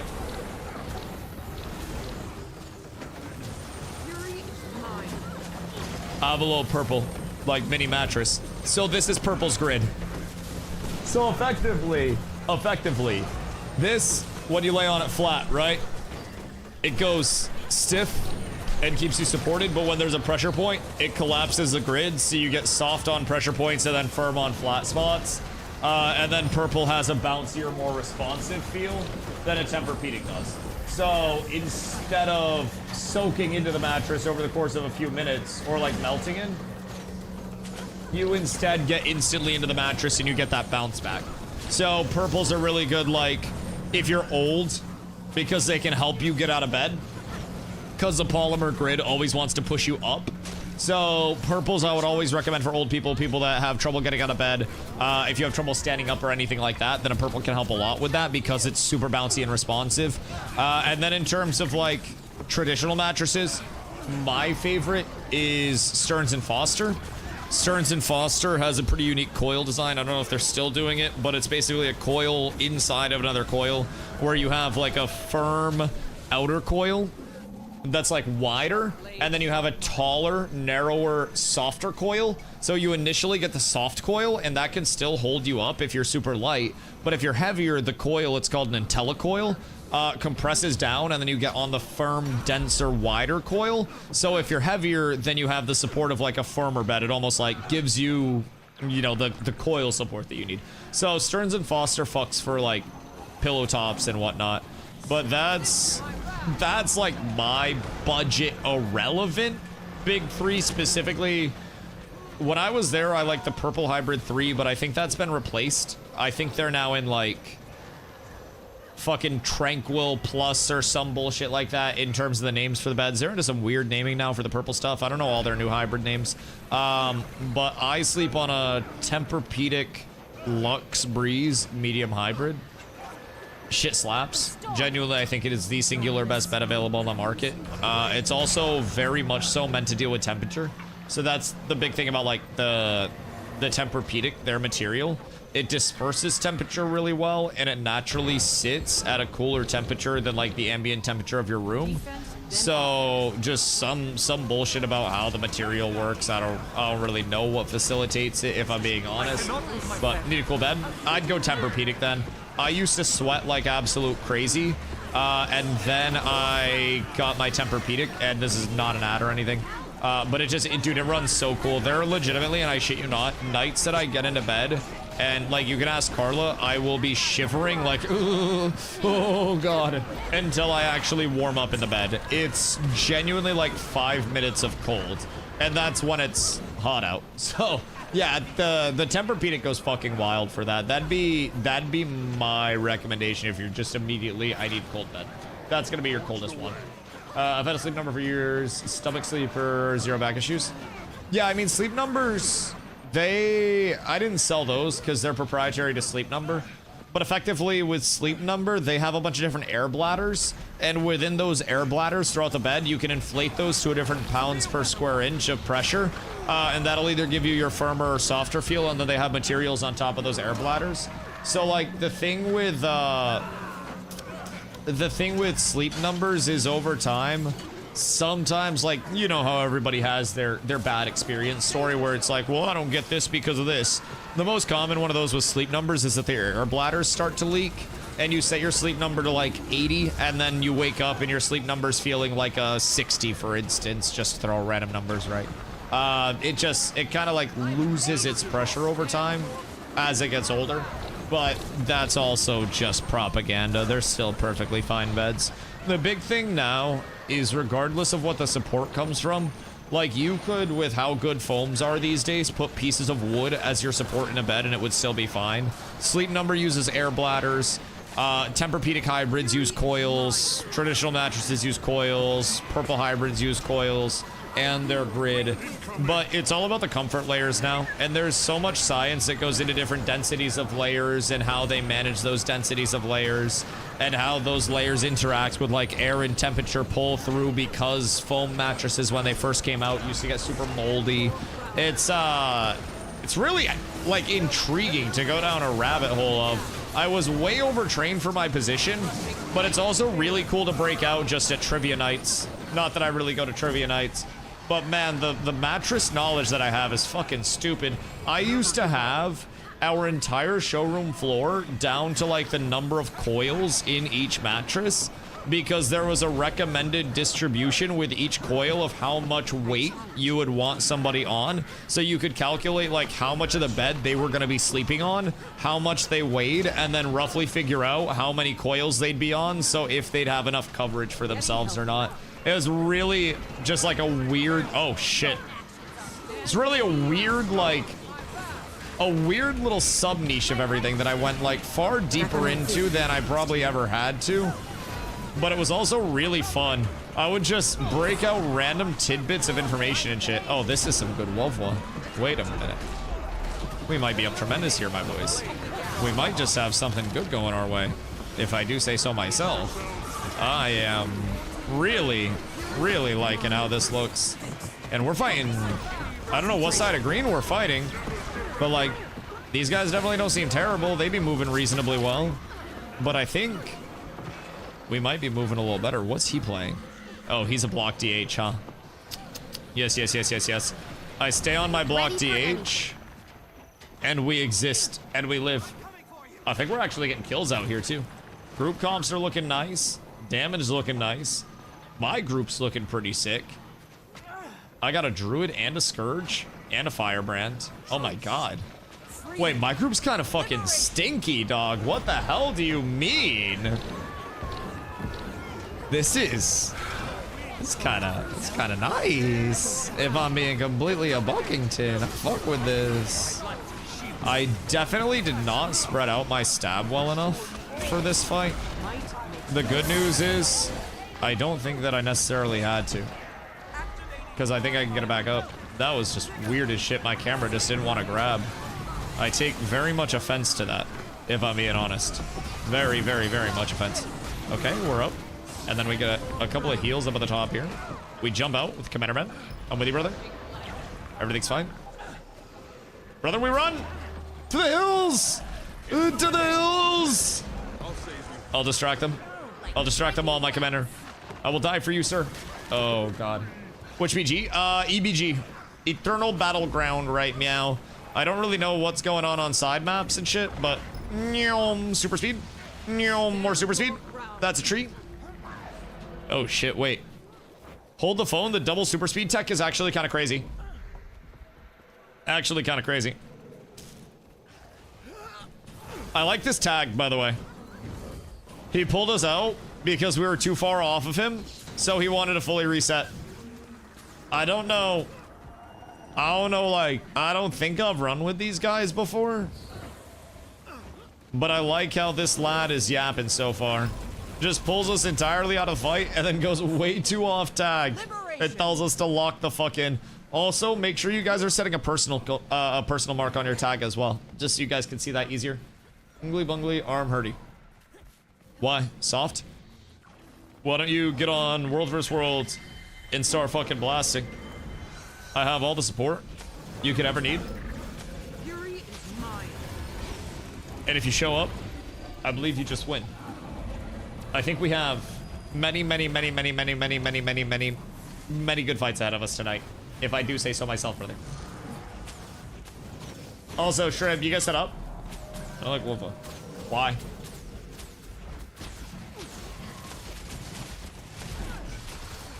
Is it because you don't understand the ball meta? Because hear me out, ball meta really fun once you get the hang of it. Because you can just stand in the middle of shit and drop casts. You get to do so much unadulterated DPS all the time. It's beautiful. I just like ball gameplay. Well, bad news. Every form of open world MMO ever is ball gameplay.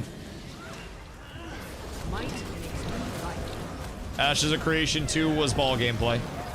New World 2 was ball gameplay. I know, like, this is a large, you know, this is a large thing where it's kind of exacerbated to a certain extent. But I mean, even in SPVP, if you have a support in your group and you're not the roamer, you want to be like inside of your support's booty most of the time. Just like this specific tightness. Do you dislike it or is it unfamiliar? Because when I went in, it was very unfamiliar, and I kept trying to jump in when I was playing my Willbender, and I very much fully lost every single bit of my life. Makes ranged and melee pointless? Au contraire. So within the ball, you have less forgiveness. Range still plays as ranged and melee still plays as melee, and you still have compositions within the ball, but you have to be completely on point. Because if you're a support and you're not centralized and you're on the outside, and then you get pulled, you get caught out, anything like that. If you're a pull and you are not in a spot where you can actually pull people in, or you are not in the most advantageous spot for your class, you're still going to get cooked. So like, range and melee still matters a lot. Your first people to go in are going to be your brawlers, and there is still a split in the positioning within the ball that everybody wants to follow, because there are also positional blocks and shit. It fully matters. Being within the range of, you know, if you have a block DH that's putting out a Reinhardt shield, that shit's fucking massive. Making sure that all of your strips, everyone's in place to capitalize on that, get the most that you possibly can out of it. Oh lordy, oh lordy, this is not ideal. This is far less than ideal, and I went the wrong way. I'm not even gonna lie. I did not get the memo on that rotate to the left, but we got 2 rests out. This is beautiful. This is gorgeous. Gorgeous, gorgeous, gorgeous, gorgeous, gorgeous. And we love to see this, if I'm being honest. I got bailed out twice there, but we're losing people very quickly. We might actually pull through this, actually. We have an ungodly amount of reses available. Or that we've actually got so far, I should say. Hey, relax, brother. Chill, chill, chill, chill, chill, chill, chill. Uh-oh. Uh-oh. Uh-oh. I think we just lost too many on our tails there, and I did not help. Fortunately, none of my ass and ashes as clerical as Mr. Rogue. What, in terms of sticking directly on you? I mean, I can literally show you our ashes scrims where we quite literally played in a ball, and if people got too split, they got pulled out, walled off, and then killed. And I can show you all of our scrims where we're playing in a ball that is more spread this way than previous. But every formation with an ashes is the same exact thing. It's just condensed over here, and there's less forgiveness for it, you know? That's a big thing. It felt loose. It's just more spread than anything else. I think TTK is also a big thing. The emphasis on sharing buffs and how, like, AoE damage is spread here is a big thing as well. If you were dropping an ability on 20 people in ashes, you were hitting 20 people in ashes. And here, most AoE abilities will also have a cap of 5 targets. So you know, you see things shrink down because if you're on the edge of a clump, you're gonna get hit with every single ability that goes out here. Whereas if you're over here, 5 targets would have to find you every single time, and that's gonna be a lot less likely to happen. Then with buff carryover and spillover outside of groups, you're also gonna benefit off of that. There's a lot of foreign stuff, I think, with the game. And I think for me, target caps are the most, like, peculiar, if I'm being honest. Maybe that's why AoE doesn't feel impactful. I think that more so than the ball, because, like, what I'm trying to say is, like, you're used to playing a ball, and you moved with our main ball just fine in ashes, and it wasn't like you were just playing completely split in ashes either. So I don't inherently think it's just, you know, I have to play as a part of a ball. I think you're smart enough to handle that. I think it's, for a lot of DPS players, it's like, I jump into 20 people, why do I not hit 20 people? I drop a massive circle, why does that massive circle not feel like massive circle, and why do I only get few numbers? But I also think that that's part of, you know, part of how they manage the TTK over here. You keep in mind that strips are such a big thing, and we're actually doing math on some AoE strips, or just like some buff strips earlier, and just, you know, thinking out loud on how many strips per second were coming out at points in time. And we were looking at things that weren't even known for being like the highest strips per second, and things that were untamed, for instance, which is good strips per second, but it's also not necessarily like your #1 strips per second no matter what. Oh shit, I got caught out there. That's not good for me. Get a wall out, and then we'll gotta get back over here. And then I have a switch again. Ay. We're getting kinda into the thick of this shit. Bro, this commander's fucking cooking. I like this guy, dog. I like this commander a whole fucking lot. I don't know what he on, but like, he's on some good shit. Brother's on that good. I fuck with this heavy. We're just walking him down right now. And I like the confidence. We might actually be able to just like brute force take this. If I'm being honest, we very well might be able to. When are we in ashes? If ultimate backful? Do you think it's also that health bars don't move if people are in their clumps unless it's like 100 to 0? So you don't feel the, like, the chase throughout the fight? Because that was something when I played DPS that I really noticed. Comparatively to Ashes, where you had an element of like pull in the target, combo the target, dog down the target. It wasn't just you're out of position. Same thing with New World, right? We had a lot of dogging down targets, we called it, where we'd mark them and we'd call out their name and we'd be like this guy, this guy, this guy, this guy, this guy until they died, and then we'd go on to the next one and we'd look for an AoE collapse throughout that. But there was almost this back and forth of like find target to dog down target to create opportunities, and then AoE collapse off of that. And over here, there's not a lot of dogging, especially in larger scale as you go up. It tends to be more of a setup of, actually, hold on, I have this. This was the information on strips per second. And then up here.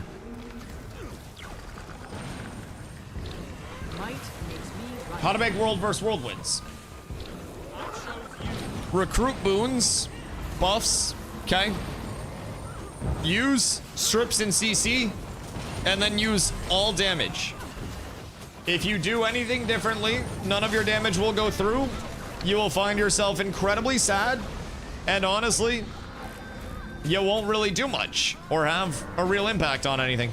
So, there's a very clear and concise, you know, almost in a sense of how Ashes was find a target, build up debuffs on the target, and then after debuffs were built up, we go on target, right? Get a pull, get a wall, get a kill. It's kind of the same thing where it's like, build up our boons, right? Which is what we're gonna do here. As soon as Commander gets ready to go in, we're gonna work on getting these buffs up. And something tells me we're gonna go in and fight them here in a second. So we'll get buffs up. Commander's gonna start moving here, I would have to guess. Never mind. Okay, we're moving somewhere, but it's not in. So we try to prep buffs, go in with some form of buffs, also a protected form of buffs as much as we can. And then when we go into these fights and these little engages, we want to make sure that we strip their buffs first things first before we dump damage. Because if they have full buffs and I'm putting out, you know, protection and there are invuls that exist for groups and all that shit, then how the fuck are we going to get damage through to them if they have the same buffs that we have? So we have to strip their buffs, and then we immediately have to follow up with a huge spike in damage in like the second that their buffs are down before they get reapplied, which is where a lot of the pop comes from. If you don't have the buffs, then you are dying in World First World. But if you have the buffs, you operate as a demigod, which is why I love supporting so much. Every DPS that's in my group immediately, when I go in on my Lumi build, should play extremely chill because of my buffs. I should be able to make sure that they have, you know, stability uptime when they need it. Make sure that they have all the heals they need. I provide some offensive buffs with this build as well. There's a lot that I bring in buff-wise. Oh god. I thought we were going into a fight.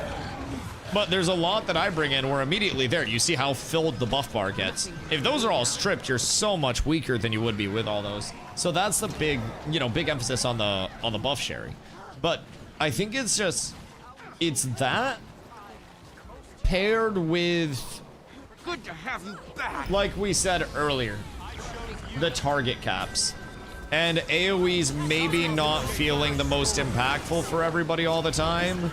You know, at all points in time across the board. And maybe it could also just be a point of like, you know, for me when I first came in, the combat system just felt really foreign and really it felt really foreign and really strange. This isn't good. This isn't good. We didn't get any reses out. I think we lost a few here and then that crash in came and we just got fucking blasted. Because Commander was right here when I went down. So we should have been close enough. I think we might have just lost a couple along the way. Damn, we had a good drop there too. That was actually somewhat encouraging. But yeah, I think it's just, I think it takes time to get used to, man. It's not a traditional, I hit you, I do damage to you, you slowly die combat system. It is truly, like you said, you pop. And I think it's really foreign when you're playing in the ball itself until you start to get used to it. And there's definitely, it's funny enough Shrimp said this, but there's definitely a level of if you're playing in a fully optimized group, you immediately will be like, oh, I understand why I want to stand by these guys now. And when you're not in that scenario, you're like, oh, fuck. Oh, I miss it so much. Even something as simple as having stability, so if you're dying, you're at least not dying to being perma-CC'd and you're dying under your own actions. It's a big thing. So, that's just... Twin, you calling well calls? Twin is crazy. Twin is crazy. Oh wait, his name's actually Twin. I thought he was just calling him Twin. Alright, hold on. I'll be right back. I'm filling up my water. Un momento. Shrimp, what's your group missing?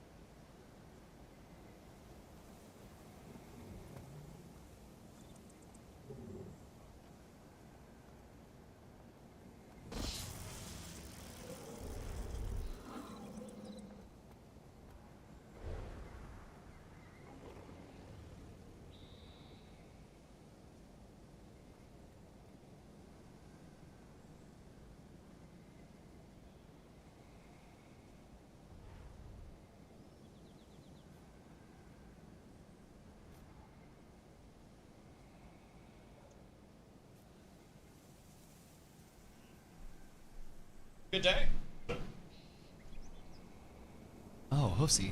How'd you fuck that one up? Goodness gracious me, oh my. I have returned. Wait, what is happening? Why is everybody just throwing out random numbers here? What in freaking tarnation is going on? Now, one thing I want to do as well, I think that would help us a bit.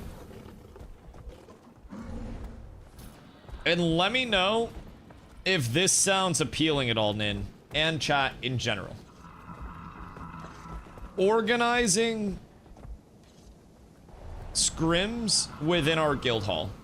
We have the potential to do so, yet we just haven't. So having like large scale, but also small, like enough numbers to actually manage, I think would be really good for our players to kind of understand what's going on. Any tags up in World Wars World? Good tag in EBG. Yo, Sleazy, what up, my goat? I hope you're having a beautiful day, brother. What you be doing? Should switch to my druid? Shrimp, you probably should switch to your druid, yes. We need many druids, I think. If I could say so myself. Also, Drogs, hope you're having a beautiful day, brother. I see you sneaking in there. One hand on the phone, one hand on the dog, about autocorrect. You hate to see it. You hate to see it, man. Autocorrect can be a bitch sometimes. I swear to God, Hoofington. You been getting outside for the lawn stuff much? Or are you just kind of big chilling? All right, let's make sure that everybody gets in nice and smooth. And then we have 20 stacks of stabs, so we can let a couple of those wear off. I'll hold stand my ground right now. Try to get some Aegis out. Maybe a couple regens there. We don't currently. Okay. I don't want to pop that there, but I'll pop that there. Just because I have to. Bro, this tag's gonna love me, I swear to God. I just covered his angle with my goddamn shield ability. I'm truly out here doing it for the boys. I need to work on my goddamn about face. Life. Yo, wait, lost 42 pounds. I was in some deep trouble. Deadass? Bro, good for you. Unless you were already like 100 pounds, then that's not good, and grab some food. But if your goal was to lose weight, then good for you.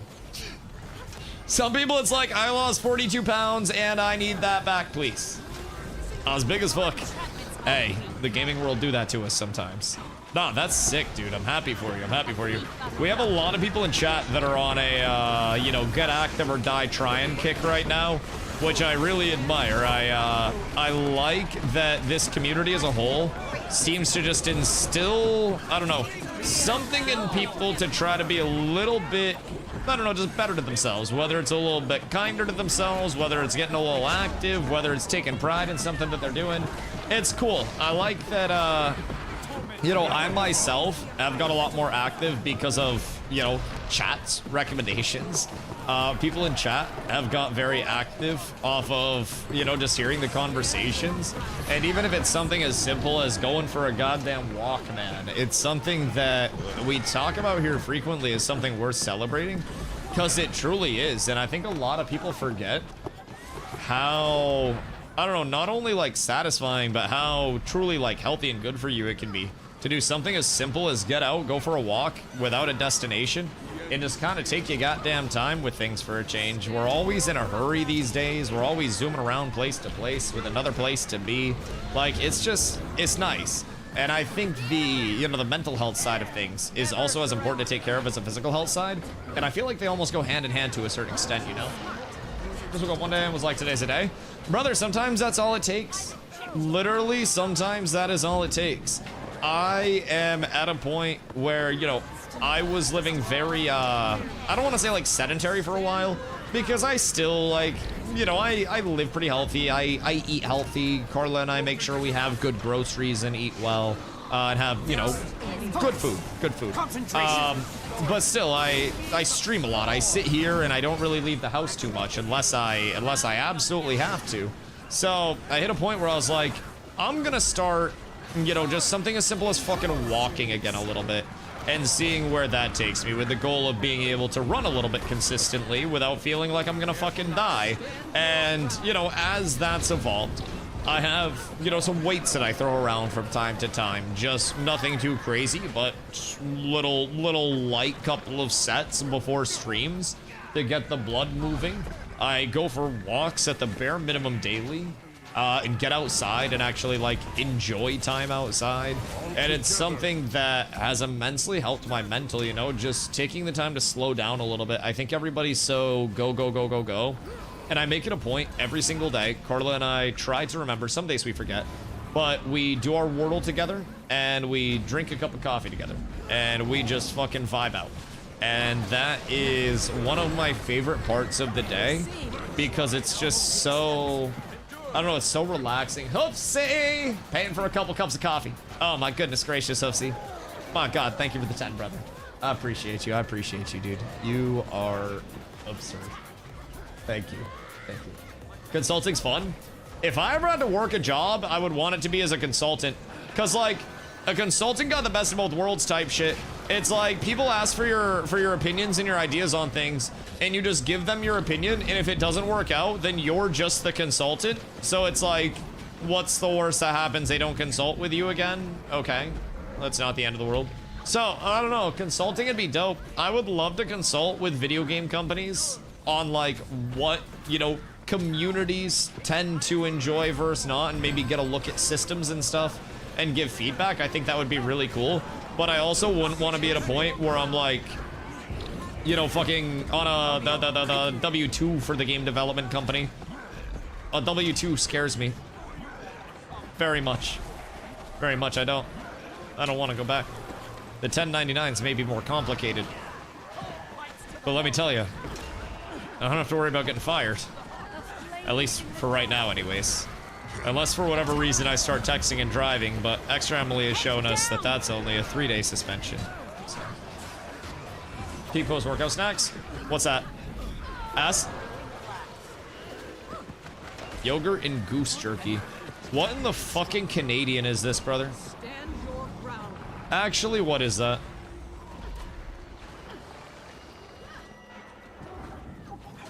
Brother, you know geese are protected in Maine? So, like, we live relatively... I mean, technically everything in Maine is near a body of water. And, like, during... How silly? During migratory periods, it's very not good if you kill geese or, like, disturb them. So near a lot of bodies of water, like, you'll see geese with baby geese and everything like that around them and, like, entire families. And it's very much so, like, Migratory Bird Protection Act, I believe it is, something like that, where you can face very severe punishments. They put bird seed inside of you and then just leave you in a room with geese.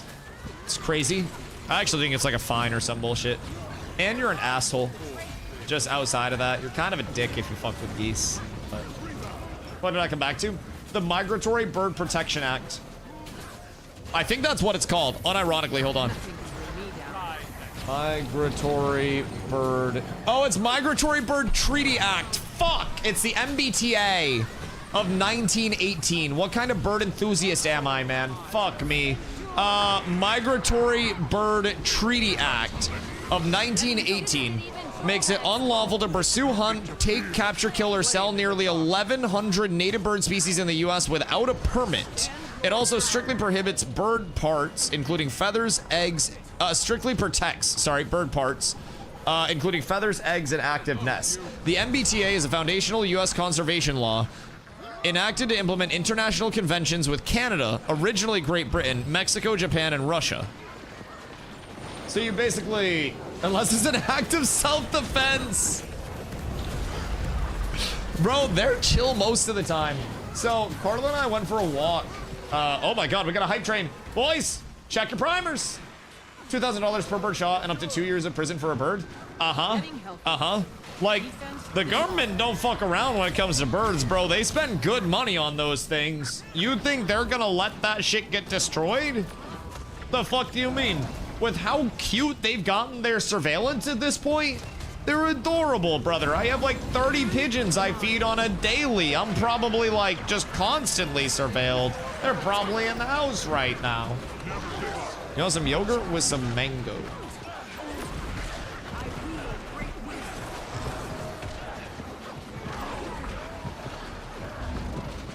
small bowl. Do we have potatoes? Or did we not get potatoes? Because, like, I would like to absolutely destroy another chicken sandwich or two after stream. Another chicken burger after stream, because those shits went so fucking hard. So hard. Last night, I pounded out some chicken breast, cut it up, and marinated it in like a garlic and herb marinade overnight. And then just grilled it up today, and we slapped it on a bun and just made chicken burgers out of them. Oh my god, brother. Fucking absurd. Absurd. Wait, we got the stone mist? Oh shit, hold on. We might not have got the stone mist. We gotta push through. Everybody gotta push through. If you don't push through, your mother hates you. Please don't make your mother hate you. Please don't do it. Don't do it. We don't want to make your mother hate you. If you make your mother hate you, it's your own goddamn fault. Okay, we gotta get the cooldowns out. Cooldowns are out, we're good. And now we switch over, and I need more cooldowns. We might actually be able to clean this. They're pulling the emergency switches, brother. Ay, ay, ay, ay, ay. We got the fucking bombardment going out right now. We might be chilling, though. I think we're actually good, question mark? Hold on. Oh, we're chilling. We're actually... yeah, we're fine. Get some stab up in there for us. And then we should be good. Ah. I think we're fine. Scrub pigeons are good eating. Also, just too small. I just feed my pigeons because they're cute. Pigeons are also insanely smart. And if I wanted to start a racing pigeon cult, you can have, like, very expensive pigeons. Now, typically, the expensive pigeons are those that have, like, very good bloodlines, similar to, like, racing horses. But you can have pigeons that are upwards of $10,000 to $20,000 per, you know, breeding out the pigeon, or to buy the actual pigeon, it can be even more than that. That's, of course, on, like, the very high end of racing pigeons. But, like, you can very easily have $1,000 pigeons if they're very fast, they're very well taken care of, and they look cool. Bonus points for that. We have, like, some shiny pigeons type shit. But, yeah, there's an entire market in pigeons. And there's an odd amount of tech to it. What is this for? Grenade, what are we typing for? What is happening? I'm so confused.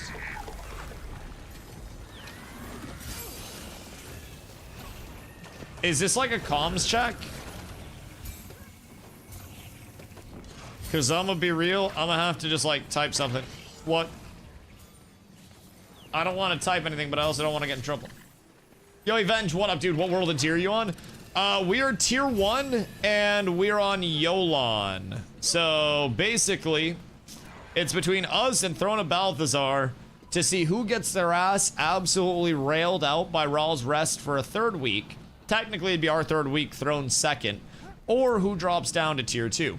So I don't quite know what our goal is here. My goal is just to get really good fights, but it appears we've accidentally captured Stone Mist Castle, which is not going to help with us getting down to T2. So I'm cool with it. I like getting fights against, you know, really solid stacks over here, especially on the green side with Rawls. But let me tell you, not a lot of people on Yolon are confident in our ability to do so, I guess. And when we get a good commander, it fills up quick.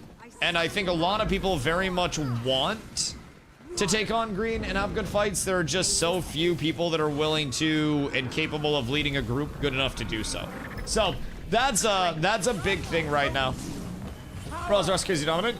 Yeah, they're just active all the time, I think, is the largest differentiator.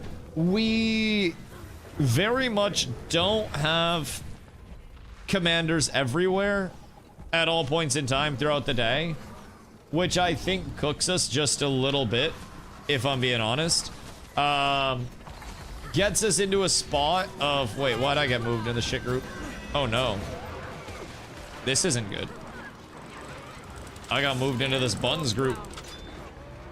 I don't know if I sucked. But I think I got. Uh-oh. We got group aided.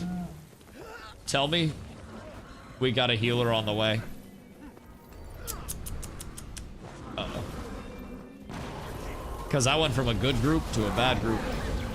Although, this group, they probably took me out because I was a Lumi with a firebrand, and they saw that...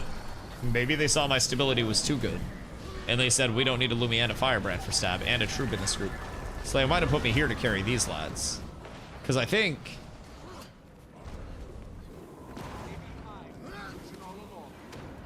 I might be able to pull this one off. Just maybe. Just maybe. Merc, how bad is Q? Oh, it's 8? That's not the worst. That's not the worst. This is also at 46 out of 50. And I think we could desperately use many more druids, if I'm being honest. I think we could use, like, triple the number of druids that we have currently. And I don't understand how more people are not playing druid after today's changes. I don't necessarily get that, bro. Druid's so fucking strong. So strong.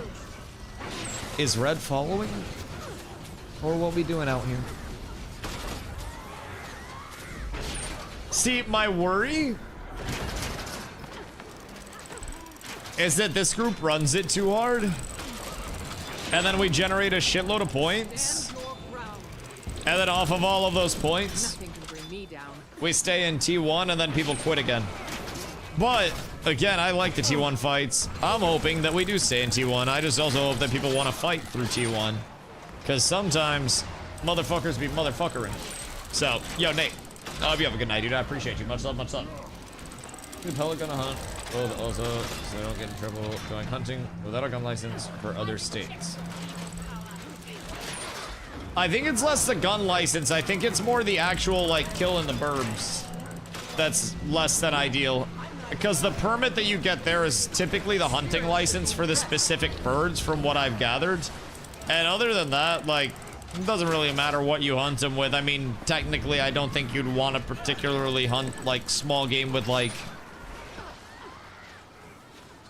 I don't know, but a fucking 30-06. I don't know, that might be overkill.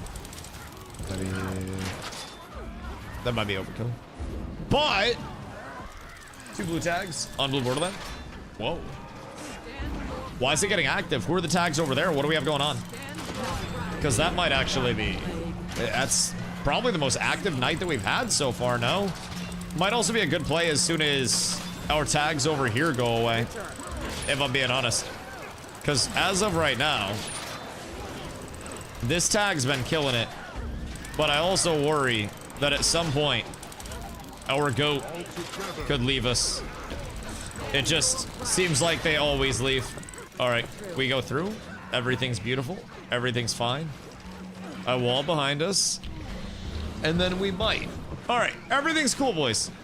I think we might just roll through this. But I worry. Now, I will say, this is like the first time that we've had Rejoining the fight. a full 50 that's even relatively organized, I think. We also have a tag on green borderland winning against Aggies group. Where did all of this come from us? Man, it's almost like if people would have stopped being bitch-ass hoes and played the goddamn game sooner and stopped woe is me complaining, we could have got to cooking. You know? Mayhaps. But everybody wanted to be so like ooh and oh whoa and sad and shit that unfortunately we probably missed out on some great opportunities for content the week and a half that people have been bitching out. It's a goddamn shame.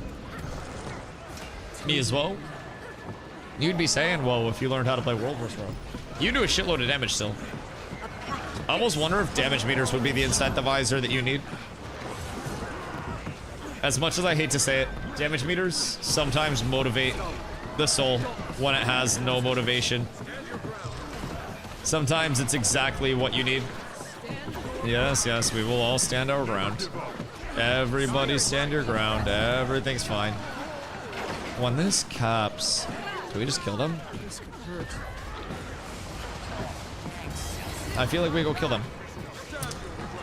I feel like that might be...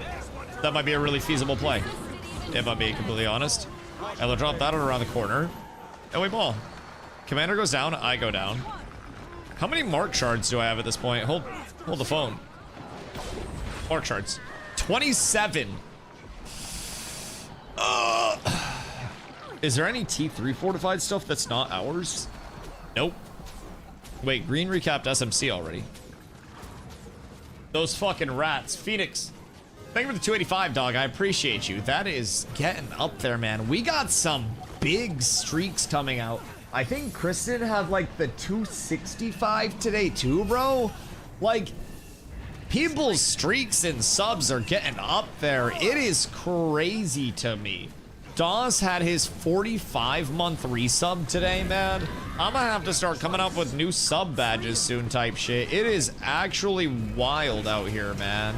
I'm grateful for it. 316, yeah, bro, that shit. Nin 316, dog. Thou shalt not miss a stream. I fucks with it. I fucks with it heavy. We're gonna have to get that on fully early. Get one roll back. Get more stab out on us. Bro, I keep getting fucking dazed on that. I hate it here so much. Alright, there we go. Now we got the stab up time cooking. Everything's fine. I gotta protect the stab a little bit. We're just walking through. Like, unironically, though, we are walking shit down right now. I might be able to live through this. Yeah, we just walked forward. That's so huge. Hold on. Oh, God, my brother's calling it a really bad time. Really bad time. Like, normally I can pick up. But, hold on one sec.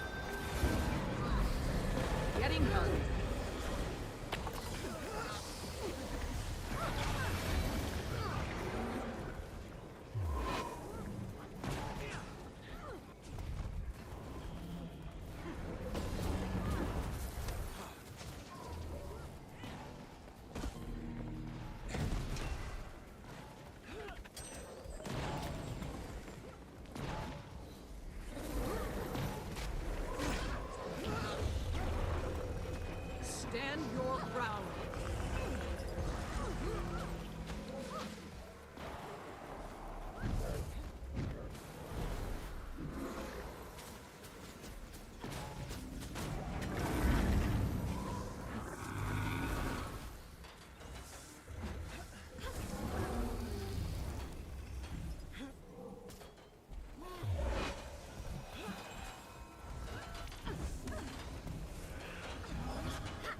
They're fucking cooked. Ni hao, ni hao, ni hao, ni hao.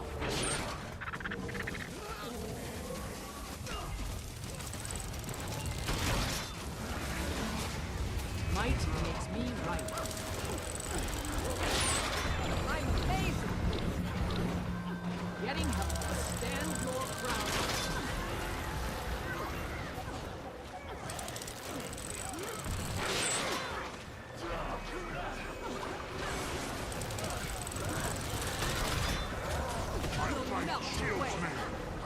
I wield great attack fixed upon the Orient shore.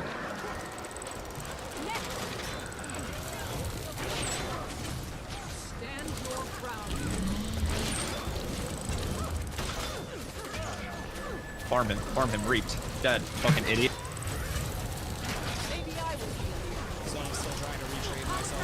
Sorry. Oldest brother called.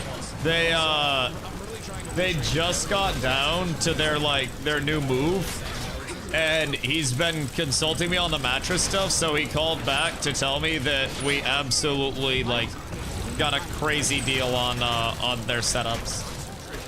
Which one? Yeah, pretty well off. But yeah, he was calling me to ask about mattress margins and shit, so he wasn't overpaying and what to get and whatnot. So we've been going back and forth throughout the day because he went over to check out some prices and whatnot and get a quote, and then called me, and I was like, no, this is what they can actually do. I know the prices, I know the margins, I know the products because I worked there.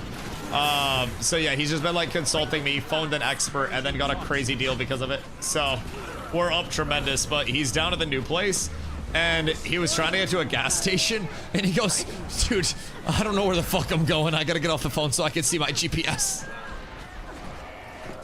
He's clueless down there, so I didn't know if it was anything more serious or whatnot, because he's been going back and forth with them, so I didn't want to ignore it. Plus, they've been out and about in the new area type shit. So, regardless, I think that's the last quiet Dusty that you'll have to deal with tonight. My sincerest apologies. It's weird for me too. I won't lie. I usually ignore calls during stream, unless it's from family, because you never really know what's going on with that side of it. So anytime it's family, I immediately pick up, and then I just see what's going on with it. And even if it's nothing serious, sometimes I'll take quick smoke breaks so it doesn't seem too weird. Sometimes I sit just directly at the setup and make you guys watch my mouth move and wonder what I'm talking about. It was mattresses. The smile was because he told me that the salesman looked at him at one point because he negotiated purple pillows as well and drove the guy's margin down. But I think the guy's margin sucked because he didn't know how to build his ticket. But my brother goes, at one point, the salesman looked at him and goes, damn, your brother didn't really work here, huh? I was like, yeah, I sold some shit, dog. I'll be selling here and there, so I know my way around a ticket. I know how much he made, or could have. I think he structured his ticket wrong, though. Dude fucked his own margins. He took the entire discount off one purple mattress.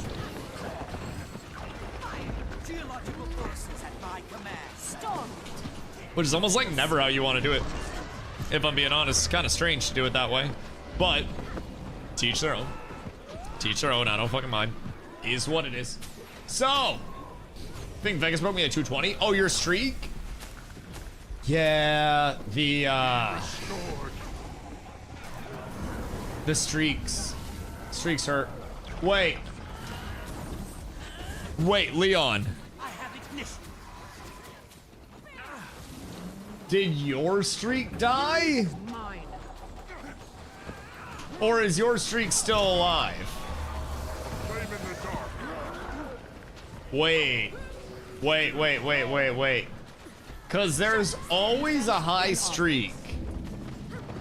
But that high streak can always die. That high streak can always have one day where it falls off. 5-10 tomorrow. Oh, okay, y'all are still fucked then. Never mind. Never mind. GG's. I thought it went for a sec, bro. I thought you were cooked. Turns out the complete opposite. Only getting stronger.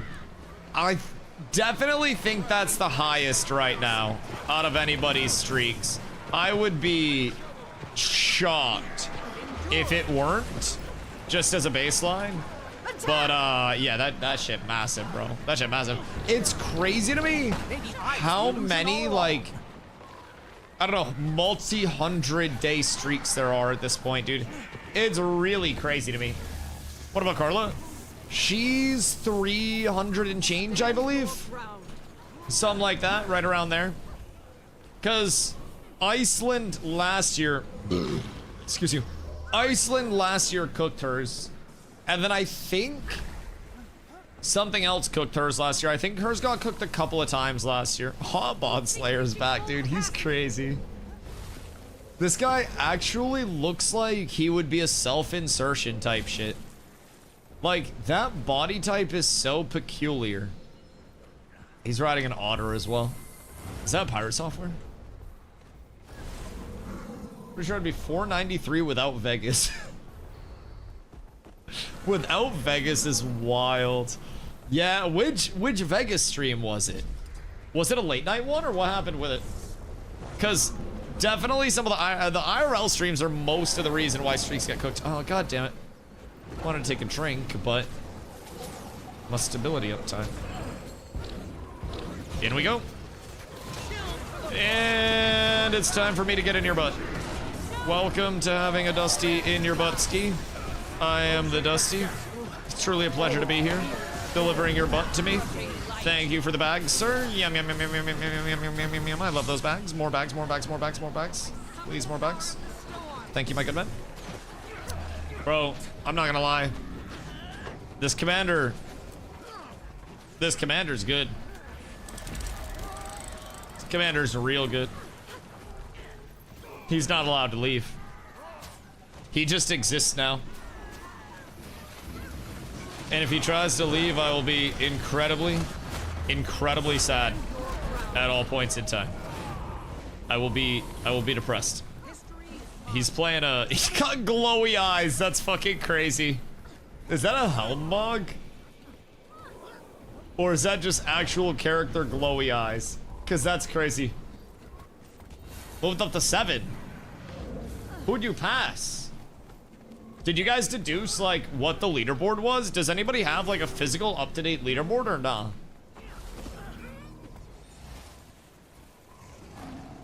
I guess we should probably keep one of those, huh?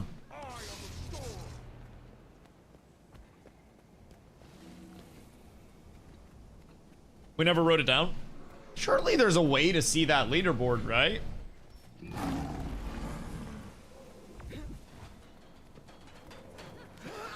Nightbot doesn't like you talking shit.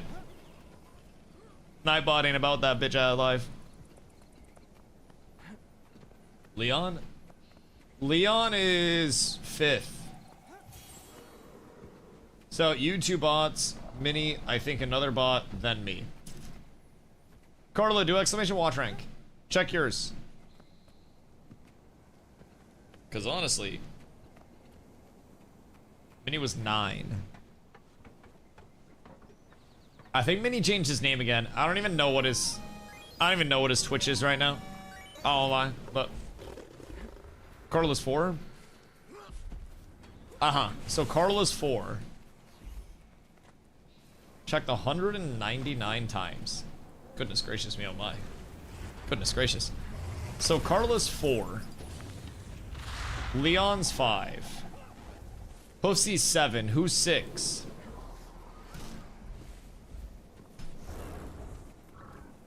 Because that's Hussy's next target. Nightbot's 2. Right. Nightbot's 2. And then I think 3 might also be another bot. I'm not quite sure though. It could definitely be another bot.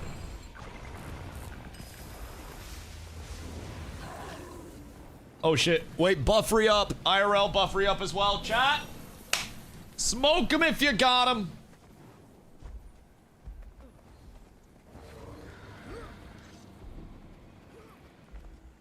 Wait, somebody else said 67.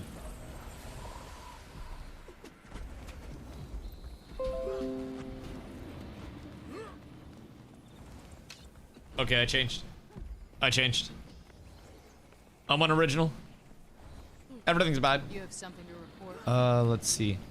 Toughness station. Stay calm. Magnanimous oil station.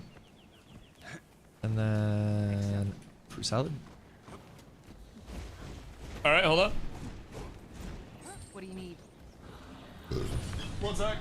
May Balthasar strengthen you.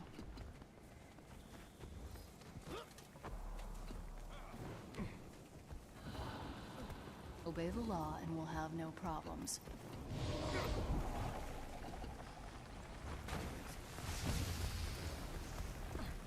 Speak.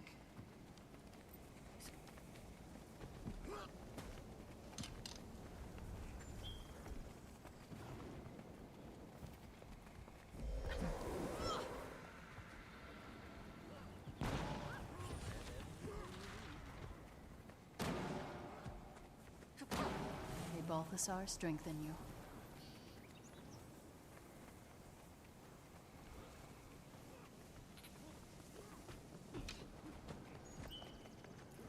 Obey the law and we'll have no problems. How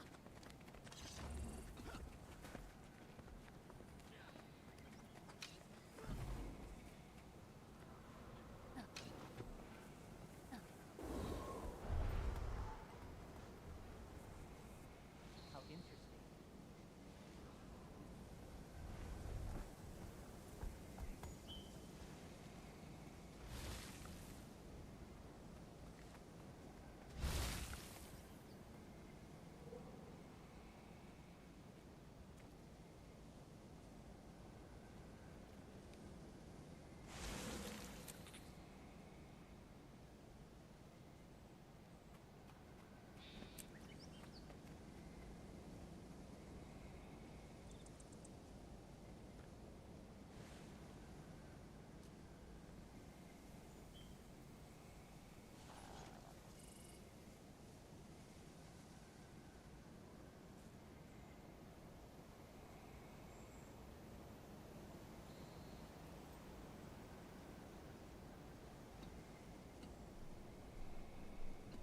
Good day, bitches. What a dooski. All right, where are we at? Oh no, I'm late. Oh fuck, everything's bad. Everything's terrible. I can't get kicked from this group. This is like the best group we've had. I switched my druid. Shrimp, you should switch your druid. I feel like we probably need druid more than anything else. Oh shit, I got in a good group with the restructure boys. Oh fuck. Wait. We're so up. I got into a real group out here. I don't know what this guild is, but we got wine, we got DTF. Ragnar's always lurking somewhere out there. Ragnar's always somewhere. Who else? Who else is just like always there in the shadows? Chat, where are my hyper lurkers at? Who do we think has like, oh, it's Douglas. Wait, that makes sense. Hoofsy, you're so smart. You're such a smarty pants, sir. Got number 3. Are you writing it down this time? You guys know, like, Need for Speed Most Wanted, where there's like the blacklist that you're working your way up, and you have to like take out the lower ranking people on the blacklist and then you work your way through the blacklist. I feel like that's what this is. Is there a ranking with live players among MMOs? Wait.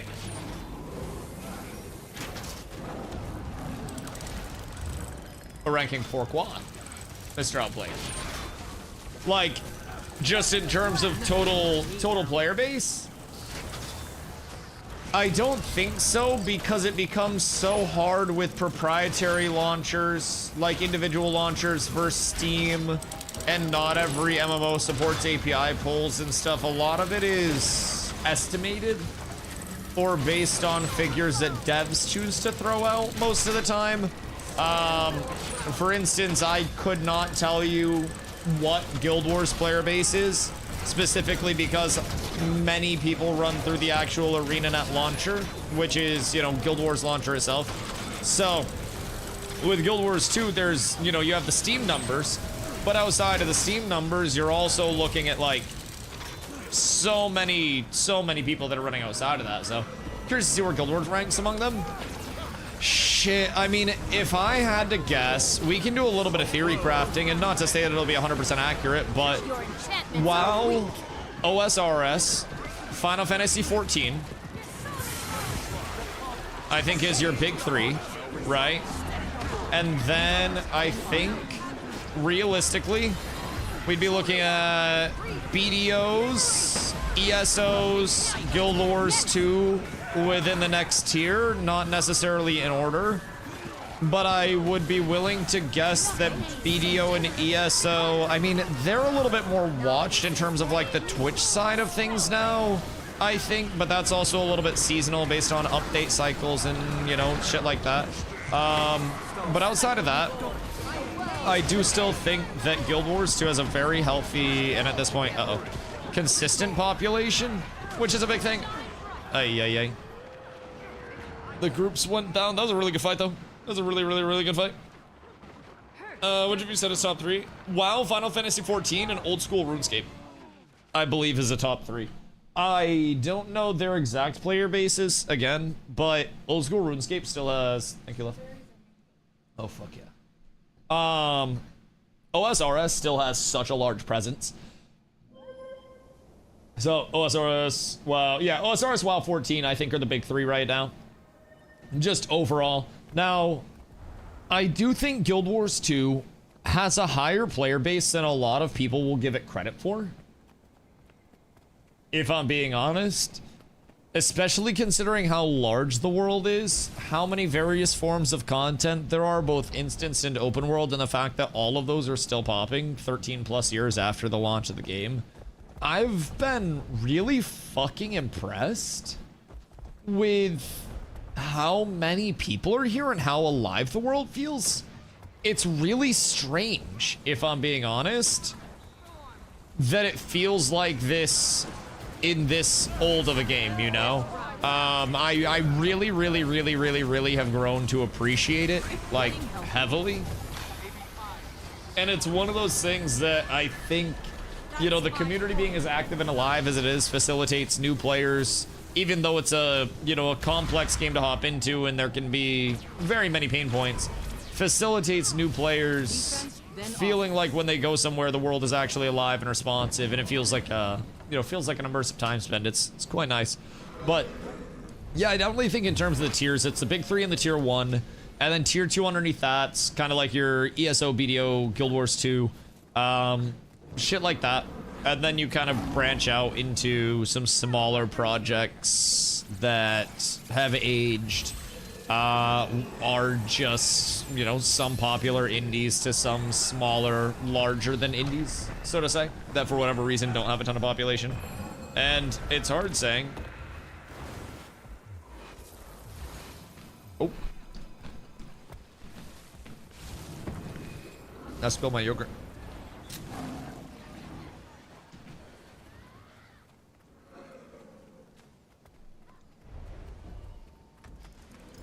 Sorry. It's hard saying what the player base is going to look like for the next gen of MMOs. Just because we don't really know what the next gen of MMOs is going to shape up to be. We're not quite sure if we're going to be looking at things that are playing off of only the existing player base that already exists in MMOs. Or if we're going to be playing off of, you know, brand new games with brand new players that have never come into MMOs before in the first place. It's really interesting. Does this count for my stats?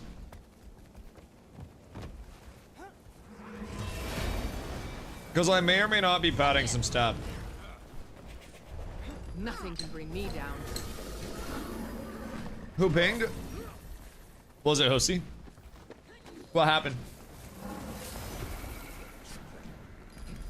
Do we have an art bot? Buying something? I would not be shocked. You've got gold, right? I think they're in season right now. If I had to guess. I've seen a couple lurking. I posted a top 10 list. Oh, wait.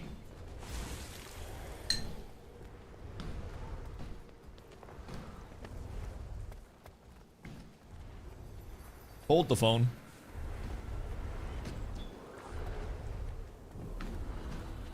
Where is it?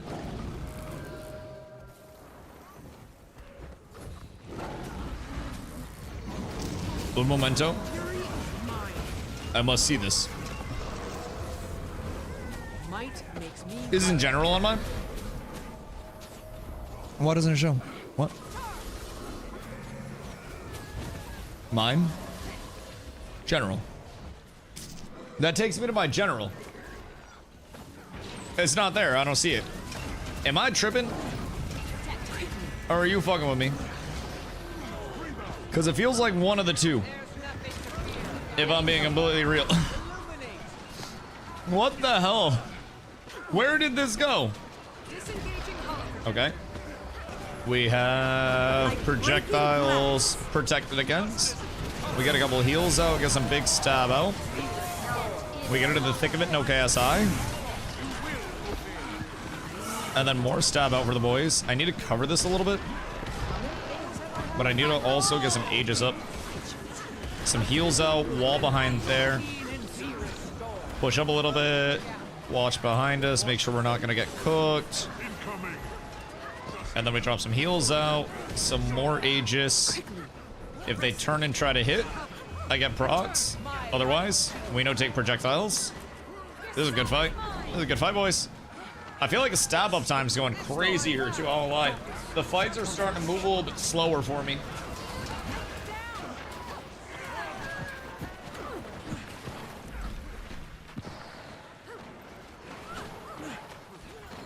Like, I feel like my group has absolutely stinky stability uptime. Wait. It got auto-nuked.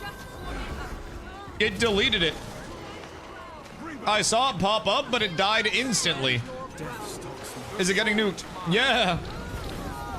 How airtight are your anti-bot measures, Nid? What do you get set up there, big dog? I saw it too. Yeah, I saw it out of the corner of my eye. Oh, shit. Boys, don't go up, don't go up, don't go up. I've got the target. The ocean's power. Summon the power of. Hear me out. Just pointing this out. I'm eating a goddamn bowl of yogurt. Yeah, I'm gonna chat about Hoofsy's delusional messages. And I can still stay on the commander tag while not being in comms. Yeah, for whatever reason.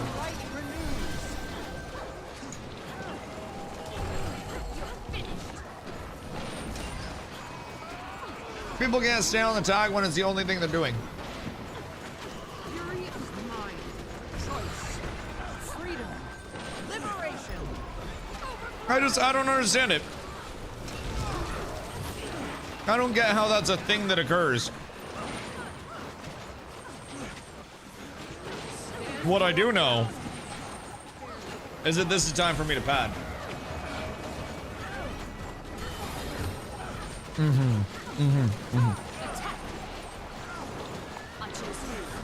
Weird. I don't know why that doesn't show up for me. I see it in messages. Oh, wait. No, I see it there now. Huh. Wait, that's so weird. Wait, so does it show up for you? Because it doesn't show up for me at all. What the fuck is this? I wonder why. This is like when Carla and I figured out that our grocery store apps have slightly different sales in them based on items that we buy. That was a near life-changing experience for us, if I'm being completely honest. That was a fucking day changer. That shit was wild, so.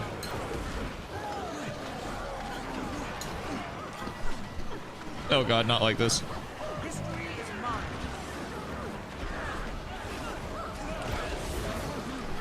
We're going deep, boys. We're going far too deep with it. Oh god. My Discord has become brain rot. It's no longer safe there, guys. It's no longer safe.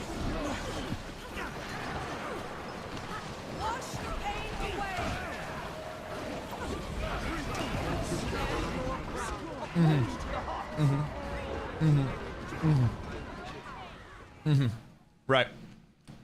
Right. I'm not gonna lie. I blame me entirely. But also I blame you guys. God fucking damn it.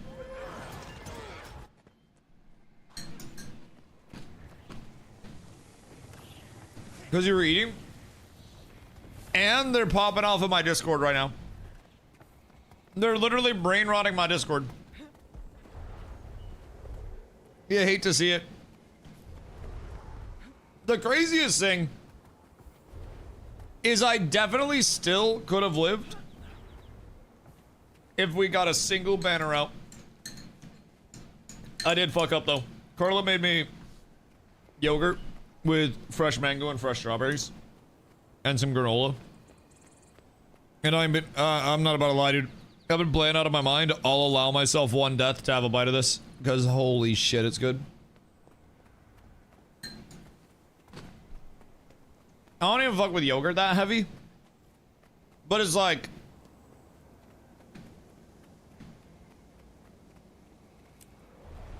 when you slam a ton of fruit into the yogurt and also a bunch of granola, you just taste the granola and the fruit. And then the yogurt's basically good for you, I guess. And it's like a little sauce. It's like mayonnaise for fruit stuff. You just slap it on and it's a little bit of a compliment.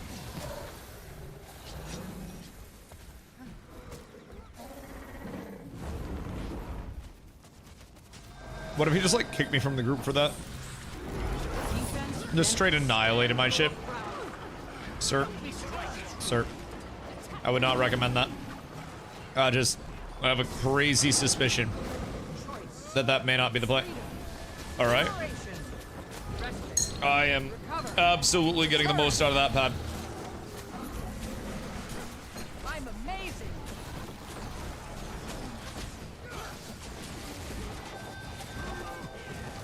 How are the other Borderlands maps going for us right now? Ours is pumping.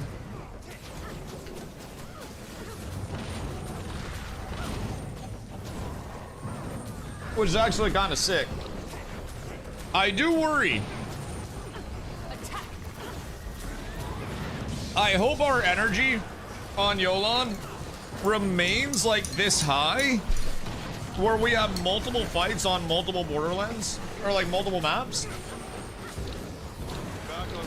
Because I definitely think, oh, say, my goat, thank you, thank you, thank you. I think we can compete with green. At least, you know, to a certain extent. Like, I think we can get a group to fight green. Might not be 24/7.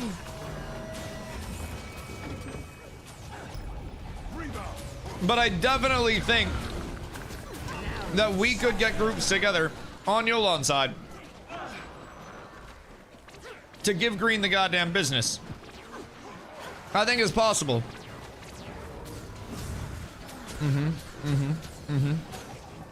Getting healthier. What up, twin? What it do, brother? All right. Makes me right. It might be time, boys. Stand your ground. It might be time. We gotta wall it off. Attack! Oh god. They just turned on us so fucking hard there. Holy shit, brother. Oh, whoa, whoa, whoa, whoa, whoa, whoa. I just want a little CDR love, brother. I was just trying to fucking chill. I'm just trying to vibe out. I am here simply to exist and to potentially sauce out a little support here and there. Goodness fucking gracious me, oh my.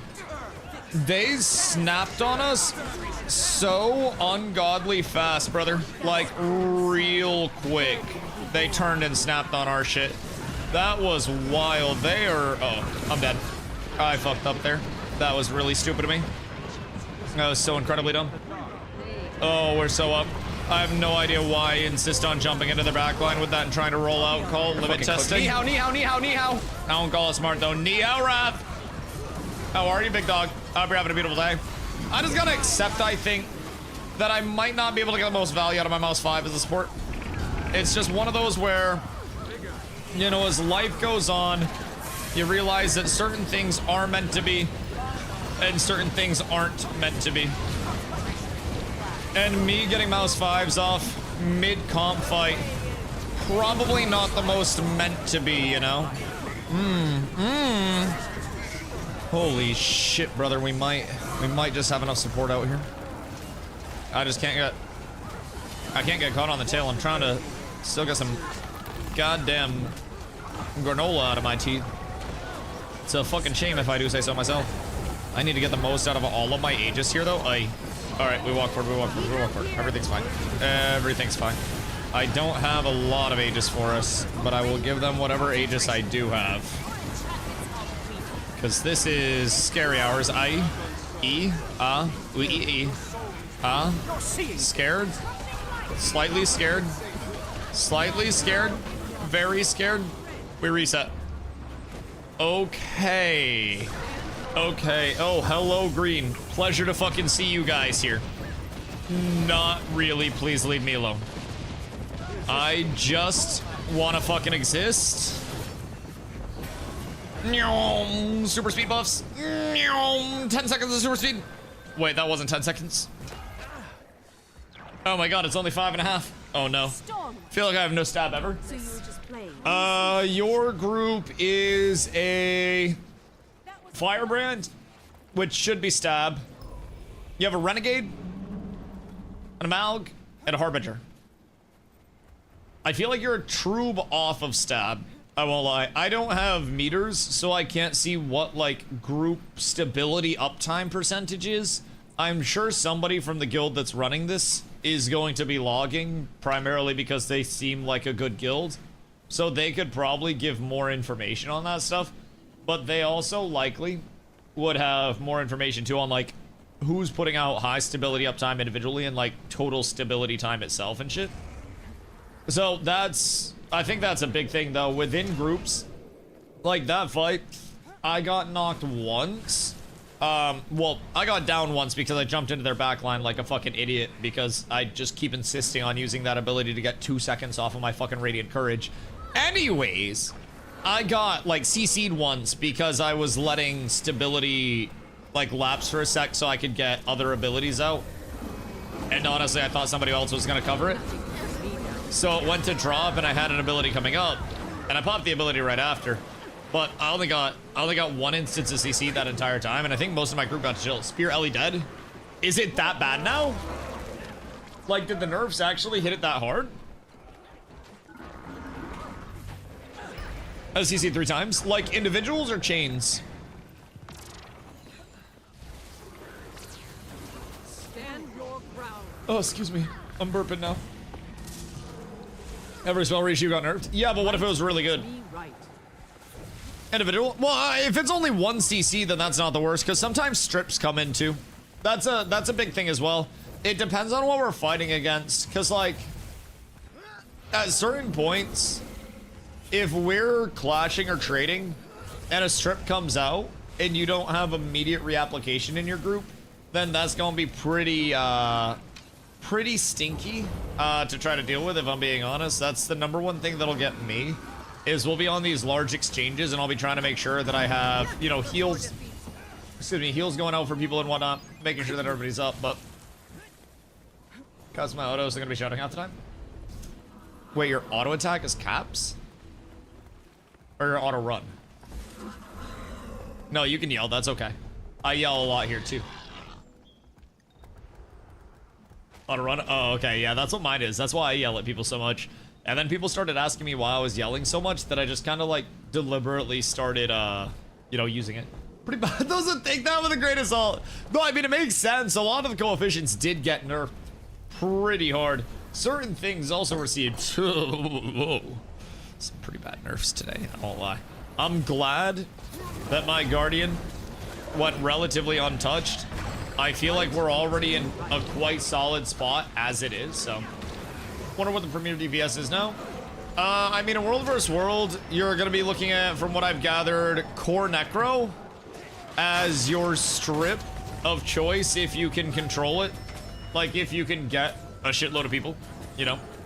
then that'll be huge. Core Necros in each group for strips seems to be the most consistent strips.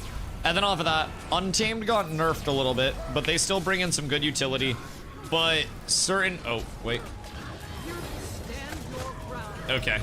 I'm not quite sure exactly what's going to fill the other slot in terms of the 5th, because Untamed still has validity even though there were some nerfs to it. It's not... I don't think it's going to be as good as it was for World vs. World, because from what we've gathered, the invuln times that Untamed has are pretty compromised. So that's a big part of what Untamed brings to the table. It just has a lot of support for itself, a lot of life play for itself. So without that, could run into a little bit of a spot where Untamed is easier to kill. But even then, easier to kill if you're literally fucking impossible to kill just means that there's a chance. So, hello, sirs. How are you all? It is a pleasure to see you on this fine day.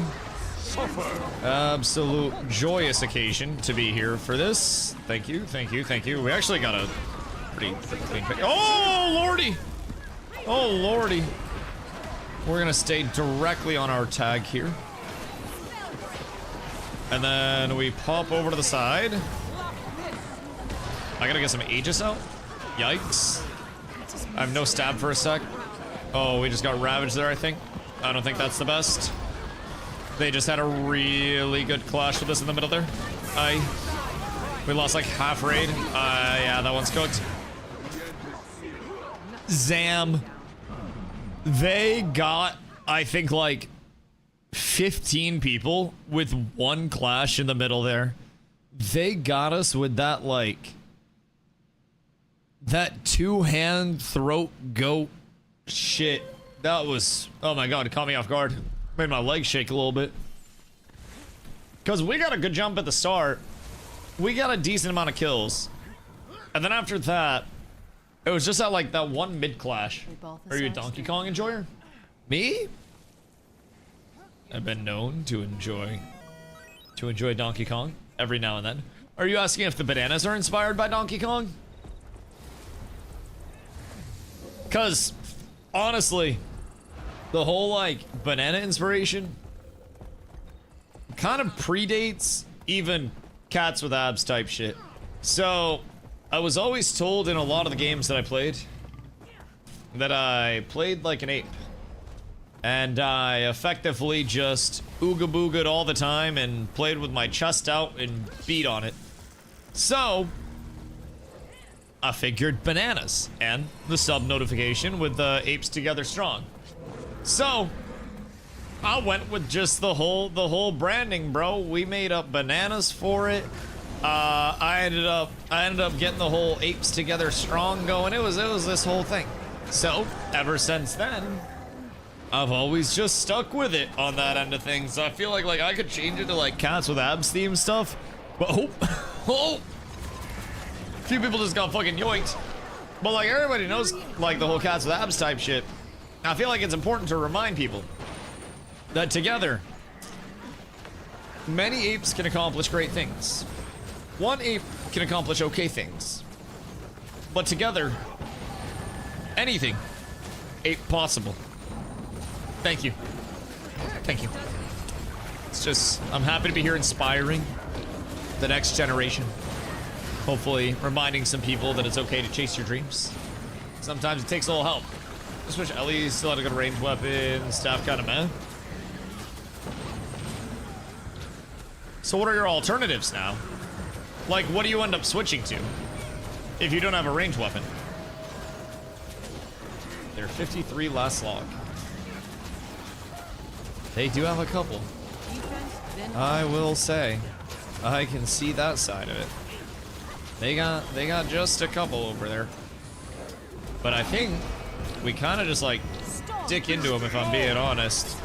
I think that's probably our best bet. And then we just hope for the best with every single clash that we run into. And we try to get as much healing out and stab out as we can. Everywhere we stand, we get stab. Everywhere we are, we get heals out. Everybody lives. I don't jump into their back line. more Aegis out off of this. Thank you. Multiple stacks of Aegis. We might win this. We just need to keep the stab up. Our stability is so buried, though. As long as we keep it up, then we might be in a good spot. I don't have a stab cover, which is kind of tragic. And it might expire. Yeah, our stability expired there for a sec. So we have to be careful just for a smidge of time until I get another R up. Because I'm a little weak on it right now. Okay, stab's up. I gotta bury this again. And we'll get another stab up to cover that downtime. We'll bury the stab as much as possible. And we're back to building cooldowns, boys. Stabs at 5 stacks, starting to tick down. 1 stack. Oh, shit, that's not good. Uh-oh. Uh-oh. Uh-oh. Less than ideal. Less than ideal. Bro, I ain't about to lie. My stability uptime was just fucking crazy there. I had that shit so buried the entire fucking fight. I kept that on the right of my... like on the right of my stack the entire fight. I am very happy with that. Good fight? Yeah, that felt good. That felt real good, dog. This commander was pumping. I ain't about to lie, this was nice. Even with this guy tagging down, this guy tags down a fucking hero. Let me tell you what, a true soldier. He pumped. I'm gonna add this guy. Add friend. Hold on. I send this to people who tag now. And then we establish rapport. Our rollers were so bad now. What team you on? And why are you not with us? I think you might be making a mistake. We're like 40k behind. Oh shit. What the fuck you mean? How? Wait. Like...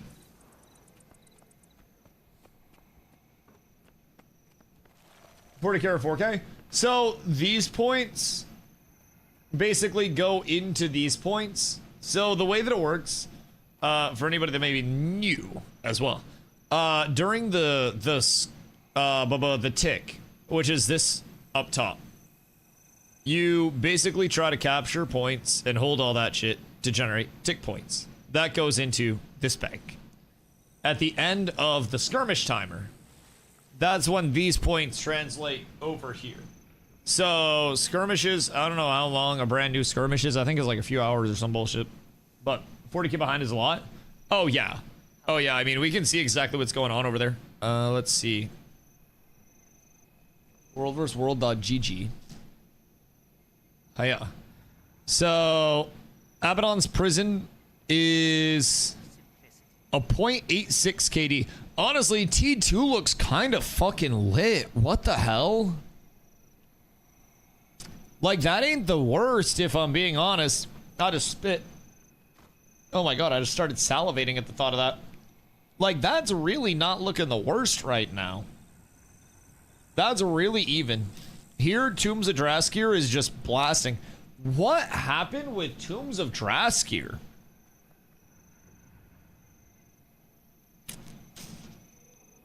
Because that's where we were last split. They were like a 2 KD here in T4. They're a 2 KD in T3. Like, they're just blasting everybody. What the fuck is up with them? Overall score, 286 to 324. Where the overall score at? Hold on.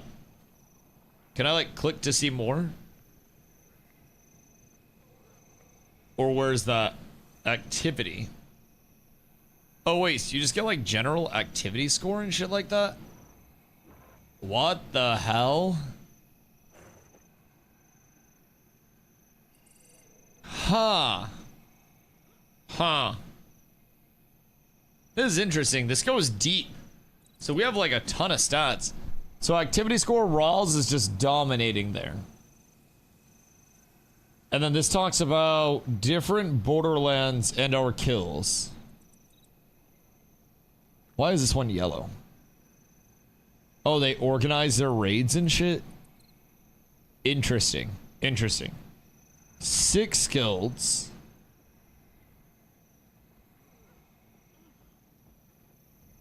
Seven guilds. God damn. They got some large alliances out here. Oh, wait. So, DTF was who we were just running with. So, they're with Wine and those guys. Interesting. I didn't even know about all this shit. Bro, we suck so much we don't even register on here. We'll get there soon. We'll get there soon. So, where do we see the total points? The pie jar at match history in-game. It's the war score total. Oh, over here? Wait. Match overview.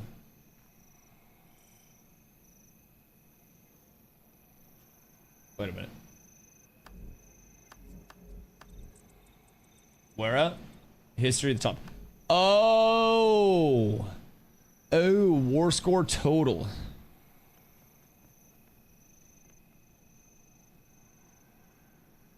Oh, that's not good.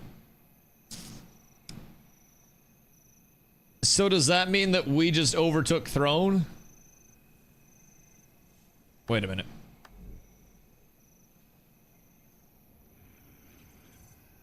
Uh-oh. Uh-oh. We might be overtaking Throne. Honestly, fuck it. I'm down to stay in T1. I think it'd be fun. I've been saying that getting more T1 fights will be incredibly enjoyable. But for whatever reason, some people just don't want to play T1. I'm hoping... Oh my god, look at all the boxes. Gonna have to do inventory management again. What the fuck? Jesus. Jesus. And then mark shards, I have 28. Oh no! I'm 2 away. Literally 2 away. What do I get from these? These are just like cosmetics, right? Use. I can't use that. Okay, cool. So I need 2 more of these and then I get another ascended piece. And I can either get an ascended weapon or I can get my last piece of ascended armor. Which would be kind of lit. Either way, I feel like the armor's just more persistent. But mark shards are pain to get? Yeah, it's gotta be like capturing SMC or like eating Cheez-Its. Leave. Join squad. Requires an invite to join. Alright, hold on. I'm going to pee real quick and I'm gonna see if I can sneak into this one. Because I gotta bring my bowl out. One sec.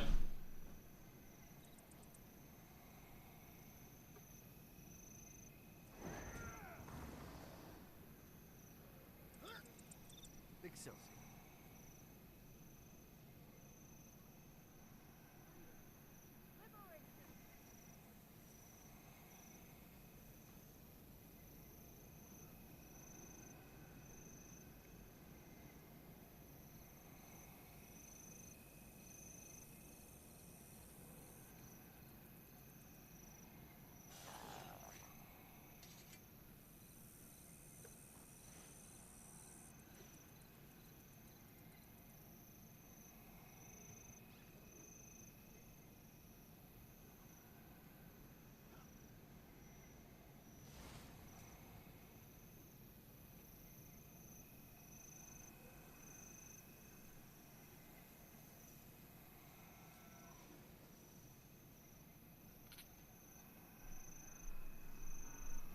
Good day, sirs.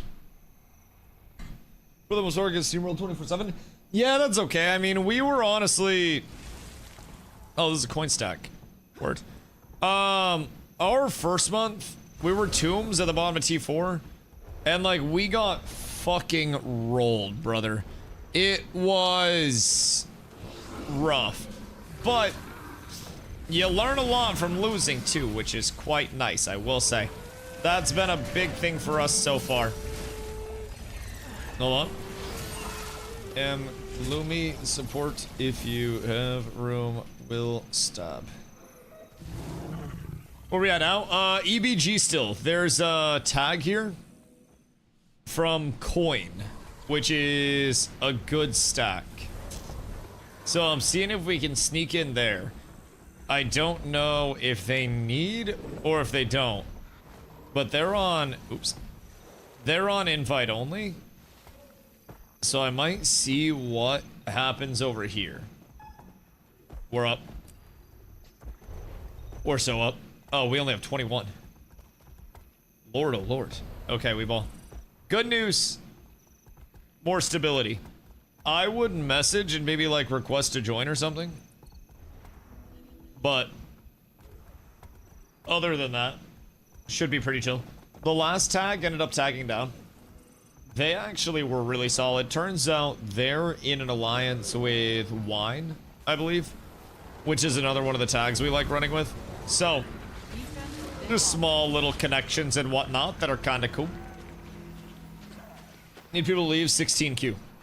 Probably a lot of carryover from the last tag, if I had to guess. I don't think there's another public tag on the map, no? Yeah, no, I don't think so, at least on our side. So it shouldn't be going too crazy over there. I'd be kind of shocked if I'm being honest, but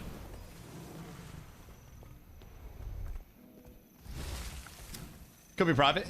Could very well be private tags. Could also just be people like lurking around and whatnot.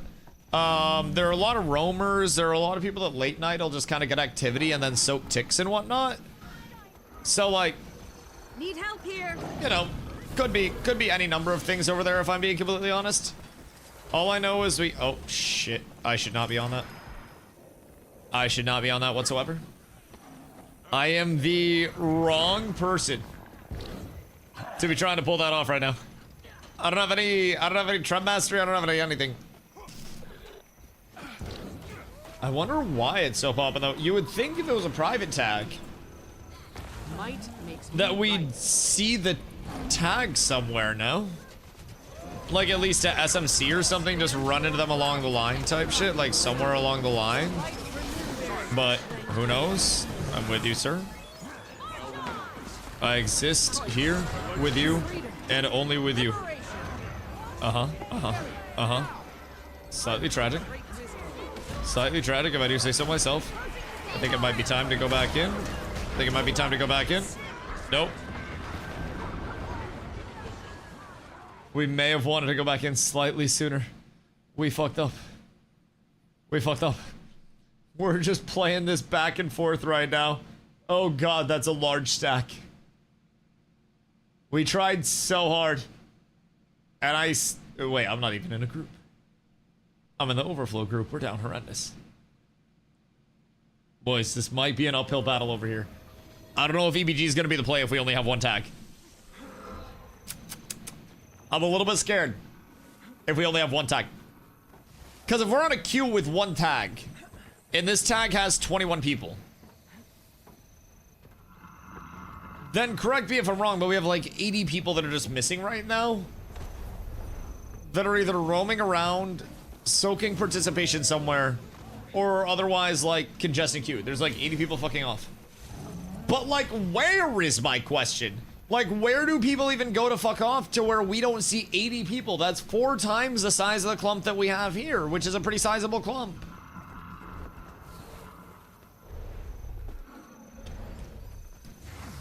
I don't understand. Yesterday when coin was getting group, was getting big, people weren't in jet, kept getting kicked. Oh yeah, they'll occasionally do that every now and then. That's perfectly okay. My mentality on it is like, if I get kicked, that's fine. First things first, I don't mind.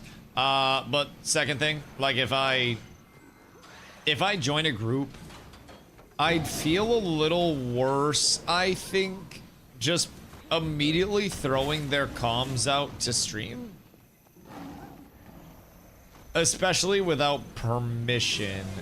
Like if if I specifically let them know, like, and they were like, hey, I don't mind you streaming the comms and shit, then I'd hop in, but I don't want to, like, especially since I don't know how long this group will last, I don't really want to just, like, randomly slam into their comms like the fucking Kool-Aid man, and then just start outputting that to everybody, you know? Seems rude. Yo, Cinders, what up, dude? I've been running a lot of World vs. World today, actually. I have been blasting now. Guardian's safe from effectively every change. And we don't have jack shit to worry about. Overall, it's been a good day for me. I got a little bit more super speed. on my staff. So for like 2 seconds, we move even faster. So it's quite nice. But been a pretty chill day on my side of things. A lot of people were very, how do I say this? Impacted by today's layoffs of certain classes.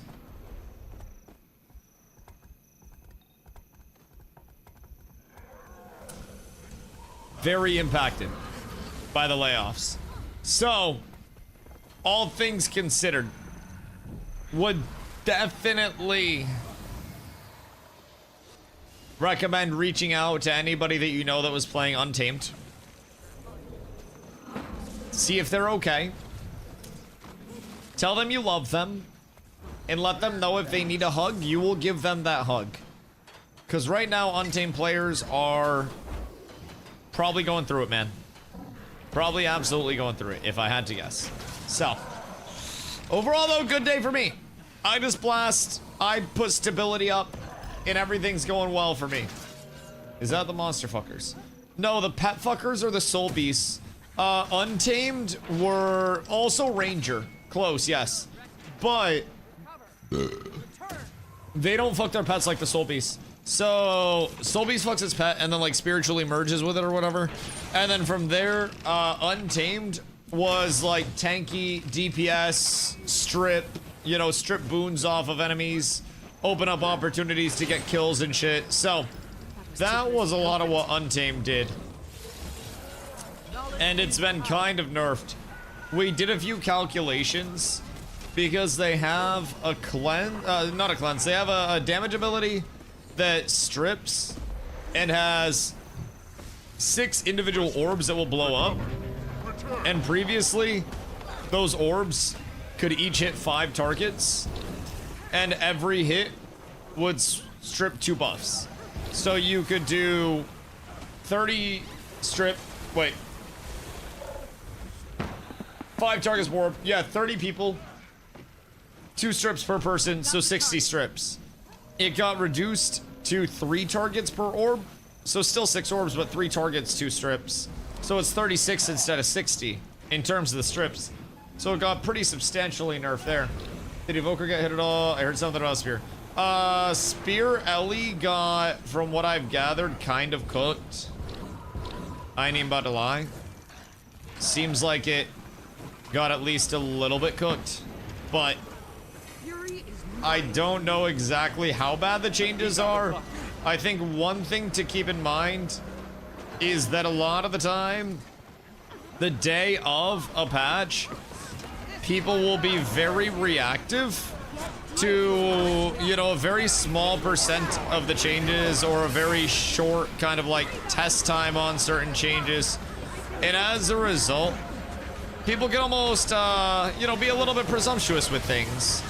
And a little bit dramatic about certain changes as they may be coming in. So I always say give it, you know, regardless of the game. This is my first balance patch within Guild Wars.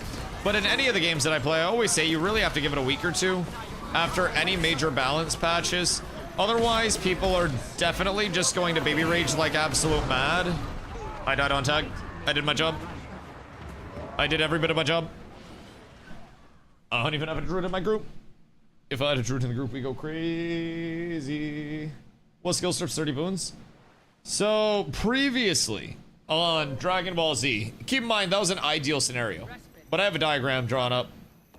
So effectively, on a druid, you have your exploding spores, I believe is the name of the ability, but it puts 6 spores around you, all of which explode and can hit up to 5 targets. And if the same target is hit by all 5 spores, then they're knocked down.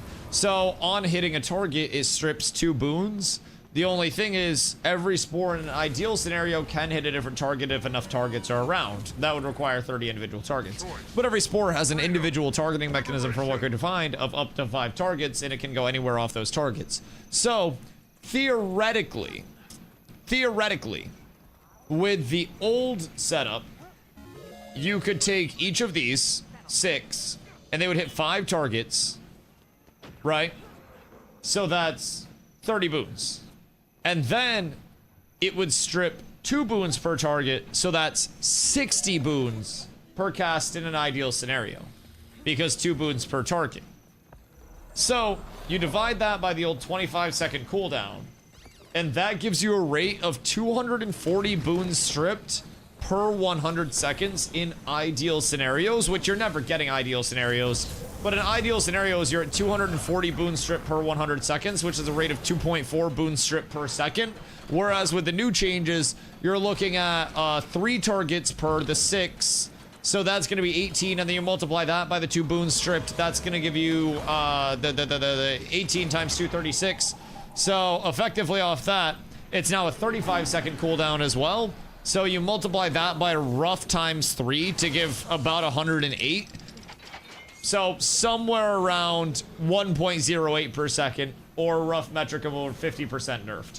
So Untamed's boon strip went to absolute shit. The thing is, Untamed wasn't only sought after for its boon strip.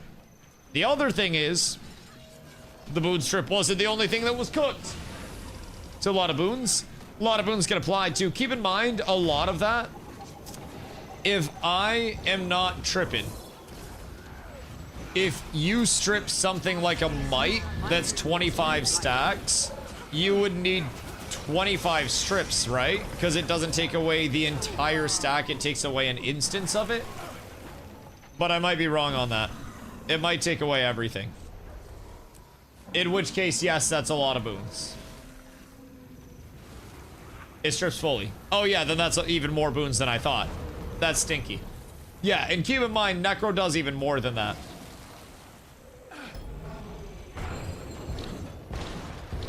It's rough. It's rough out here, genuinely. So that's partly why, though, you'll see the support emphasis in groups, right? So you'll have druids that are healing like crazy and cleansing, making sure that you don't have a bunch of condies on your group. You'll have me, your resident stability bot, where my largest emphasis is keeping stability up for the group, and any other emphasis would be things like my resistance, which I put resistance out on the group, so all non-damaging conditions currently on you are ineffective. So for the uptime of that, providing it doesn't get stripped, I effectively cleanse all non-damaging conditions. Cleanse, quote unquote. So that's like, you know, that checks out as well. But off of that, I put out some offensives, put out a lot of defenses like protection and resolution for 33% reduced damage taken. So there's a lot that I throw out, and then the Troob side has more stab. They have a group involved. There's a whole hell of a lot of support that goes in.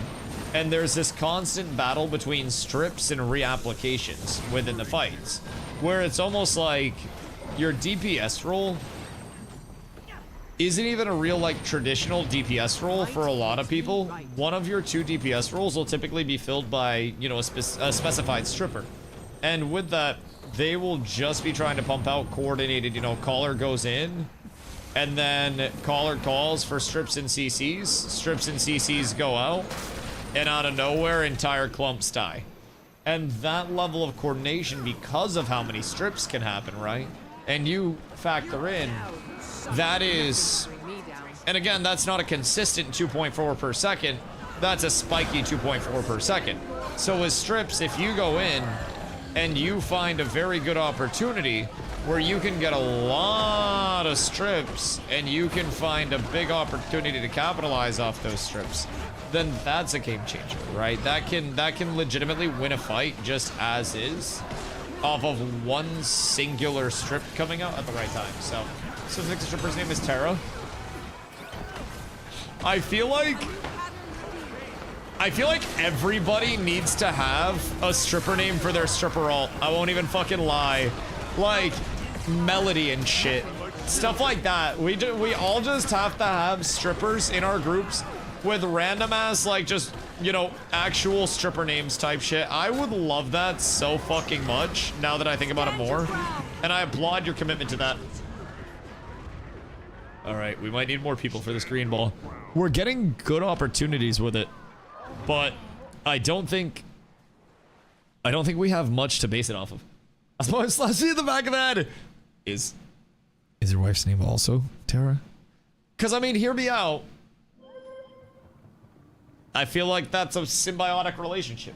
You make the money, you bring it home, she shakes ass, You throw money at her shaking ass, she gets your money. I feel like that's the circle of life anyways. The only thing is she gets cardio and thighs and buns exercise.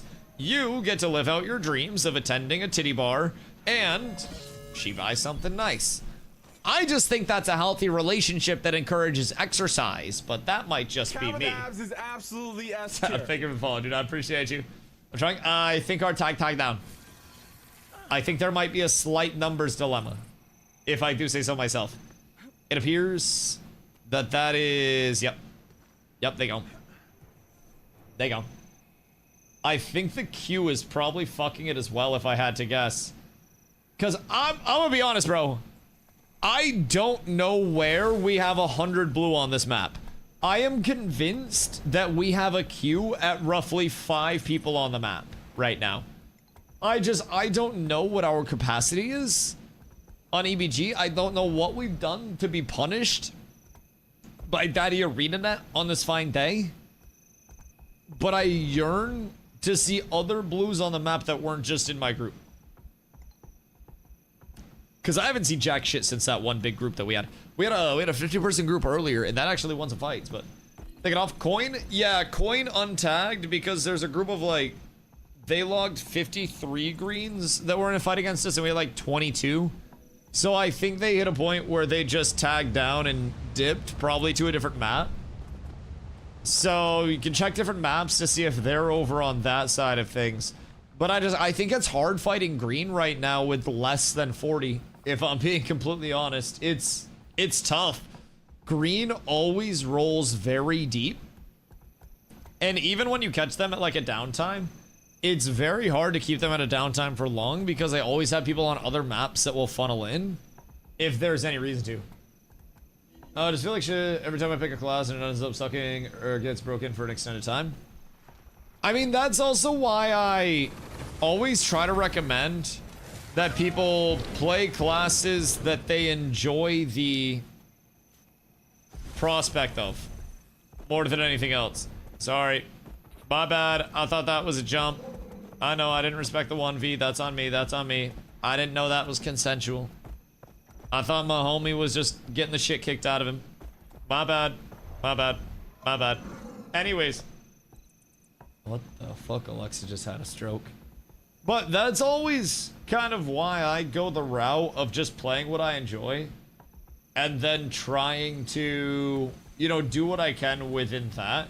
Now, I'm playing Guardian, right? But the reason I play Lumi is primarily because I enjoy the aspect of supporting. Right? When I came in, I picked Guardian and played Willbender because I wanted a DPS at the time. And then I realized the massive importance around playing support, and I was like, alright, bet, Lumi it is. And, you know, the fact that that happens to be good, obviously makes it easier for me to want to play this in World vs. World and shit. But even then, if I was still playing Willbender, I could find opportunities to do some damage in these clumps. Would it be ideal? No, but not enjoyable being a free kill. I don't think many things in this game are really a free kill if you're playing them well. I just think it's a matter of, like... Commander Red Borderland, you're a legend. I think it's just a matter of figuring out, again, A, what role you want to fulfill. And some things... Oh my god, 2 commanders over here. What the fuck? 2 tags. What do we have going on here? We have a pink one. Chat kills. And then we have Moors. Which one you on? They're both! Oh my god. Hold on, slash map.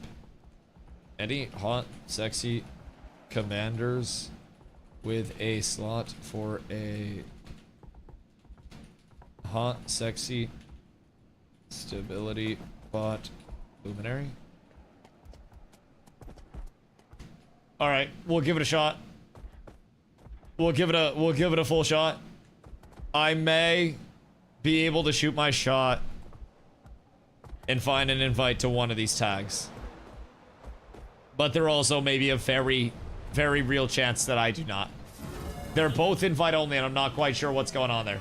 So, Yo, Girth, what up, brother? Hope you're well today. Oh, I'm living the dream, dude. Living the dream. We've had a good day of World vs. World, if I'm being honest. I played a little bit of a... Oh, let's go! My application was accepted, and it's a group of 16.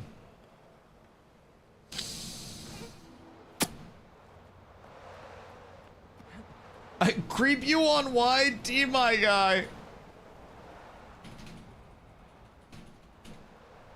Thank you, sir. Thank you, sir. I appreciate the love. I appreciate the love. Actual fucking legend. Hot, sexy luminary here looking for work, man. I'm a simple man with a simple plan. See? No, so like, I think the thing with Yolan is that we have the capability to put up fights. We really, really, really, really, really do. But I feel like people are... with Yolan, it seems like our time zones are very spread out. And not in a coordinated way like the big Green Alliance has. More in a way of like absolute chaos where sometimes we have a bunch of people on, sometimes we have quite literally nobody on. So, you know, that's a little bit tough. We just have such punishing downtimes, I think, within Yolan that really don't, you know, it doesn't make it easy for us to coordinate and try to keep up with a pretty much 24/7 alliance with the BTD side. So that's the big facilitator for Green right now. But other than that, I do genuinely think there's still plenty of potential for us to put up actual fights with Green. It's just we have to get good commanders and good stacks out. And people have to like work with the commanders and actually play off them and give them a chance. If that happens, we won fights today. It's not like we were out here hard shitting on them or anything and we never lost a fight. But man, oh man, to say that we, you know, to say that we didn't win would be an absolute goddamn lie if I do say so myself. Excuse me, sirs. I would like to continue with my day without you harassing me. Please. Please.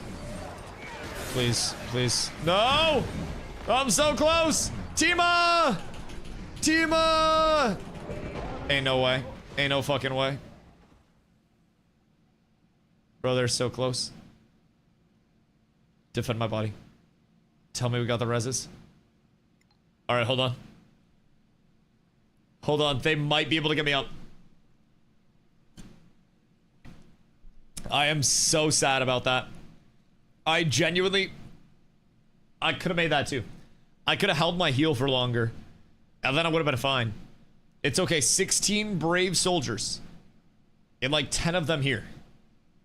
I think you guys just win this. I don't know, they're kind of flowing in actually. This is a couple reds.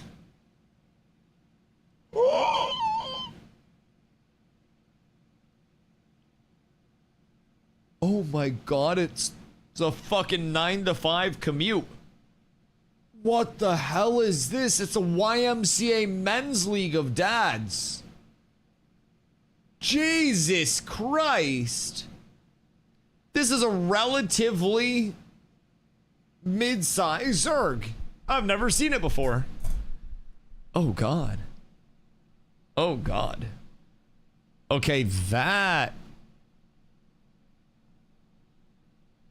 that's a whole thing. That might be a completely different set of circumstances entirely for this. I'm not even gonna lie. That, I believe, has thrown in an unseen wrench to our plans. We have an 84-person queue. Fucking excuse me?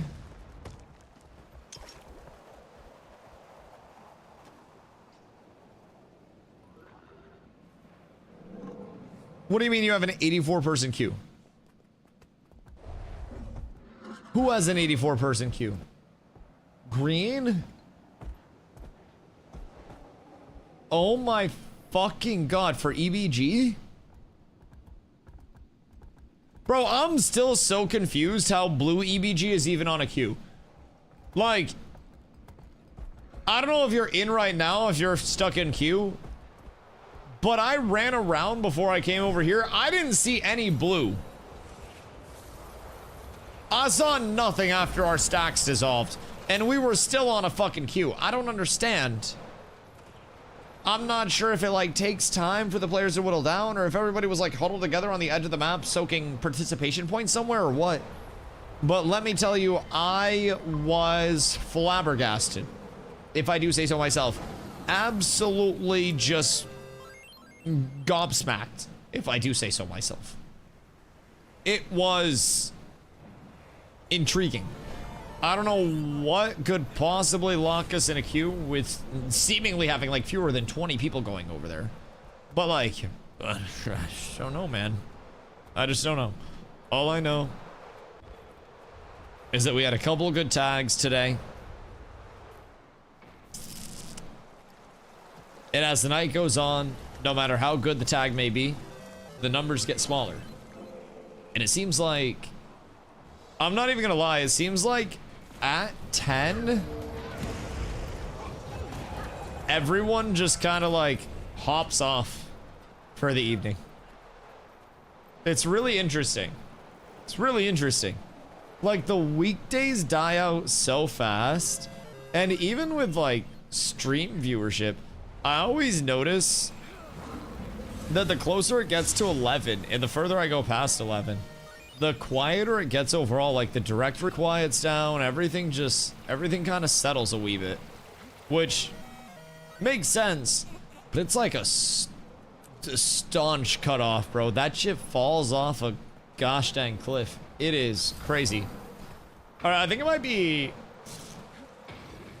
SPVP time, because I don't know if we're gonna have a lot of tags. Oh no.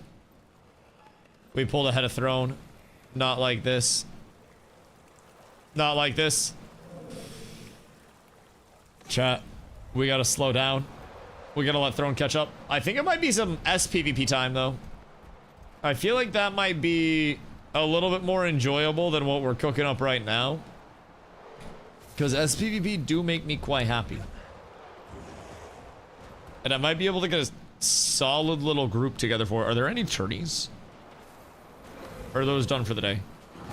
Reopens in 39 minutes. That's at 11.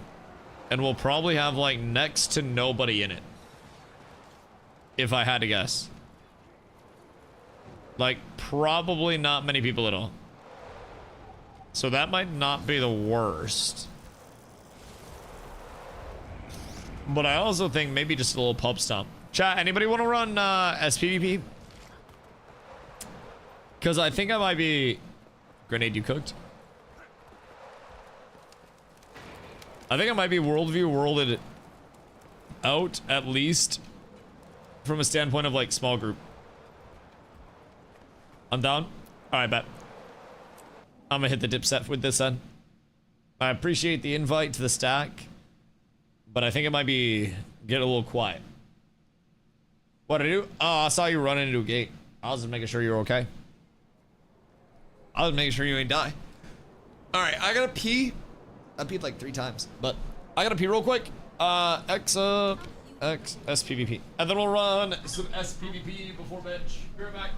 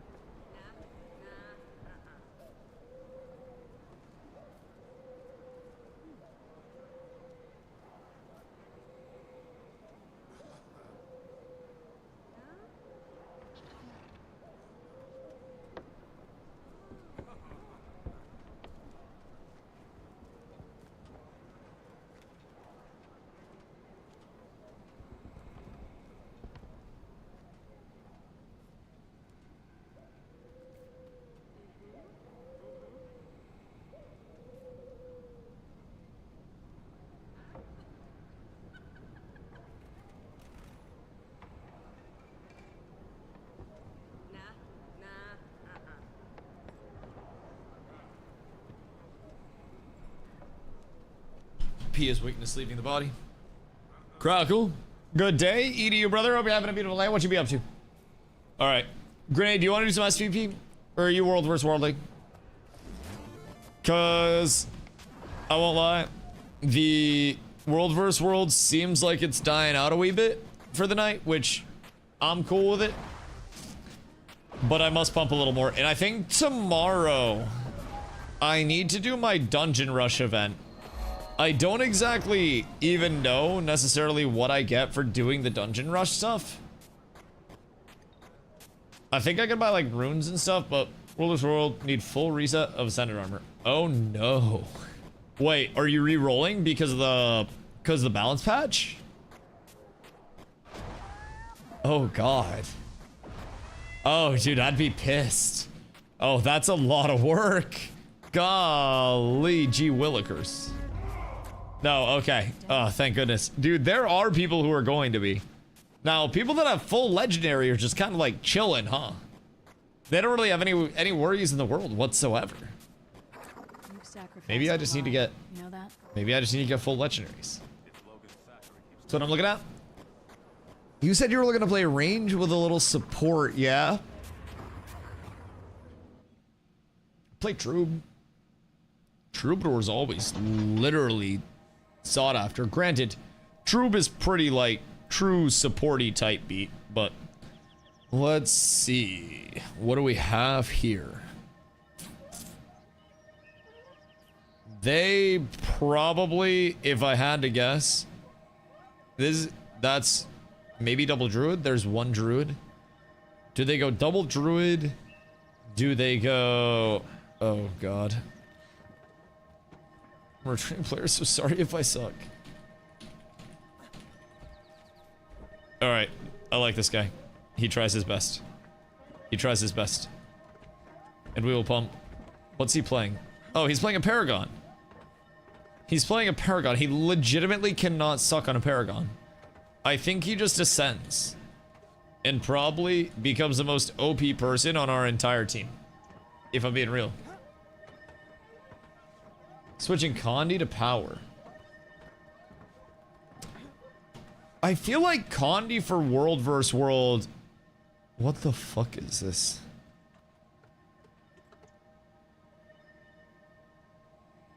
Bro, that fit is not it.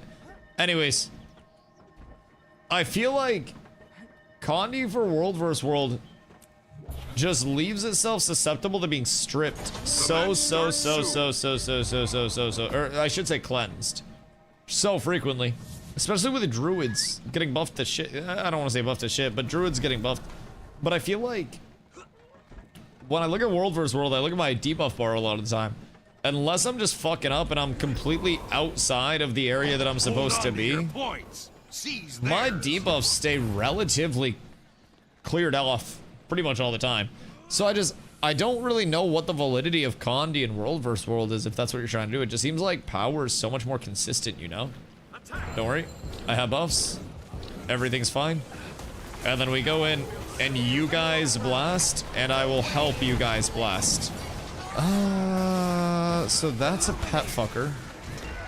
That's okay though. I can just keep stab out for you guys, and then everything's fine. I need more stab out for you guys because I stripped my goddamn stab, or at least they attempted to. And I don't know what else they're trying to get at over here, but I will say I don't really appreciate it. And I just had my hair hit me in the eye, and that was slightly uncomfortable, if I do say so myself. My brother in Christ, I understand you have a CC. You do not need to use that CC on me and exclusively me every fucking time that you have it up. Please, just, I don't have 100% stab uptime with this build. I'm sorry. I'm sorry. I'm working on it. It's something that I aspire to have, but I currently don't. We'll get there though. We'll get there. Good news. Batting the fuck out of my healing this fight. That, my friends, is quite gorgeous. Quite gorgeous. I do need to get a little bit better with the about face movement though. I'm being a little bit lazy with that right now. And I cannot be lazy with that. What are you doing back here, sir? Okay, that's fine, that's fine. As long as you fuck off, then that's perfectly okay with me. I just don't want to be dealing with that. I think we actually won though. Pull some changes. Socialization, boost the power I get from Mike. Right. Yeah, I mean, Might's pretty much 25 stacks all the time as well. Condos kids are rooming spec, but is everybody good for berserking? Right, small scale stuff. Just try to remain tanky enough to where you can get the most out of that. Res. Oh my god. Game changers. Holy shit, boys. We might just be able to do it here. Oh my lord. Chat, I'm a demon. I'm actually a fucking demon. I am ascending in real time right now. I just got a Kobe range res out for the dog. And now we might just turn this fight off of it. God damn, I love this build so much. It feels so nice when it actually, like, when it just starts working and everything kicks in and just starts making sense. Oh, yeah. I just stand here and I think I tank this for a sec. Christoph, we can probably blast one. Give me like 3 seconds. And then we can go here in 3, 2, 1. Sir, wait, that's Pat, isn't it? Boo! Boo! I just targeted Pet. Bro, I just thought it was like an ugly ass Asura or something. I ain't even about to lie. I really thought that was a fucking Asura. With a really weird Mog. I don't know if that makes me like racist in game or what, but I could have swore it was an Asura. And that is my bad. Hey! Chill, dog. What the fuck is your beef, bro? What if we just relaxed a little bit and you chilled the fuck out? Could we just, you know, talk this out like normal human beings without all of this violence? My good sir. Thank you. Appreciate that. God damn, man. He's so fucking rude. So not understanding, not patient. Do NG, but only one that seems okay is to grab it to me. The board mechanic is AIDS. So, You've taken the graveyard. what about something a little more ooga booga? What about like a Paragon? It's not ranged, but it also gives the capacity for you to fuck things up while also having a good amount of support. So that could always be something that brings in a, you know, a decent amount of play for you, depending on what you're looking to do with it. But that's also entirely dependent on what you want to do. If you're dead set on range, oh, hold on. Oh my god, wait. You lost the waterfall. You're about to be so mad. Yeah. Captured the quarry. Now I'm gonna run away. I'm gonna leave it, brother. Okay, that's fine. We go mid. We zoom. You zoom. I zoom. We zoom. And then we save the team. I jump down. And then I can pop Zeus for you. We're fine. Everything's fine. Everything's fine. We cook, boys. We don't need to worry about a singular thing. Nobody dies. Nobody gets hurt at any point in time. My good man. Can I interest you in a quick die? This man got away like 0 HP. The fuck is that? My goat. Chill.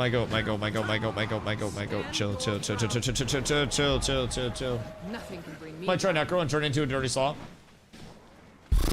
I mean, hear me out. We always need Necros. We also always need Druids, especially with this current patch. Both are absolutely fucking insane for us, and I don't think there's necessarily a... I don't think there's a downside to us having either one of those things. So, we should do a team of 5 Necros. Bro, if Reaper didn't get nerfed so hard, could unironically probably have done 5 Reapers and somehow made that work. Uh-oh. Christoph, I'm with you, buddy. You just go in and start fucking blasting on him. Sharp Street. Nice. He's dead, so we don't have to worry about that one.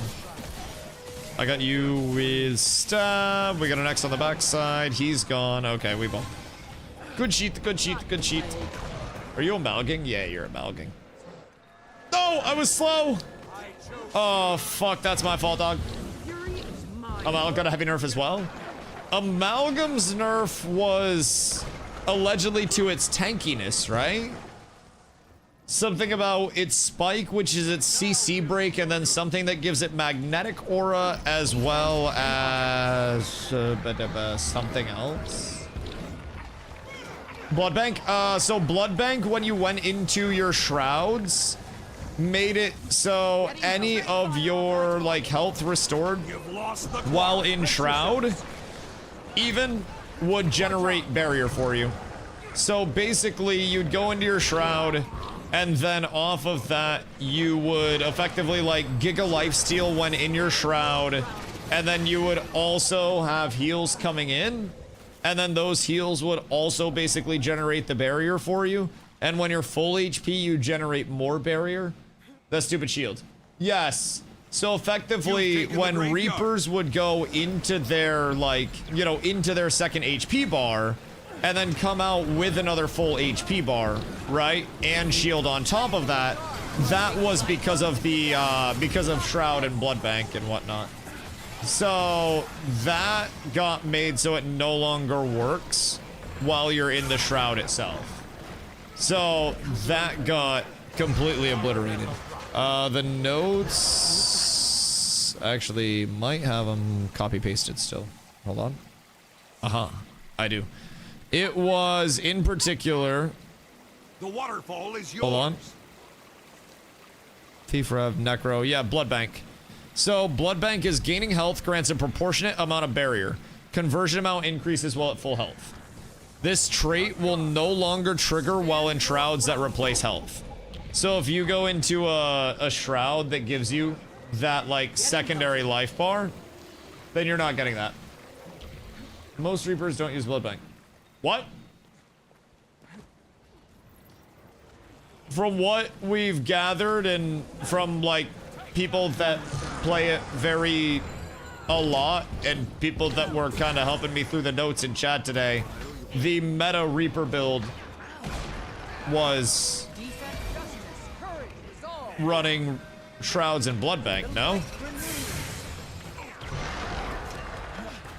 According to the lads, that is a substantial change to quite literally one of the strongest builds that exist for SPVP. I chose you. You've captured the quarry. So, if it doesn't impact you, then it doesn't impact you. But your life siphon got changed, but that's fine. And then Augury of Death also is no longer bugged. So Augury of Death on the Reaper side, shouts now siphon health. That was giving you are all weaklings, which is one of your shouts, a cooldown reduction on hit. So that side also got fixed. But yeah, you're the first person that I've heard say that Blood Bank wasn't used, if I'm being honest. And while we were going through the patch notes, I had multiple people that were saying that Blood Bank getting nerfed was a substantial thing. So keep in mind, there are always multiple different variations of every single build that exists based on who you ask and who you play with. But, like, people were linking builds, yabbing about builds, like, that were Blood Bank builds that would be impacted. So, it might have just been something where it's one of those, you know, Reaper has multiple build options type shit. I don't know enough about Reaper to say decisively other than what chat said. But, that's what I can share off of that. So, look at build, I see Soul Reaping, Inspite, no blood. Yeah, I mean, people were saying and yapping about builds that did include it, but if that's not a substantial change, then great. All I know is people were fucking freaking out about that. Like their genuine, like, baby was being abducted.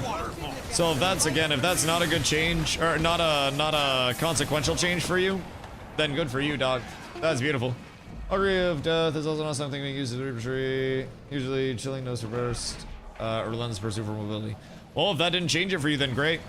But Core Necro, from what people are saying, is going to 100% be your choice in World vs. World. Naru was def running Blood Bank. Right. Pretty sure a lot of them were. But hey, the meta battle guide says they're not.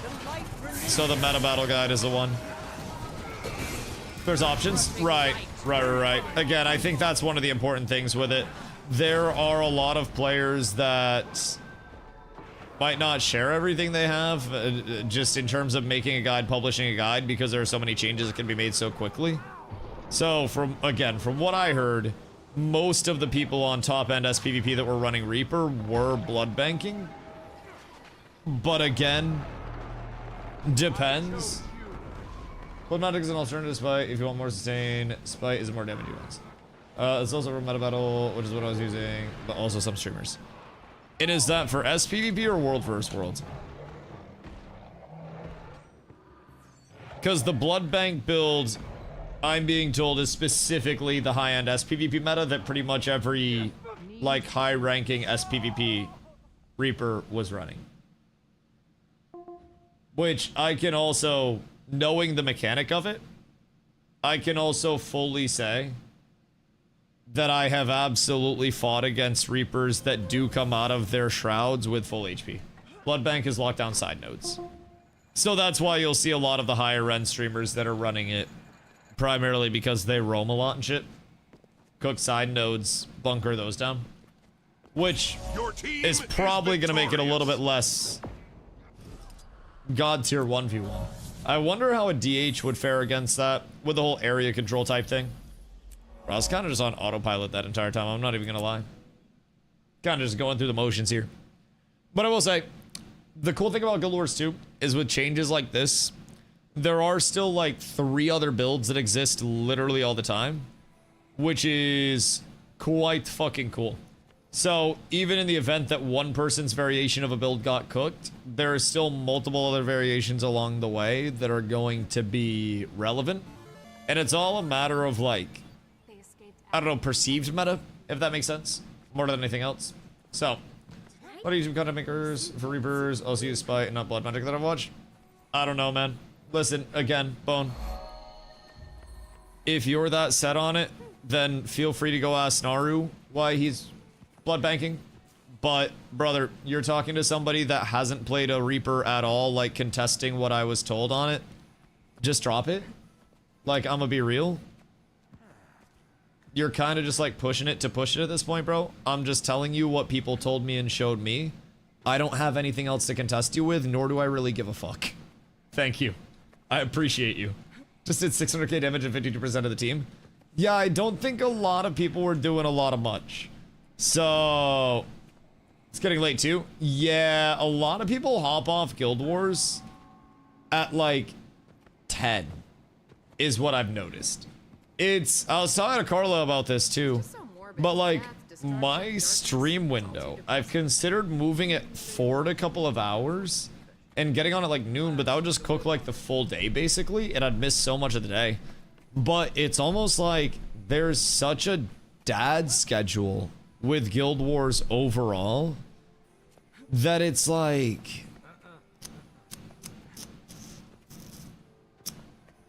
it's a little cooked. Notice you've been streaming earlier. I've been streaming later. The fuck you mean? Brother, I've been getting on at like 3 most days. I've been lazy as fuck. For a while, I was streaming at 2 sharp every single day. And then I got kind of lazy because of the post-Ashes shit. I got into the variety stuff and I was like, nah, this is lame. But, I mean, I'm trying to pull it back a little bit and be less lazy with it. You're on at 10 a.m. the other day? Oh, well, that was an exception. That wasn't like a normal schedule thing. That was just because I had to go up to families. Yeah, that good eyes. That one was more of an exception though. That's not the actual schedule. I'd fucking jump off a bridge at that point, bro. That's too early for me. I worked hard to get streamed full time so I don't have to be physically cognizant at 10. All I want to do at 10 is either be mouth breathing asleep or be sipping some coffee on the porch. It keeps me sane, man. It keeps me really sane. So, without that, I'd be cooked. Oh, God. Bro, I'm not gonna lie. I feel brain dead as fuck today after trying to process all the patch notes and all the changes and shit. And that's even considering my class didn't even see substantial changes. Like, I was marked safe from the Great Patch Apocalypse, which is kind of wild, considering. And I still feel like I have had so much information coming through to me today that I'm like, dude, I'm fucking brain dead. Also, I had a very heavy, like, Pyrex glass dish fall on my head yesterday. after stream. That was slightly unfortunate. It fell up here. And now the entire, like, back right of my head is fucking, like, swollen. That shit hurts. Carla? I think it is her. I won't lie, I think it was. I think it might have been. It very well could have been. But she claims it was the ghost. But yeah, no, that shit hurted, bro. I don't even remember what I was trying to do, actually. Oh, I was putting away dishes. And my reward for trying to put away dishes was a mild concussion. I got my shit rocked, man. I was slightly down bad there, I will say. That, dude, it hurt. It fell, and Carla was like in the kitchen with me, yapping at me because I was getting ready to make food. And she looked at me like there was a murder, bro. It was crazy. Anyone know if that's how big the patches usually are, or was that small? I believe that was a relatively, like, larger balance update, but it all depends on, like, what the patches actually are. So in August, I believe, August-ish, there's gonna be another content update that comes out. That's gonna be the final, the next major update for VOE, which is a current expansion. I think, unless that was like this update and it got moved up. But I'm not quite certain on that. I heard a while back that it was August. Keno, I got you. Then you're trying your hardest, brother. I think you're doing amazing, by the way. Truly inspirational. So, again, not entirely sure. But from what I've heard, August will be our next, like, our next actual big boy that expands what's available to do within the game. Torag, we might need that big boy damage up here, brother. I ain't even about to lie. We might need just a little bit of that good. Because this is kind of slightly rough. I'm gonna try to drop down a little. And then I might be in an okay spot. Try to come down with me if you need to. And then I get some heals out. Stand to that. Get some regen up. And we go back in. Oh, yeah, baby. Oh, yeah. We might just be able to make this happen. I don't want to say that we can too early. But there's a chance. Oh, no, that's not good. That's not good at all. We cannot. I should not have spoken. I shouldn't have opened my dumb, stupid fucking mouth. I don't know why I did that. I don't know why I always do this. Why? Bro, they got a lot of brawl. What do they have here? Reaper. Not running blood bank. Barely. They have... Oh, they have a Paragon. I don't like the fact that they have Paragon. Paragon and SPVP scares me very much. And I feel as though it is the support that I would be most likely to switch to if I were to stop playing Lumi. Because that shit beefs. It's so chonky. More the Reaper? Well, I mean, Reaper's less of a support. Reaper's more of like a DPS kind of in its strip. But I mean, it's kind of like different types. Like Paragon is a boon giver. And Reaper is strippy, you know, type shit like that.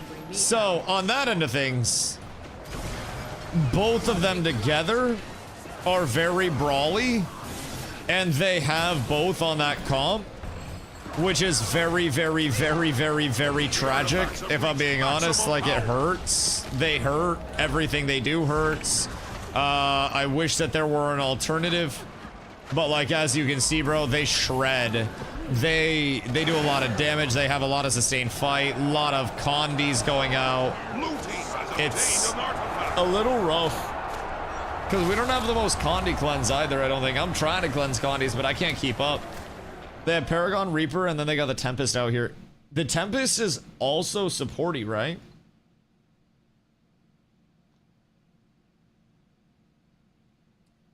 Positive support versus negative support. I feel like that just overcomplicates it. I'd rather just call it what it is and call it a strip. It doesn't really support. It still results in kills.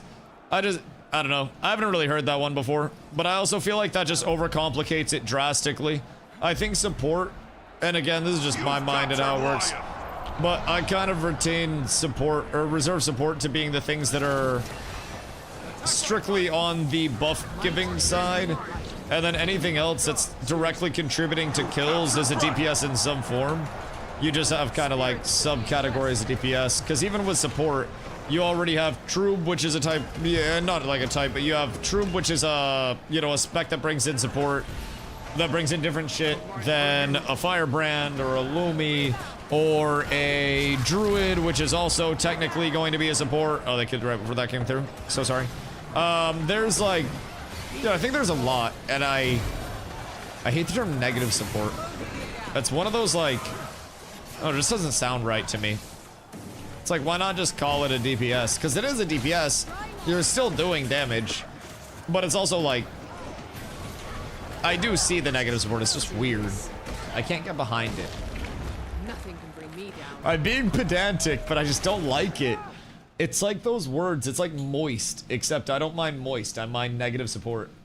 Paragon Warrior in general also have an ultimate ability. Banner that revives people that is really good to turn fights around. You can also get stomps with that, right?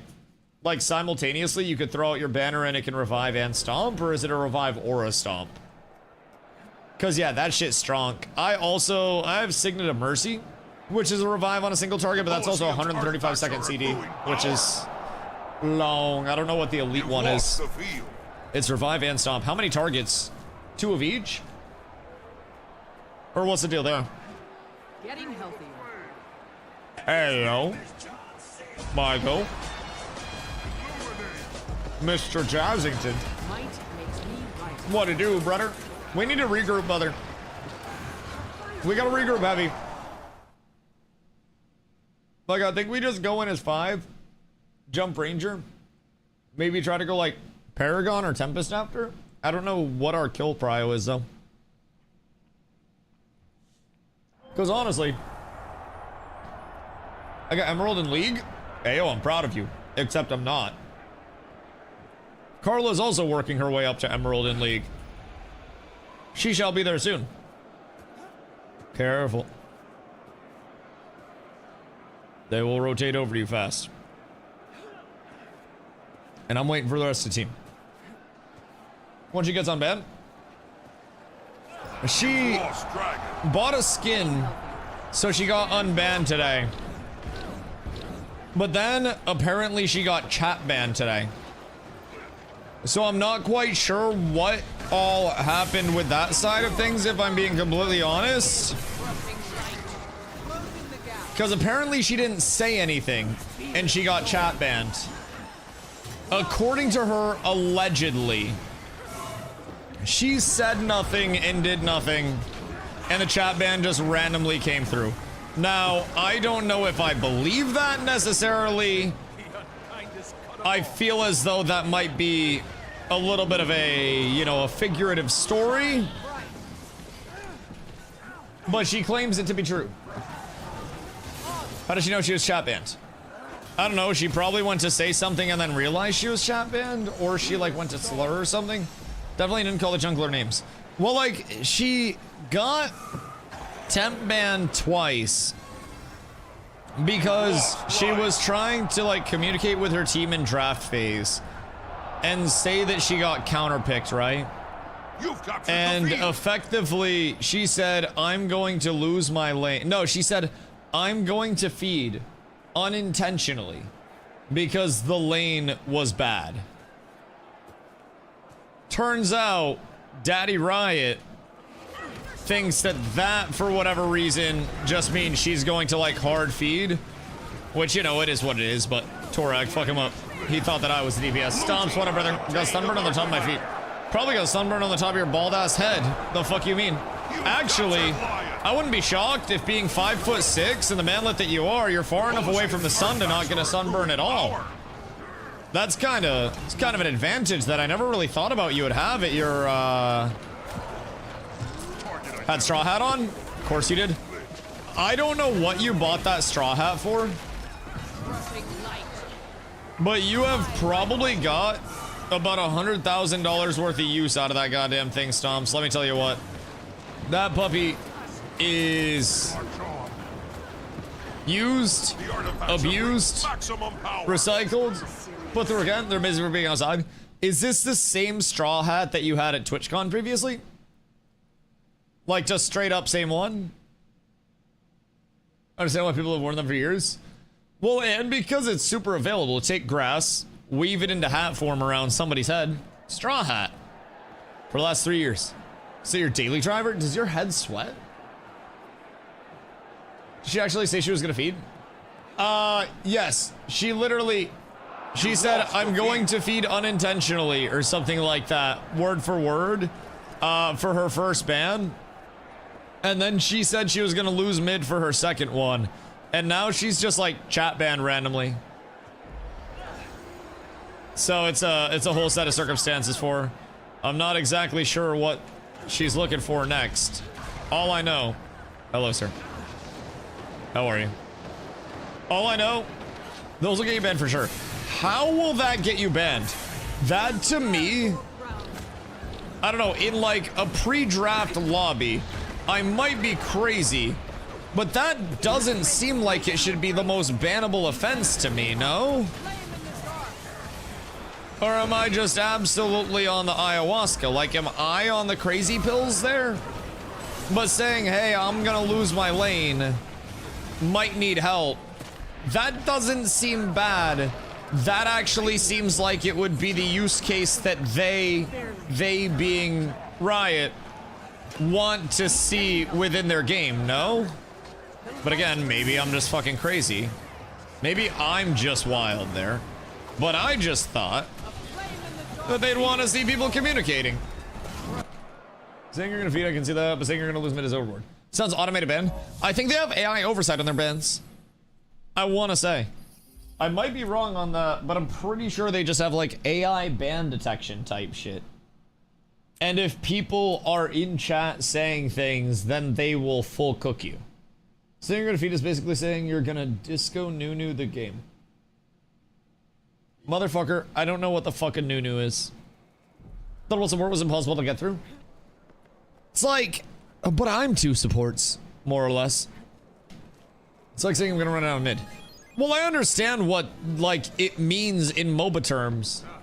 But, like, she's not saying I'm gonna feed because I'm mad at the game. She literally said, I'm gonna feed, I have bad matchup, more or less. It was like, I'm gonna feed, they picked so-and-so. So, yeah, you can also get a lobby cancel if you report someone for picking something that's not usually picked in that role. Yeah, that seems weirdly, like, dystopian. That's how the chat takes it regardless of attention. Oh. Yeah, that side I get. But that also just sounds stupid to me. Like, why? It got me fucking hitting the Disturbed intro. Like, how does it make sense to just have AI randomly banning people and then having that be a lasting mark against their account? Have we not learned that there is conjecture to it? I understand just how toxic that game was. Brother, League of Legends is fucking nothing for toxicity. I played years of Dota 2 where you can actually use your voice to talk. I've been told to kill myself and had my social media linked to me in games. I understand how your Weenie Hut Junior MMO or your MOBA actually goes. But brother, I came from the toxicity in games. League doesn't even have VC. What are words on the screen gonna do? Hurt you? Just don't look at the chat. What are you gonna do when there's a Russian screaming in your ear that he's going to find you and kill your family and abduct your mother? You initiate for him. And you hope that you don't fuck up the next initiate so your mom doesn't get abducted. That's what you fucking do. And you know what you do after? You don't report him. Because in Dota, reporting somebody for that doesn't fucking make any sense. Because it does nothing. They don't care. They tell you, maybe you don't fuck up your next initiate, and they give the Russian guy 10,000 behavior score. I was toxic in Dota. Toxic in Dota. I had a perfect behavior score, never got reported because I was good at the game. I understand toxicity. But League is Weenie Hut Juniors, man. League has nothing. Nothing on Dota 2's toxicity. You just type words, and AI daddy moderates. Dota's, it's the wild, wild west, brother. People in Dota will find you. They're crazy. They're crazy. Oh, he said the mute button is too hard to find, apparently. One of the greatest pieces of advice that is ever given for anybody in Dota. You have to go into your settings and you have to completely disable voice chat or you will have people screaming at you. You have to mute your entire team and you have to mute all game chat within your settings.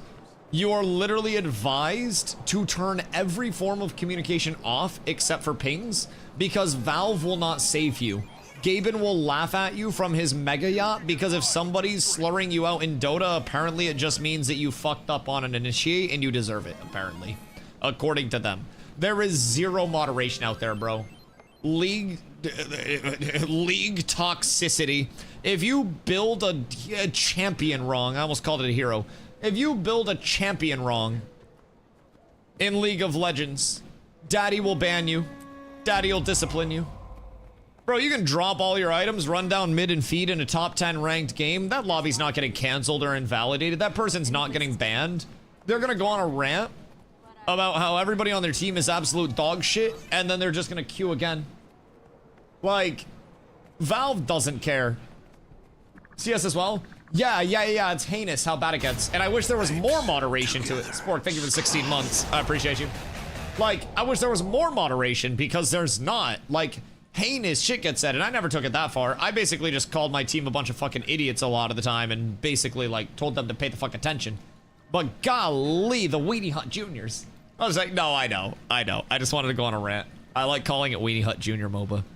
You know I gotta take my 5 shots a day at League whenever I can. You know I gotta get those in. Fucking Weenie Hut Junior MOBA. League used to be very toxic. Daddy Riots brought the win. He got the belt. That's crazy, bro. Yo, they should do an ad where it's just Faker standing there with his belt, smacks it on his hand and says, "Don't slur your teammates." And it's a positivity thing for League of Legends. Although, maybe that would have people slurring their teammates more. I don't really know how people be, like, simping for Faker over there. I would assume it's quite heavy, though. Then go, keep me up. I go more damage. I mean, I don't really know, but if you stand near me, I'll try. I'm gonna give it to you straight. Like, I'll try. There's a chance. I'm not gonna say yes, I'm not gonna say no. If everything goes well and you don't fuck up, then sure. I'd feel the confidence. I'm confident in me. I just don't know what you're doing. But like, hear me out. I press my buttons the same regardless of what you play. If you're tanky Amalgam, I press buttons. If you're squishy Amalgam, I press buttons. I just press buttons, man. I'll do what I can. 2 supports now? Yeah, but no support matters except me. Everybody knows that. Pew, pew, pew. All right, we're off. Oh, motherfucking pieces of shit. Counter wall. Never mind, that was an illusion. On to the point. We go, lads.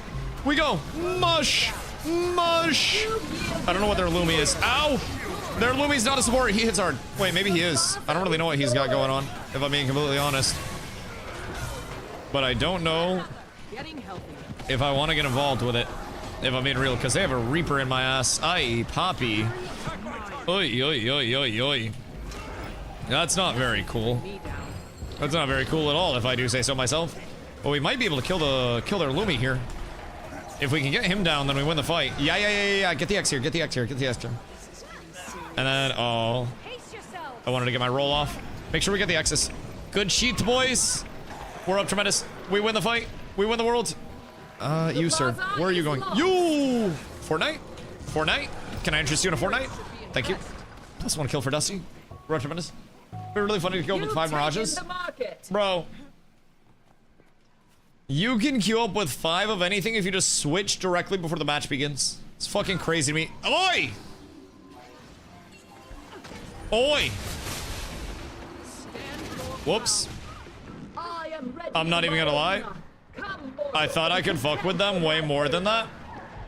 And I thought I would have far more time to actually get a heal off there than I did.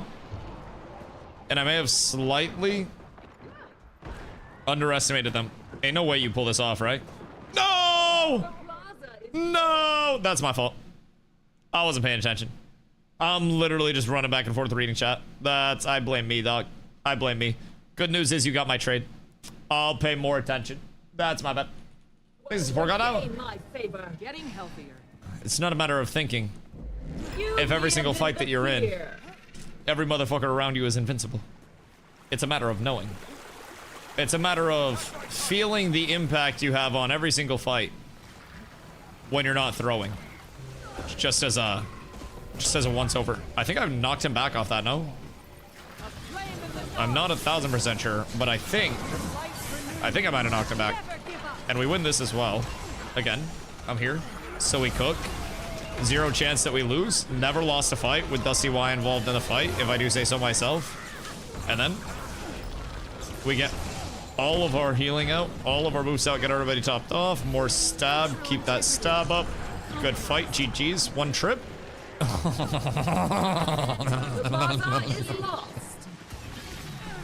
Boys, I like what this is looking like right now. Other than that one fuck up from me. Other than that one. Everything's fine. What is your problem, brother? Wait. Whoops. That's my bad. That's my bad. That's my bad. That's my bad. Sorry, I have to kill you. Entirely on me. And now I have to kill you as well, brother. That's my fault. That's my fault. That's my fault. I know. I almost let you live. That's my fault. That's my bad. I promise I'll make it quick. Thank you, sir. I appreciate you. Pleasure working with you on this fine day. I think without their supports, they probably don't have the damage to actually do anything to us, no? Yeah, no, I don't think they do. I think they just lose the fights if they try to out-sustain. But we might need to get the objective in the middle. Wait, Grenade, what's for dinner? Because I might be on some chicken burgers for dinner type shit. Bro, I made some absurd chicken today, if I'm being completely honest. Like, it was... Whew. Shit was good. Shit was real good. I was smitten, if I'm being completely real. What you got going on over there? He can die. I think he's too far. That might be crazy. Wait, he just used his invul. He literally just dies here. What are you doing? What? Are these guys throwing? Brother, they actually had like a relative chance in this one. But I think they just started like ooga booging. I think they're inting. They just started coming in so fucking split. Oh, I'm so sorry to see that. You really fucking hate that. They're literally coming in one at a time. Oh no, dude, they're so split. ANET should ban them? Nah, bro, I swear to God. ANET should definitely not let these guys chat anymore. I think that would solve it. The fact that they're using area chat. Gotta be more careful with their own. Well, that's a you thing, not a me thing. Hold on. Get fucked. Get absolutely rolled, kiddo. I got you, Kristoff. Everything's fine. Everything's okay, brother. Fortnited. And then you win this. I have all the stab for you. And I have everything that you could ever need. We're fine. We're fine. We're fine. We're fine. We're fine. We're fine. Kristoff, we're fine. Everything's fine. You don't die. You don't die. Okay, Kristoff, you die. Kristoff, you might die. I have terrible news, Kristoff. Both of us may very well die here. Like, Kristoff, there's a good chance that both of us die here. I think we got caught slightly numbers down there. What are you doing? What are you working on here? What is your purpose? Oi! Hold on. Grim! Ain't no way! Ain't no way! No, that is genuinely crazy. I honestly probably could have lived if I had burned the invuln for it. But I just didn't think that the invuln was gonna lead to anything, so I just called it worth keeping. Nah, that's demonic, brother. And then we just blast him. Hold on, hold on. 70 damage at a time. And then he dies. Nah, brother. This is not okay. This is not okay. This is a goddamn sham if I do say so myself. And then I keep Riz up. I keep me up. And then I come out with more heals for everybody. And then a big heal. Stab out.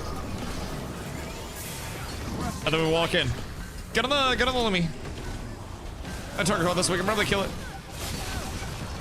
Oh my god, brother. Can I keep enough heals out for this? I can't. Wait, get the X, get the X, get the X. We gotta get this off. Nice! Nice! We're up, so tremendous. We just gotta not let them get the res off. Dude, what a fucking fight. Oh my god. That gets the blood pumping a little bit. That shit was beautiful, man. That was really good. They were trying to focus me so hard through that too. Ay, ay, ay. Ay, ay, ay, ay, ay. Thank you, sir. Appreciate you. You've taken the mark. Sometimes I wonder if I played one of those classes that just randomly hits for like 20k damage, how many kills I'd get. Cause like this shit kind of stinky. What you doing? Fortnite? Eat my ass? Sorry. Sorry.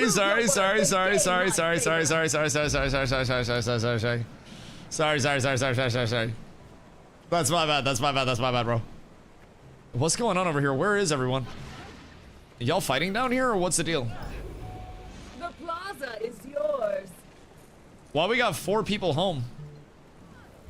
Or like 3+. I don't really know what's going on there, but all I know is we got too many motherfuckers at home right now. The market. Their Daredevil's weak, but we can grab both of these. I'll chill and grab these real quick. We both. You yielded the fear. Ay. I thought I was gonna catch him with that. I ain't about to lie. Excuse you. Just gonna get the fuck out of that real quick. Gonna pop back in. Sorry. That was a little bit scary. Money well spent. Are you winning? We're talking about your bans, Carla. We're talking about how you're effectively League's problem child now. And they're trying to hold you down and they don't want to allow you to succeed. They don't want to see you shine. It's a goddamn travesty.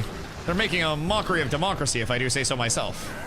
And I don't think you should have to stand for that. Kill their Lumi. And then we will. She's new Tyler 1. Actually unhinged. She's the XQC in Overwatch that one time. There's gonna be more wins than I can count. Are you into Emerald yet? Because Jazz hit Emerald. And I think Jazz might have beat you to Emerald. So you might be cooked. You've taken the market. Someone go say the scrapper. I can't. I'm sorry. Not yet. I'm disappointed. I'm disappointed. 1 rank off. How many ranks do they even have now? I'll be completely real. I don't even really know what, like, the league ranks are. I don't know what Emerald is. I don't know what Emerald isn't. I don't know if you're good. I just assume that you're bad at every game you play. I love you, by the way. It's like divisions. So, are you bad? Bro? Am I missing something? Getting healthier. Was that like the Great Debate? Or what did I just see there? Cause like, I don't think that was what that guy wanted to do, question mark? And now his shroud's down too. And we're probably just fine to kill him in a second, I think, right? Cause one Cisco's down. I can jump back in. Oh shit. That's less than ideal. They have a couple here though, huh? Okay, everything's fine. Everything's fine. Dan, we just keep pumping. I won't let you die. You're fine, you're fine, you're fine, you're fine, you're fine, you're fine. Everything's fine. Everything's fine, Dan. Just stay alive, Dan. Oh god, Dan. Oh, that's not good, Dan. Okay, Dan, you're back up, Dan. I don't know what else to do, Dan. Everything's bad, Dan. Everything's bad. It's all falling apart, Dan. Oh god, why are you so squishy? Bro, you get hit for all of your HP. Oh my god. Holy shit, which one of us is that? Yurik. What is that? Why do you have 4 health, brother? What is this? Jesus Christ. The verse lit less canon as possible. Wait, word? Dan, Seraphine, Abuser, when they're in a meta, I'll pick something else. The plaza is lost. Are you one-tricking your way up to a high rank to say that you hit the high rank? Never give up. instead of using your time on this earth to improve. Your team is victorious. Because I feel like part of me is disappointed in you, but part of me is proud that you're doing what has to be done to succeed. Jesus! Jesus, I just dropped a fucking nuke on them. Holy shit, Necro does good damage. Well, yeah, you have fucking half an HP. Holy. Brother, I feel good that one. I felt like I was fucking schmooving a little bit. Felt like I was getting active. That's a little 575k healing if I do say so myself. That's not too shabby. Got 1 mil mastery on her. Is that good? You would think with 1 mil mastery you'd be better than the league under Emerald. Healing! We heal. We help. We buff. We love. Hey guys, have a good night. Thank you, sir. I appreciate you. You are a legend. That was some good pop, if I do say so myself. That definitely wasn't the worst. Just for a couple of impromptu runs, that last one had some fucking bangers. Shut your yapper before I shut it for you. I could play League for a week and wax you.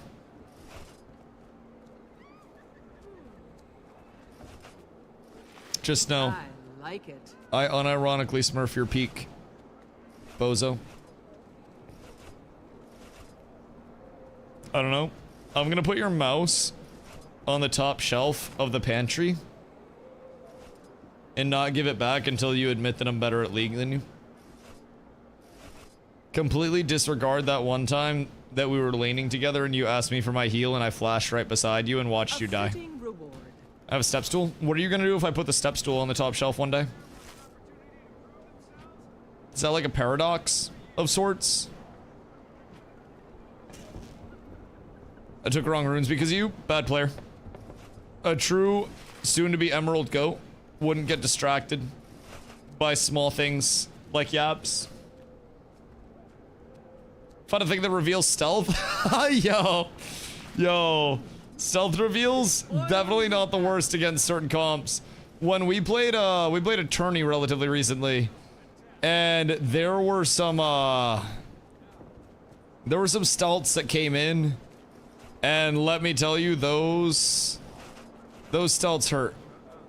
Those stealths brought in a whole lot of sadness and a whole lot of pain immediately, and when you have people that know how to use their stealths and get the most out of them, well, golly, it can be a little bit of a bad time if I do say so myself. It can be a staunch reminder that shit hurts. Shit hurts a lot. Far too much.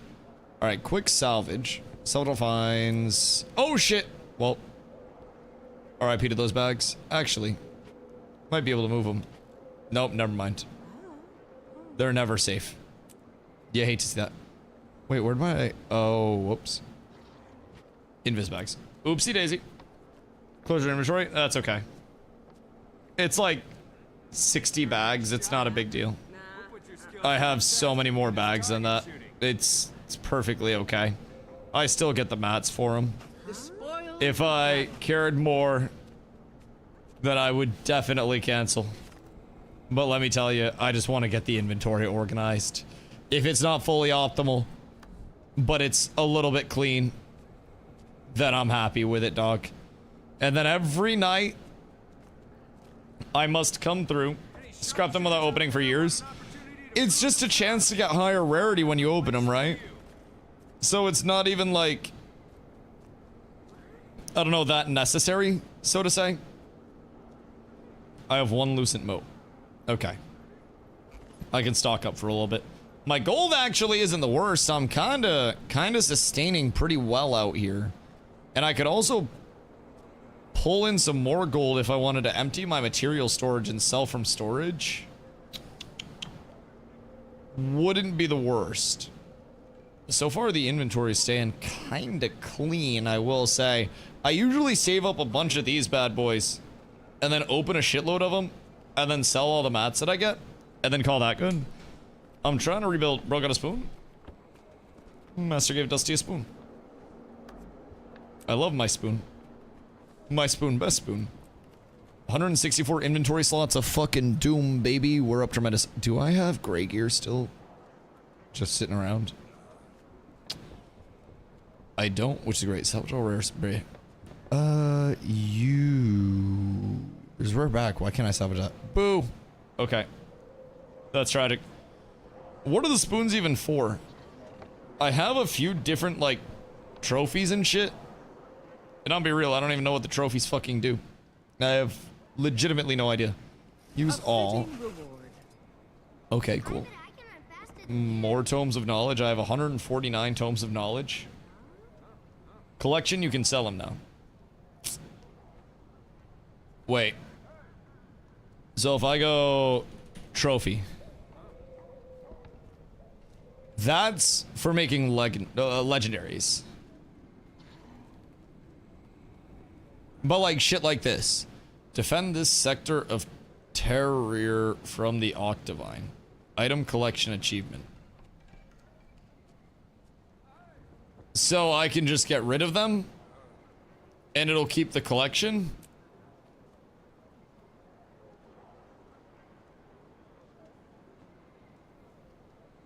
Make sure you actually have the cupboard thing for the spoons before you delete them. I do not have a cupboard thing for the spoons yet. And I also have 4 in my bank, so I don't know how many I need. Or like where I would even see that. But I also have a fractal spoon. I have Siege Commander spoons, fractal spoons. Is it like a spoon collection? What is it about spoons? Oh, trying to see what you're doing later tonight, big boy. Trying to see what you got going on. Hold on.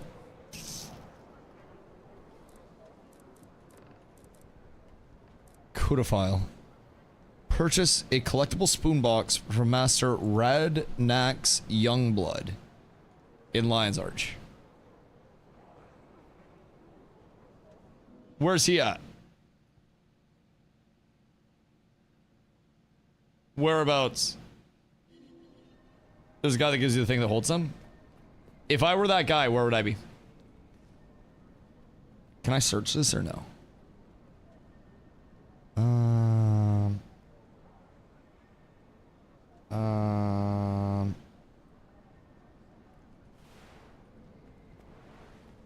Commodore's quarters. Up here? Alright, we peep. We're looking for Mr. Rednax. Which I feel as though I should probably know. At this point. At least like the baseline location of Big Dog. Close to the waypoint. Rednax! Scrit. Legendary Collector Youngblood. Is it this guy? Instructions. Nope. Rednax. Redrum. Nope, not up there. That's where the children are. I'll leave that one for Diddy. Bank teller. My good man! Anything up here? Nope. Nothing there. It's not the Laurel Merchant, right? No discounts. Endless Mystery Cat Tonic. Cat, you say? What's the deal there? Ascended gear, all that shit. One-time purchases. Starter kits. More ascended gear. Recipes. Living World Season 1 rewards. Summon a vendor. What are these? Preview Helmskins. Gross. Okay. Youngblood has it. This one? Because he just has instructions. I was wondering if you had anything for me. Oh! Okay, word. Wait. Need something. Did I just get scammed?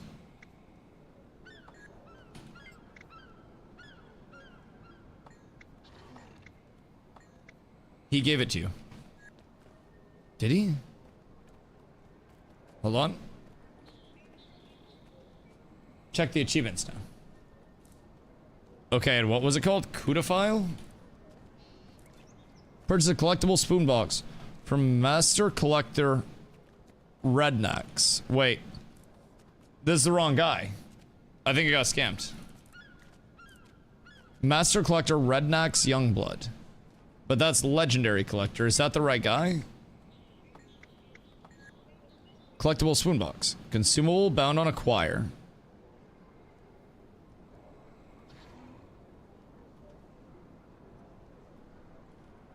Oh. Word. Understood. Understood. So now we just have to grab a shitload of these bad boys. Oh. Oh, that's a lot of spoons. That's a good amount of spoons. If only we can see in your bags. We can see in my bags. You guys literally could see I opened them. You just didn't respond fast enough. I feel like that's not on me. I feel like that's on you guys. All right, so now I can get rid of all these. And then we ball. Now you can delete/sell those that you have. I would have to guess that most of those aren't going to sell for too much. Or you mean vendor. Because vendor would make sense. Consume all. Use all. I like it. Blessings on blessings. Vendor? Oh, okay. Got you, got you, got you. Well, I think we're kind of chilling. I think we're up tremendous right now, boys. Might actually add to account wardrobe. Item collection achievement. So I delete this. And then we're kind of getting there. Hit it before those Aether keys kind of useless too. Okay, word. I'll go through it a little bit more tomorrow. Because honestly, I feel like the inventory's in a really good spot right now. If I'm being honest. I feel like this is quite literally one of the best spots that the inventory's been in at this point. How do I get more? Oh. How do I get more of the mist-hardened keys? Mist-hardened keys can be purchased from Dugan. Oh, okay. Well, that makes sense. From someone who doesn't play Guild Wars 2, this inventory looks so hectic. One of my largest, like, heads up for players getting into it is truly that the inventory management can be a lot. Especially if you're a brand new player, especially if you don't have a lot of bag spots, if you don't have, you know, knowledge of what's what goes where, when it goes where. It's a little bit of a clusterfuck. And I think that's kind of the nature of them adding in more things over the course of 13 plus years.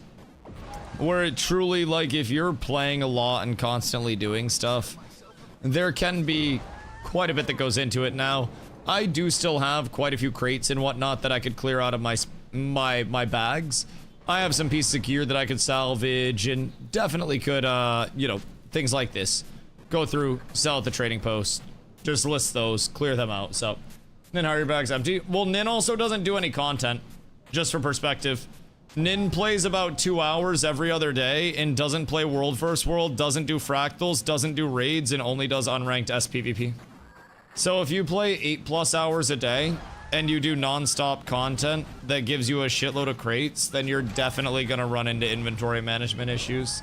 And if I'm being honest, 9 out of 10 players that I talk to will also agree that inventory management is unironically one of the largest pain points that players go through in this game. And I don't think there's any real way to contest it, if I'm being honest. Like, also been doing story, which is like poison you. I'm probably further than you in the story. The fuck do you mean? I'm literally over halfway through hot. I probably have more story done than you do. I have max bank tabs and like 3 storage alts. Yeah, I need to get more bank tabs. I think that would help with the organization a lot, if I'm being completely honest. I'm not hot and Soto. Congratulations. Congratulations. I'm so proud of you, Nin. You also do no other content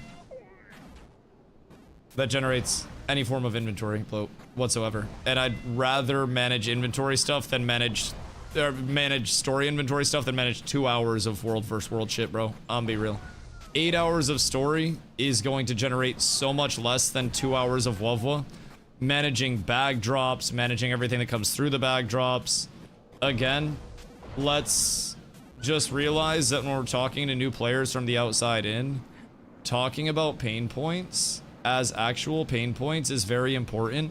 And it's important to not be a bozo and be like, nuh-uh, inventory management's not a real thing,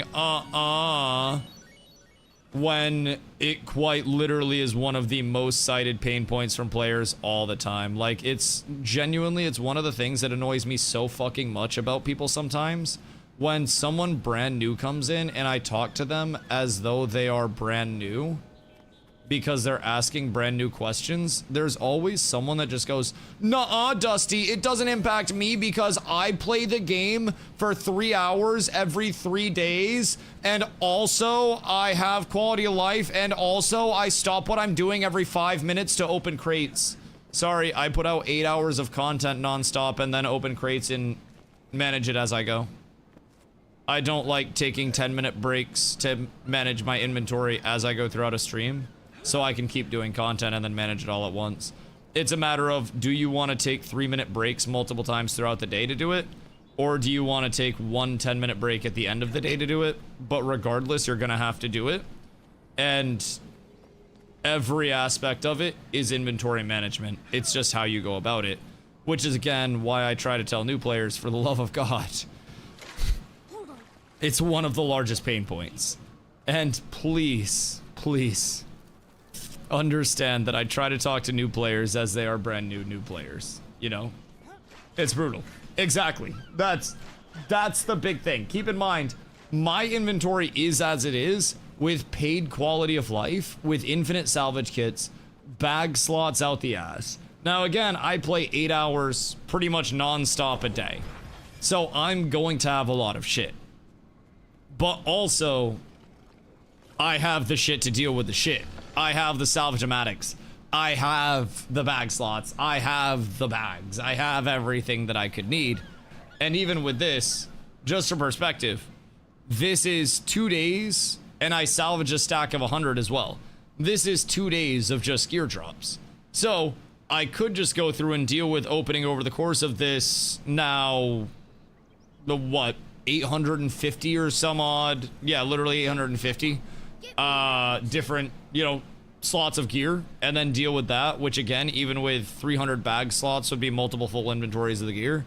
But I like to save up. I like to do a large opening, get it all taken care of at once, and then not have to worry about it, so I don't have a lot of like large disruptions. I'm using my magic feet. Go. I think it make it look worse.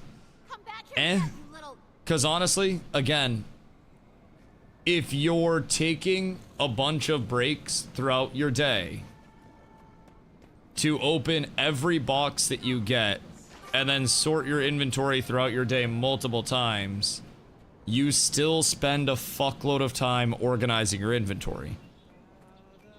Tomorrow, Nin, just for you, I will go through and I will open every single one of my boxes as I get them, and we will count the amount of time that I am distracted opening boxes instead of actually playing the game, just so I can prove you wrong, because I really want to at this point. Like, I'm not even gonna lie. Like, I just think it's ridiculous that you're even trying to, like, in some way, shape, or form insinuate that opening boxes as you go means that inventory management isn't a problem. I just don't get it. New player says inventory looks chaotic, and then we got people that are like, no, it's not chaotic! Man, it is. It is. It's literally, it's so cooked. It's so cooked. But I think on that note, I'm gonna go to bed, man. I think it's getting to that point in the night where I should probably just go vibe out, because I'm getting kind of, I don't know, Guild Wars'd out today. A little bit. So, I'm gonna go raid Iggy and say what's up there, boys. I am greatly appreciative for all the love, all the support, as always. It's been an incredibly fun day. We'll get some more action in, some more WoW in, some more pumping in, and a ton of inventory management in, because it's not a problem at all, and inventory management is the easiest thing in this game, especially if you're a brand new player with only 3 bag slots and no infinite salvage kits or anything like that. Boys, I will catch y'all tomorrow, bright and early. I greatly appreciate all the love, all the support along the way. It's truly a pleasure. I love y'all. I appreciate y'all. Peace.